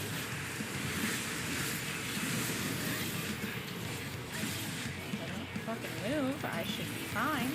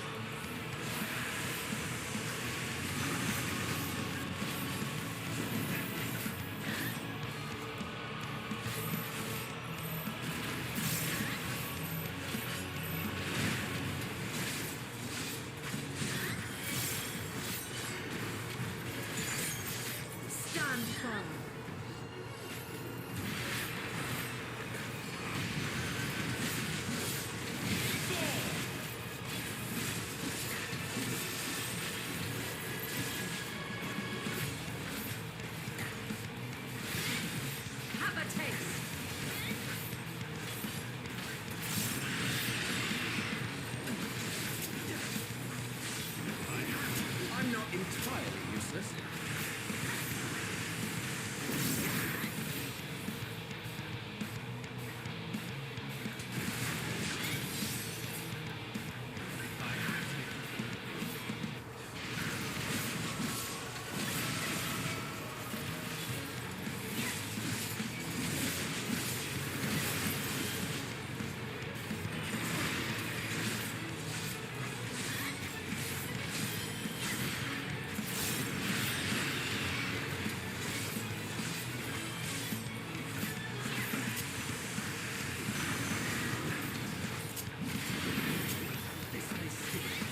Oh, God, jeez, I wasn't watching the floor. That was so bad.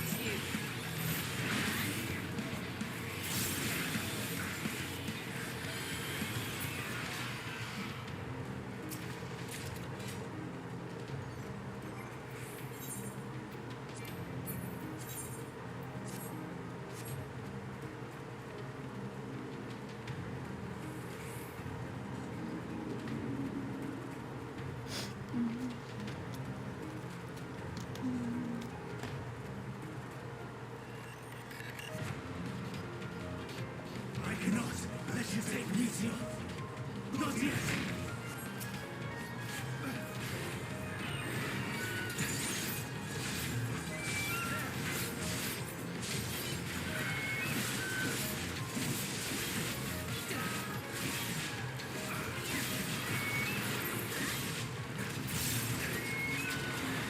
I see you.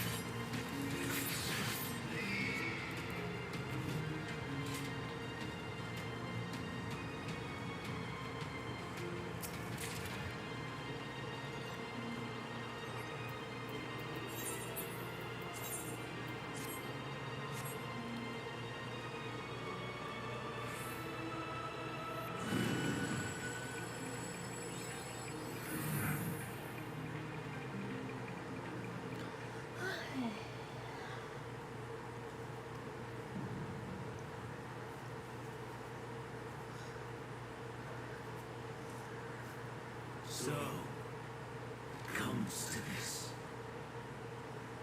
I've no wish to fight, but this time, I cannot yield. Though the world may think me a mad, listless fool, I will hold fast to my conviction.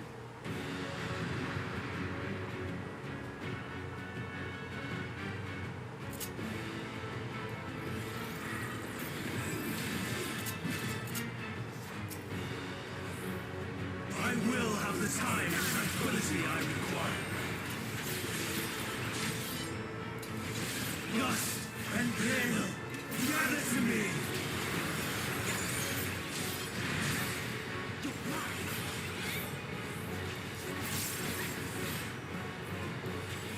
Ancient wrath, unleash your power!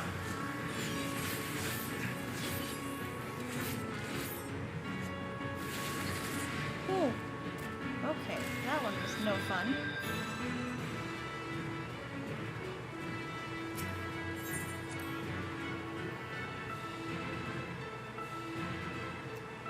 I knew one of the fights was gonna have silly concepts. The first two went too well.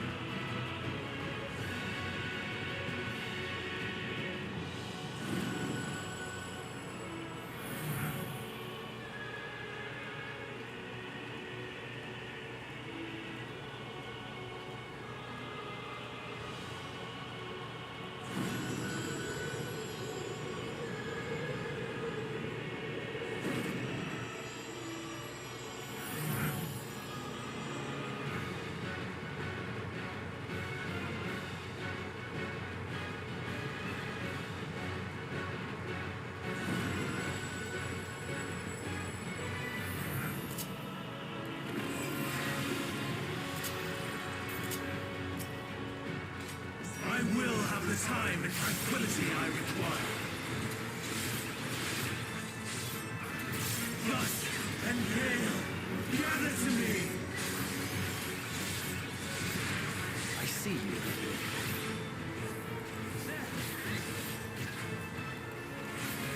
Ancient wrath, unleash your power!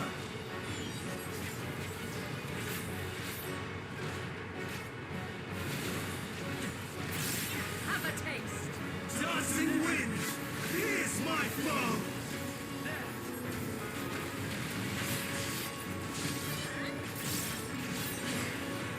Stars on high, fall as rain!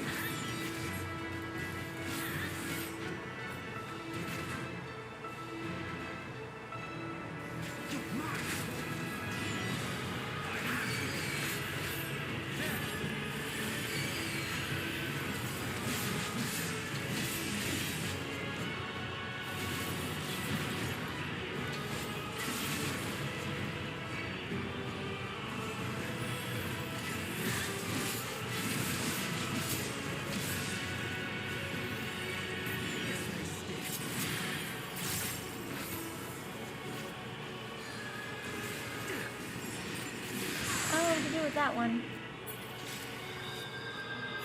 Well, I don't like the ones that don't make sense.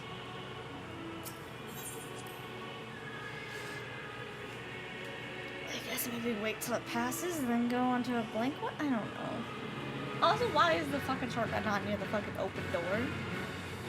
Like right before the boss? Having to walk is so annoying.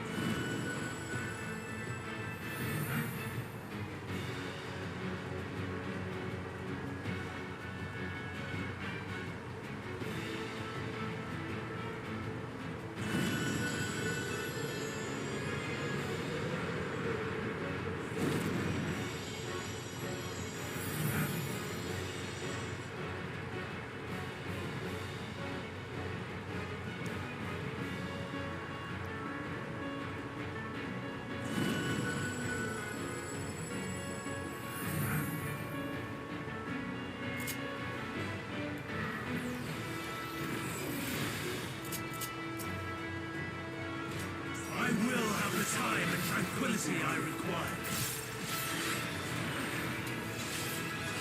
Lust and pain, gather to me.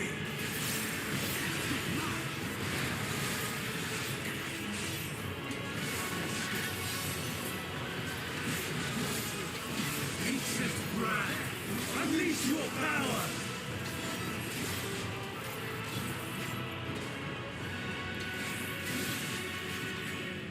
Have a taste!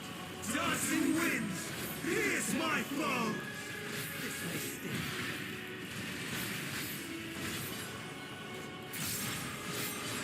Stars on high, fall and rage!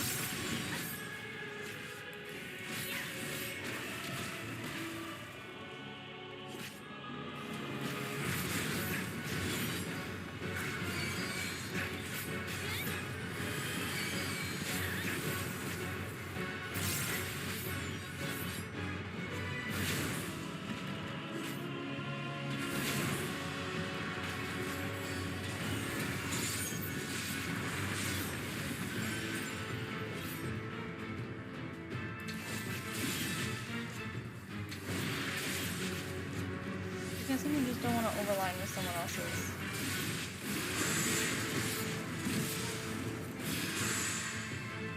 Okay.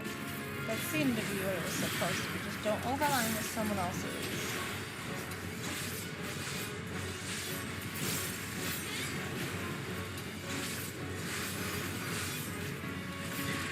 I'm not entirely useless. Streams of ether, surge wide!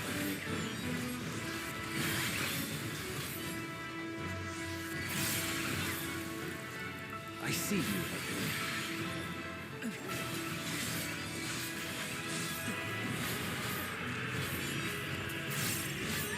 I see you.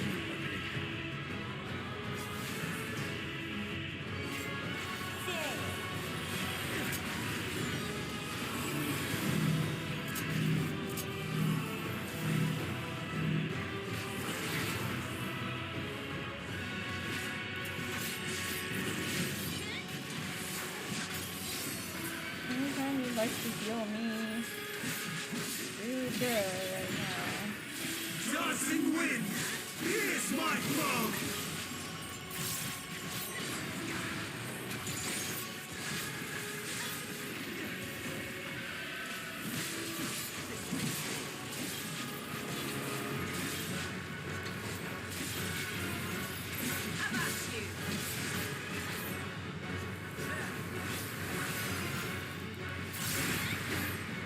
Out of my way!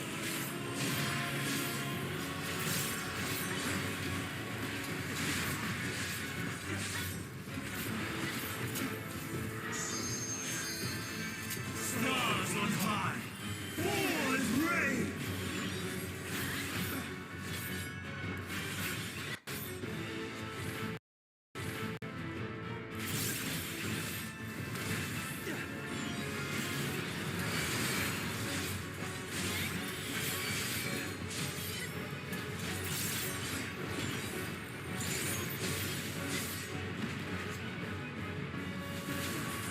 That was annoying. Couldn't be over there. Where's my boss for these things? Like, I don't understand why the single player dungeons are not reframed a little.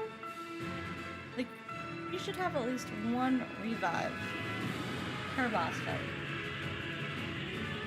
I don't understand why they take that out, because healers always have a revive. Like, I'm not expecting her to do it like a player would, but like one per round. Instead of just kicking me out if I fall once.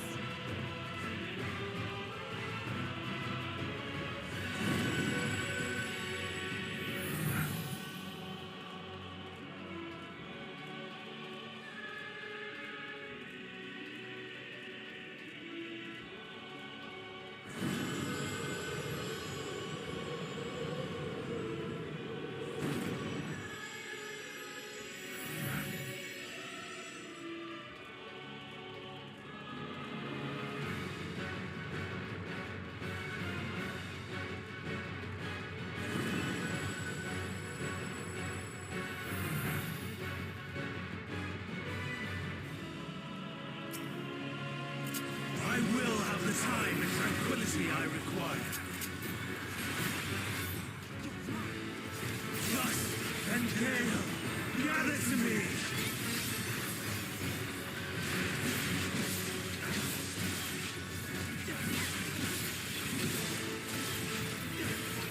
Ancient wrath, unleash your power!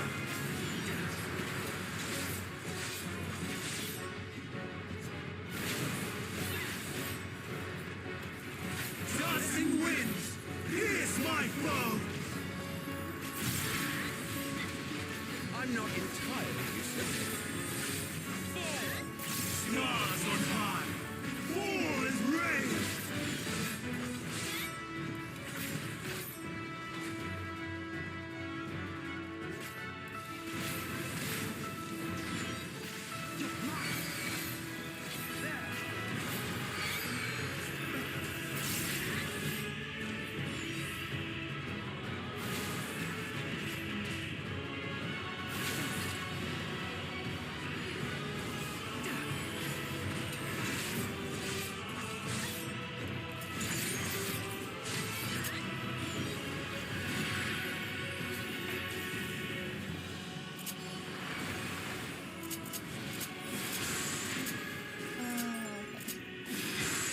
Heal me, please.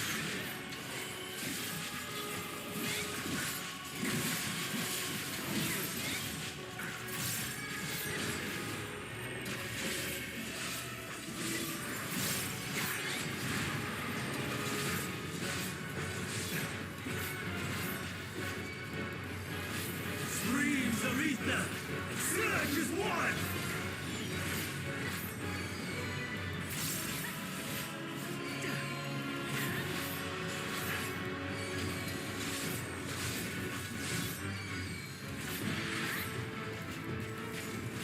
This may sting.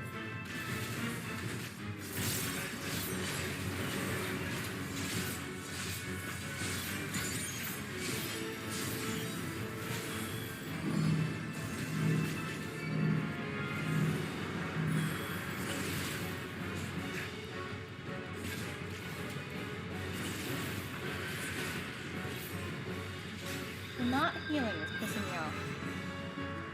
Like, girl. This whole fucking job.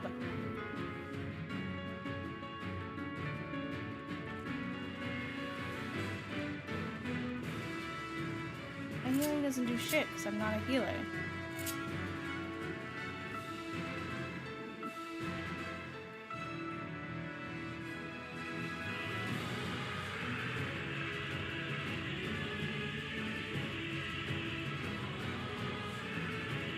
That's yours, baby.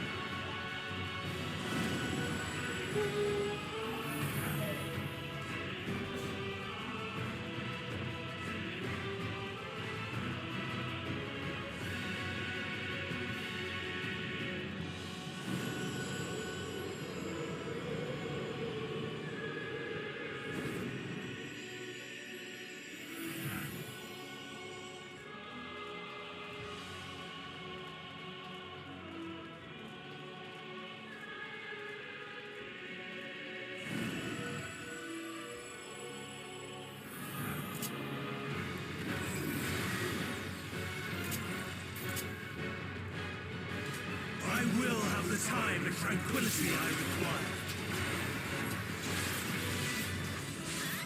Dust and gale, gather to me!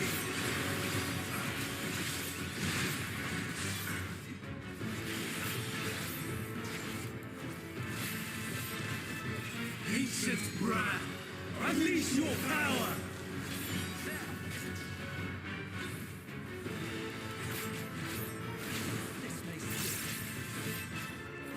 Dancing winds, pierce my foe!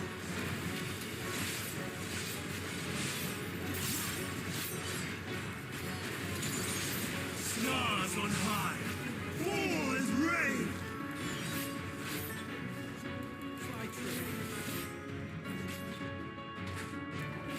Have a taste!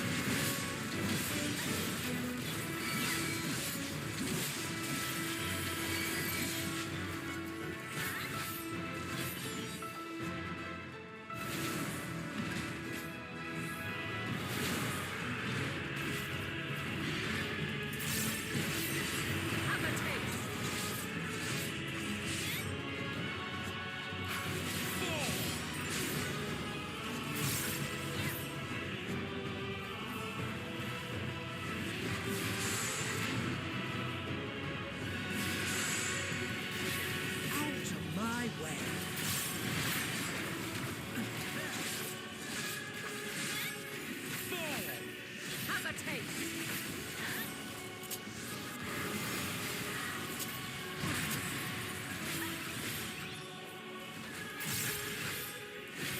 Out of my way. Streams of ether. Out of my way. Surge as one.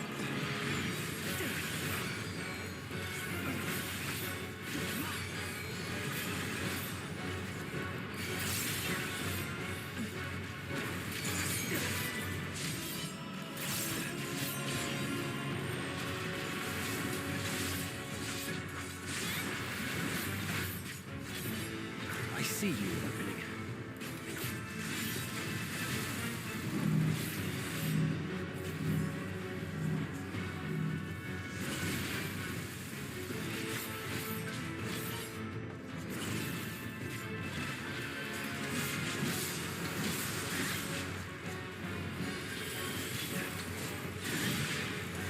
Dancing wind.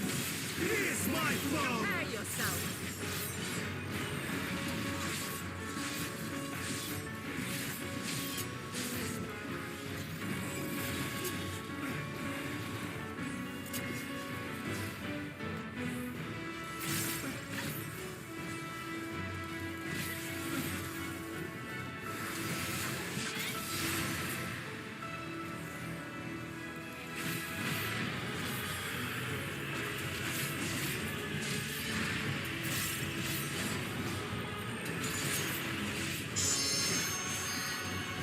Stars on high. War is ready. This may sting.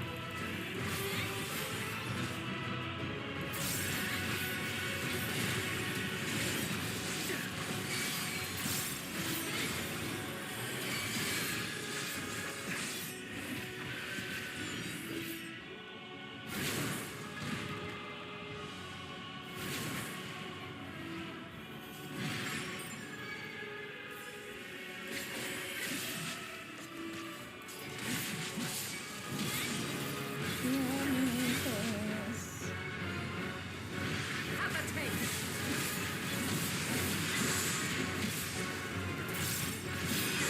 Would appreciate yelling when you get a moment.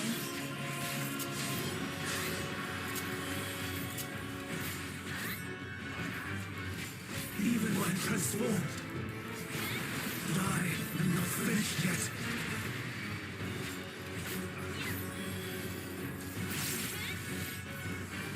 Streams of ether. Surge as one.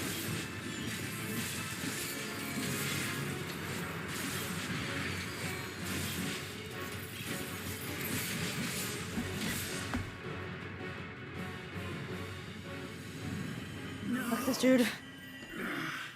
My power.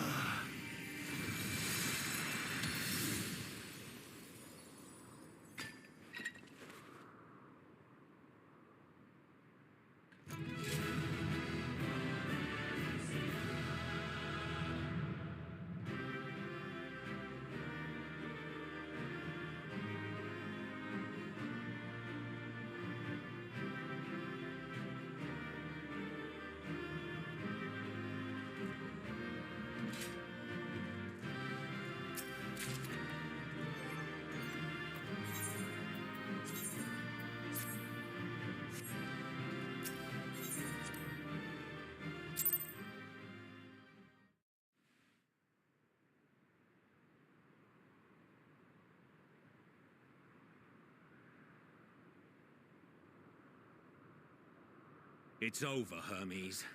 In the name of the Convocation, I hereby take Meteon into custody. And setting aside the matter of your nomination, you will come with us too. We require your knowledge to assess and resolve the situation.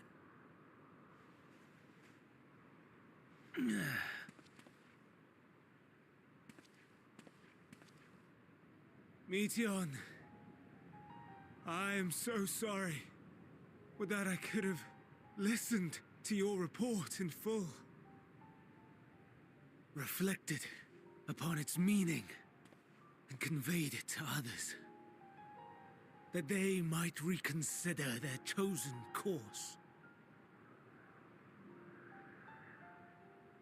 But I have failed. And that wish will never be realized. However, ere our fates become the province of others, I bid you tell me just one thing. Was there happiness in those distant stars? Was there a reason for living?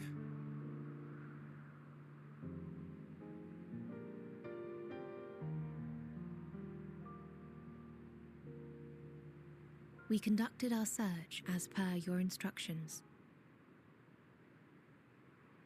We scoured historical records, communed with the spirits of the deceased,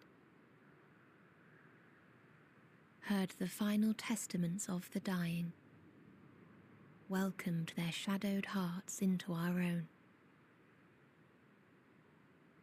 One race had striven to create a world bereft of animosity. They renounced relationships to avoid interpersonal strife, and in so doing brought about societal collapse. He is the cause of it. One race had renounced war and devoted itself to the enrichment of its people. They were conquered. Though they destroyed the enemy in reprisal, they could not regain their former glory. One race had concluded that finite time was the root of all woes. Aspiring to shatter its shackles, they went in search of infinity. They discovered nothing is infinite, and that neither time or death can be cheated. Disillusioned, they gave up on the future and themselves. One race had discarded all things that gave rise to sorrow, hoping to have only joy. They found joy lost its savor in the absence of sorrow, and lost their will to live. Though worlds apart, these peoples shared a belief. Oh, that is the voice we were hearing. That they had tried their best. She is the cause of it. That they had tried to fulfill their potential with every Come on, girl, you step gotta recognize the and main success. character. Come on. I recognize the voice from earlier. In the course of which they learned the truth. That they would never be free of fear and sorrow, anger and despair, of loneliness, so long as they yet lived. Even now their souls cry out for oblivion. And to this song of anguish, I lend my voice. We lend our voice. Oh, beloved mankind, shimmering jewels of beautiful Etheris, rejoice, for we will free you from the cruel yoke of existence. There is no need to struggle in vain, for in nihility awaits salvation. You will know peace and serenity, and it will be beautiful. Oh, we know the cause of it now. We will make our nest at the edge of the universe. And there, in the dark of dead worlds, hoard sorrow and So even if we suffering. ran, there's no way to escape this. It would always find humanity. There we will sing, our chorus ever louder and ever clearer, that our song may reach even this ether-shrouded star. Such is the answer we have found in the stars. Such is the gift we now offer to Etheris.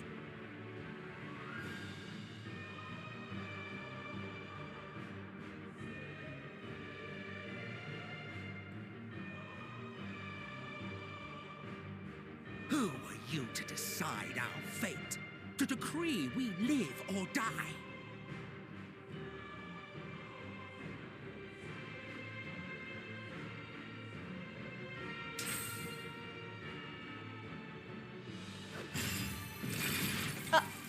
Oh, Hermes. Have you lost your mind? You heard what she said. She means to destroy us all, yet you'd still take her side? In the name of the star, we have discarded those There's creations the that Hermes we break. I deem knew I had to do something with her. flawed.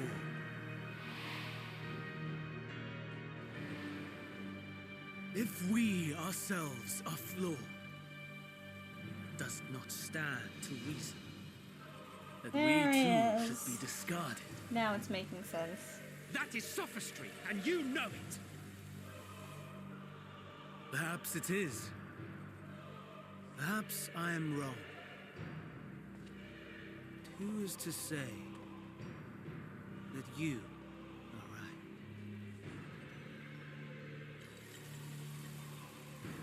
Let us settle this with a determination. In my authority as Chief Overseer of Elpis, I will make a judgment on man's fitness to exist.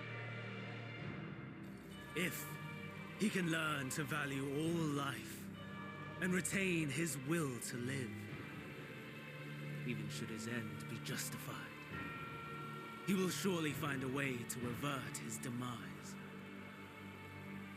If not, he will perish from the start.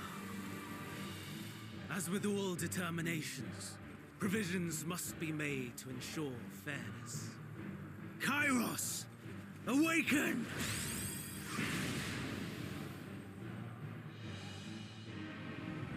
Memory reconfiguration system Kairos activated. Awaiting instruction. Command, universal memory alteration. You're not gonna Target remember. area, Catesis Hyperborea. Starting point. Arrival of Emet Selk, of the You're not convocation gonna at remember. Popple This Isle. is why Hades is not even gonna. Endpoint, Oh, it lines up. the present. Erase the memories of all events, and replace with a vague recollection of the following. I was here, preparing to demonstrate the functionality of Kairos to Emet Selk and Hythlodaeus. Meteon's shared consciousness became unstable. She and her sisters could not sustain their existence, and all dissipated with a burst. The resultant shockwave accidentally triggered Kairos, which erased several days of memories There's from the all snap and present. personality that I was waiting for. Execute. This is why they won't remember. Command What am I acknowledged. going to remember? Initializing. 3 processes remaining to execution. Bravo. I dare say one would be hard-pressed to make it fairer. Everything that you told us, everything that has happened, the fact we've even met, it will all be gone.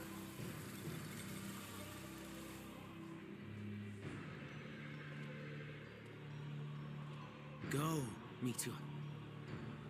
To the edge of the universe, where none can reach you.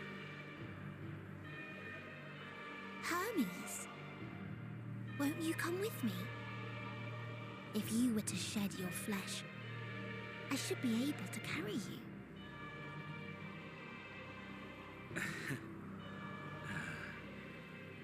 I will remain. As a man, I will oppose the oblivion you bring. Until later when he releases her. Silly fool. Had you said yes, I would have granted you the gentlest end.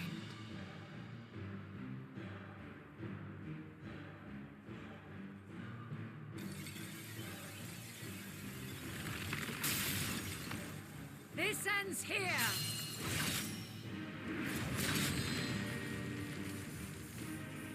Die, Meteor! Maybe freeing me would be a good idea. I need to remember everything. That is far enough, Hermes! Argos, to me!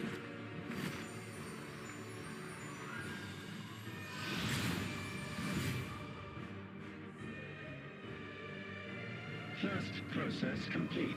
2 remaining to execution of memory reconfiguration.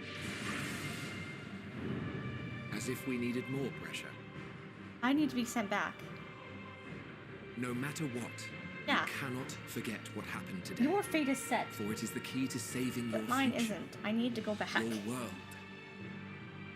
This fight is our fight. What comes after, our problem to contend with, not yours. No. Your own struggle awaits, and no one else can take your place. You must flee this place with your memories intact, and I will see that you do. Now then, where is it? There you are, my little confluence.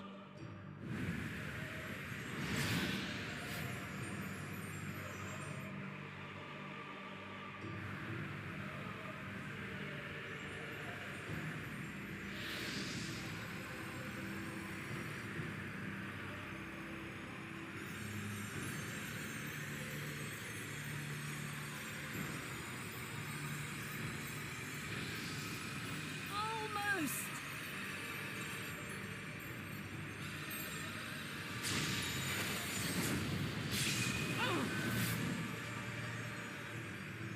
Very well, then.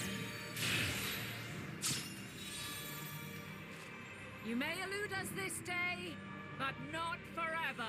That means that she's trackable. For me, at least.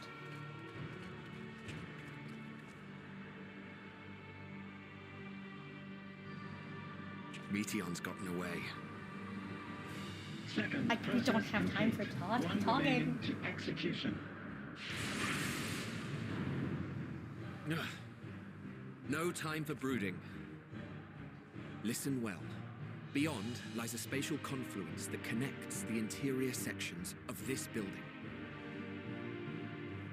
I will destroy the confluence and force open a way outside. When I do, you must jump through.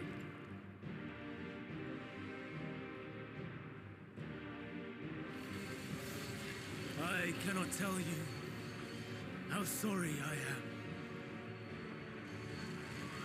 But neither can I let you escape!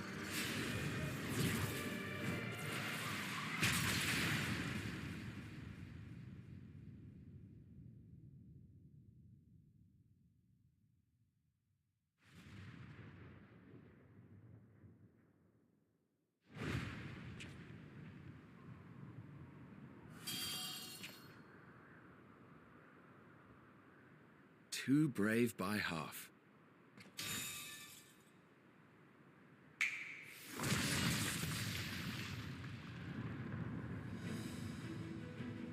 Exemplary work, as always, Emet Selk. What? But how? I thought the confluence was... over... Over there? Yes. We were rather hoping you would. It was never anywhere but where it is now. The instant those two began making their way towards nothing, 'twas clear the plan was a diversion. I'm quite incapable of destroying a confluence, I must confess. A gambit brazen beyond words. Though They know each we've other grown way too accustomed well. to reckless improvisation due to the antics of an incorrigible associate. Though, in the case of certain present company, incorrigible is an understatement. Honestly, I'm beginning to suspect it's a requirement for every Azen.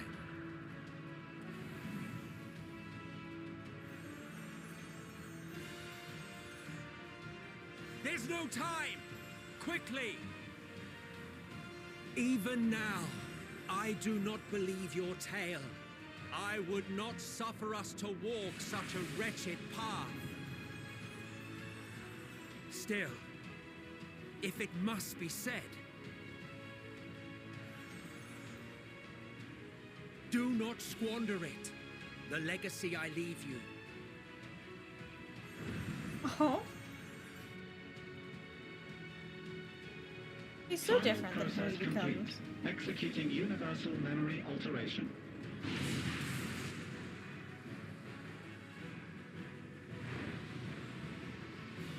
Go, Argos! Wait, came with. Does that mean she remembers them? And that's why she does what she does? She remembers everything she got out with us.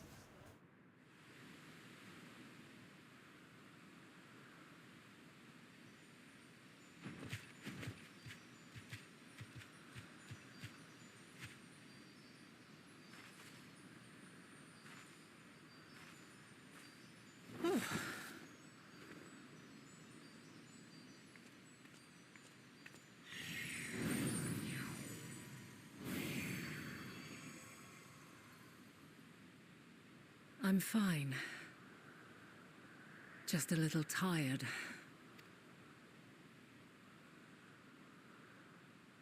Can it be true?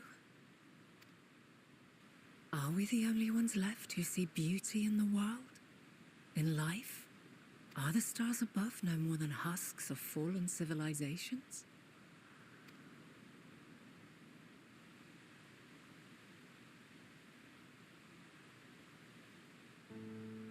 And yet,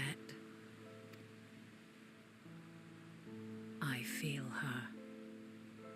Though she is unimaginably distant, I feel Meteon's presence, and the place where to we must go.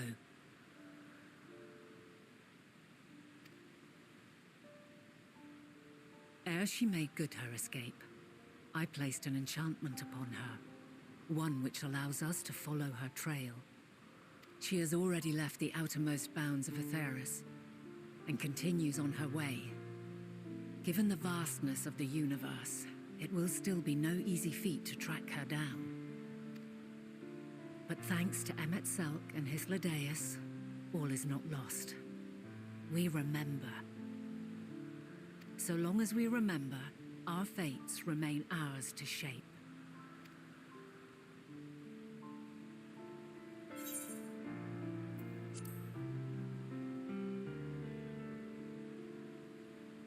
What indeed? Let us begin by ascertaining the situation at Catesis Hyperborea, where the others should still be.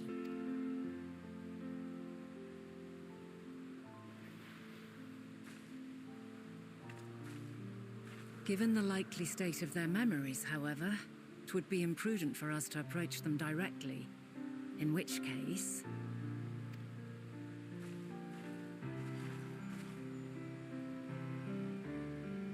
I am sorry, my friend.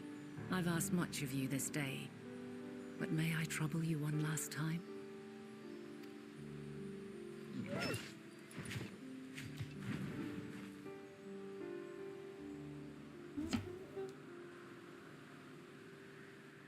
Argos will investigate in our stead. We will share in his consciousness and see and hear as if we were with him.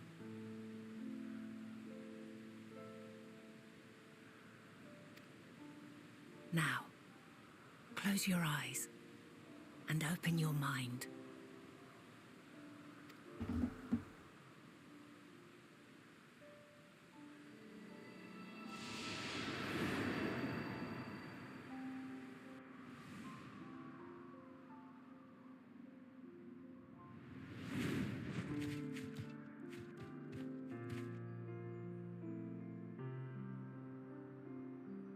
Thank goodness you are unharmed. Unharmed? There is a gaping hole in my memories. I can scarcely remember arriving here in Elpis. Forgive me. I was preparing to demonstrate the functionality of Kairos to our guests. But Meteon, her shared consciousness became unstable. And she... So, that's what prompted the When state of he gets alert. sundered, he must remember that's why he tries to kill everyone. And when you Because went they didn't to live up to investigate, what the you were standards were. caught in Kairos's He set accidental himself. operation. So it would seem. It's all a blur to me. Such an unfortunate accident. Oh, and what of Vinar and your other companion? You went inside together, as I recall. We did?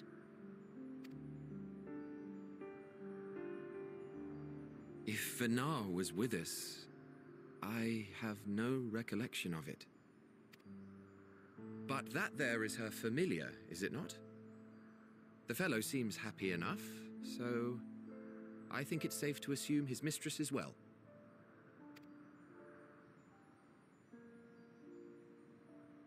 I haven't the slightest notion who this other companion might be, however. Ah, well, that individual struck me as a bit different, for want of a better word. Perhaps it wasn't actually a person, but some manner of creation. Curious. I must ask Vinar about it when next we meet. Yes, you do that. Now, if we may tend to Hermes, whatever this Meteon did, it seems he bore the brunt of it. Once you are fit to travel, you will return with us to Amarot. We need to make certain there are no other ill effects. Also, I am here on business of the 14. We've already had the conversation, like as not, but since your toy wiped my memory, we'll have to have it again. Yes, of course. As you see fit. This Kairos, it manipulates memories through the emission of etheric waves, correct? There is a theory which holds that memories scoured by blasts of ether are restored when the soul is cleansed in the underworld.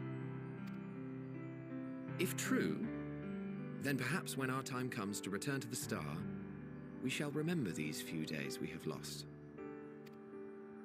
I doubt aught of interest occurred. Look forward to the revelation if you like, but I should prefer to reminisce on more Wonder if that meaningful means moments. Emet remembers after we beat him. He remembers everything.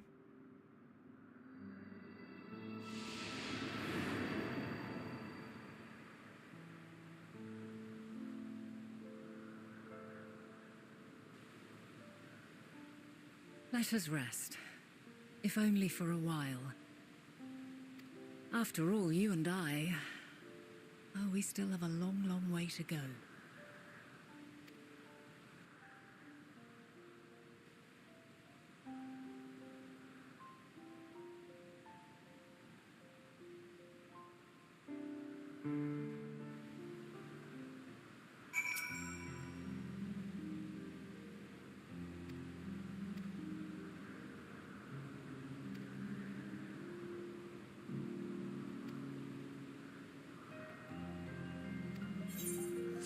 He won't remember that he was supposed to do that.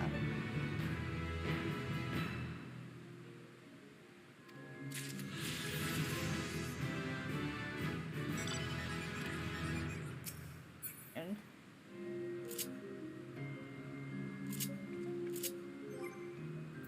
what? Feels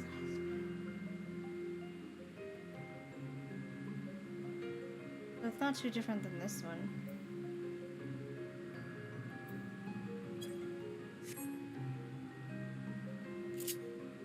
Oh well, I probably should have placed it.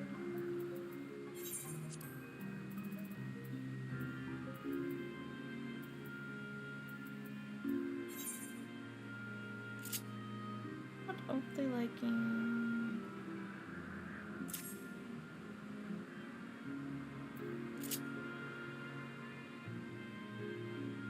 Okay.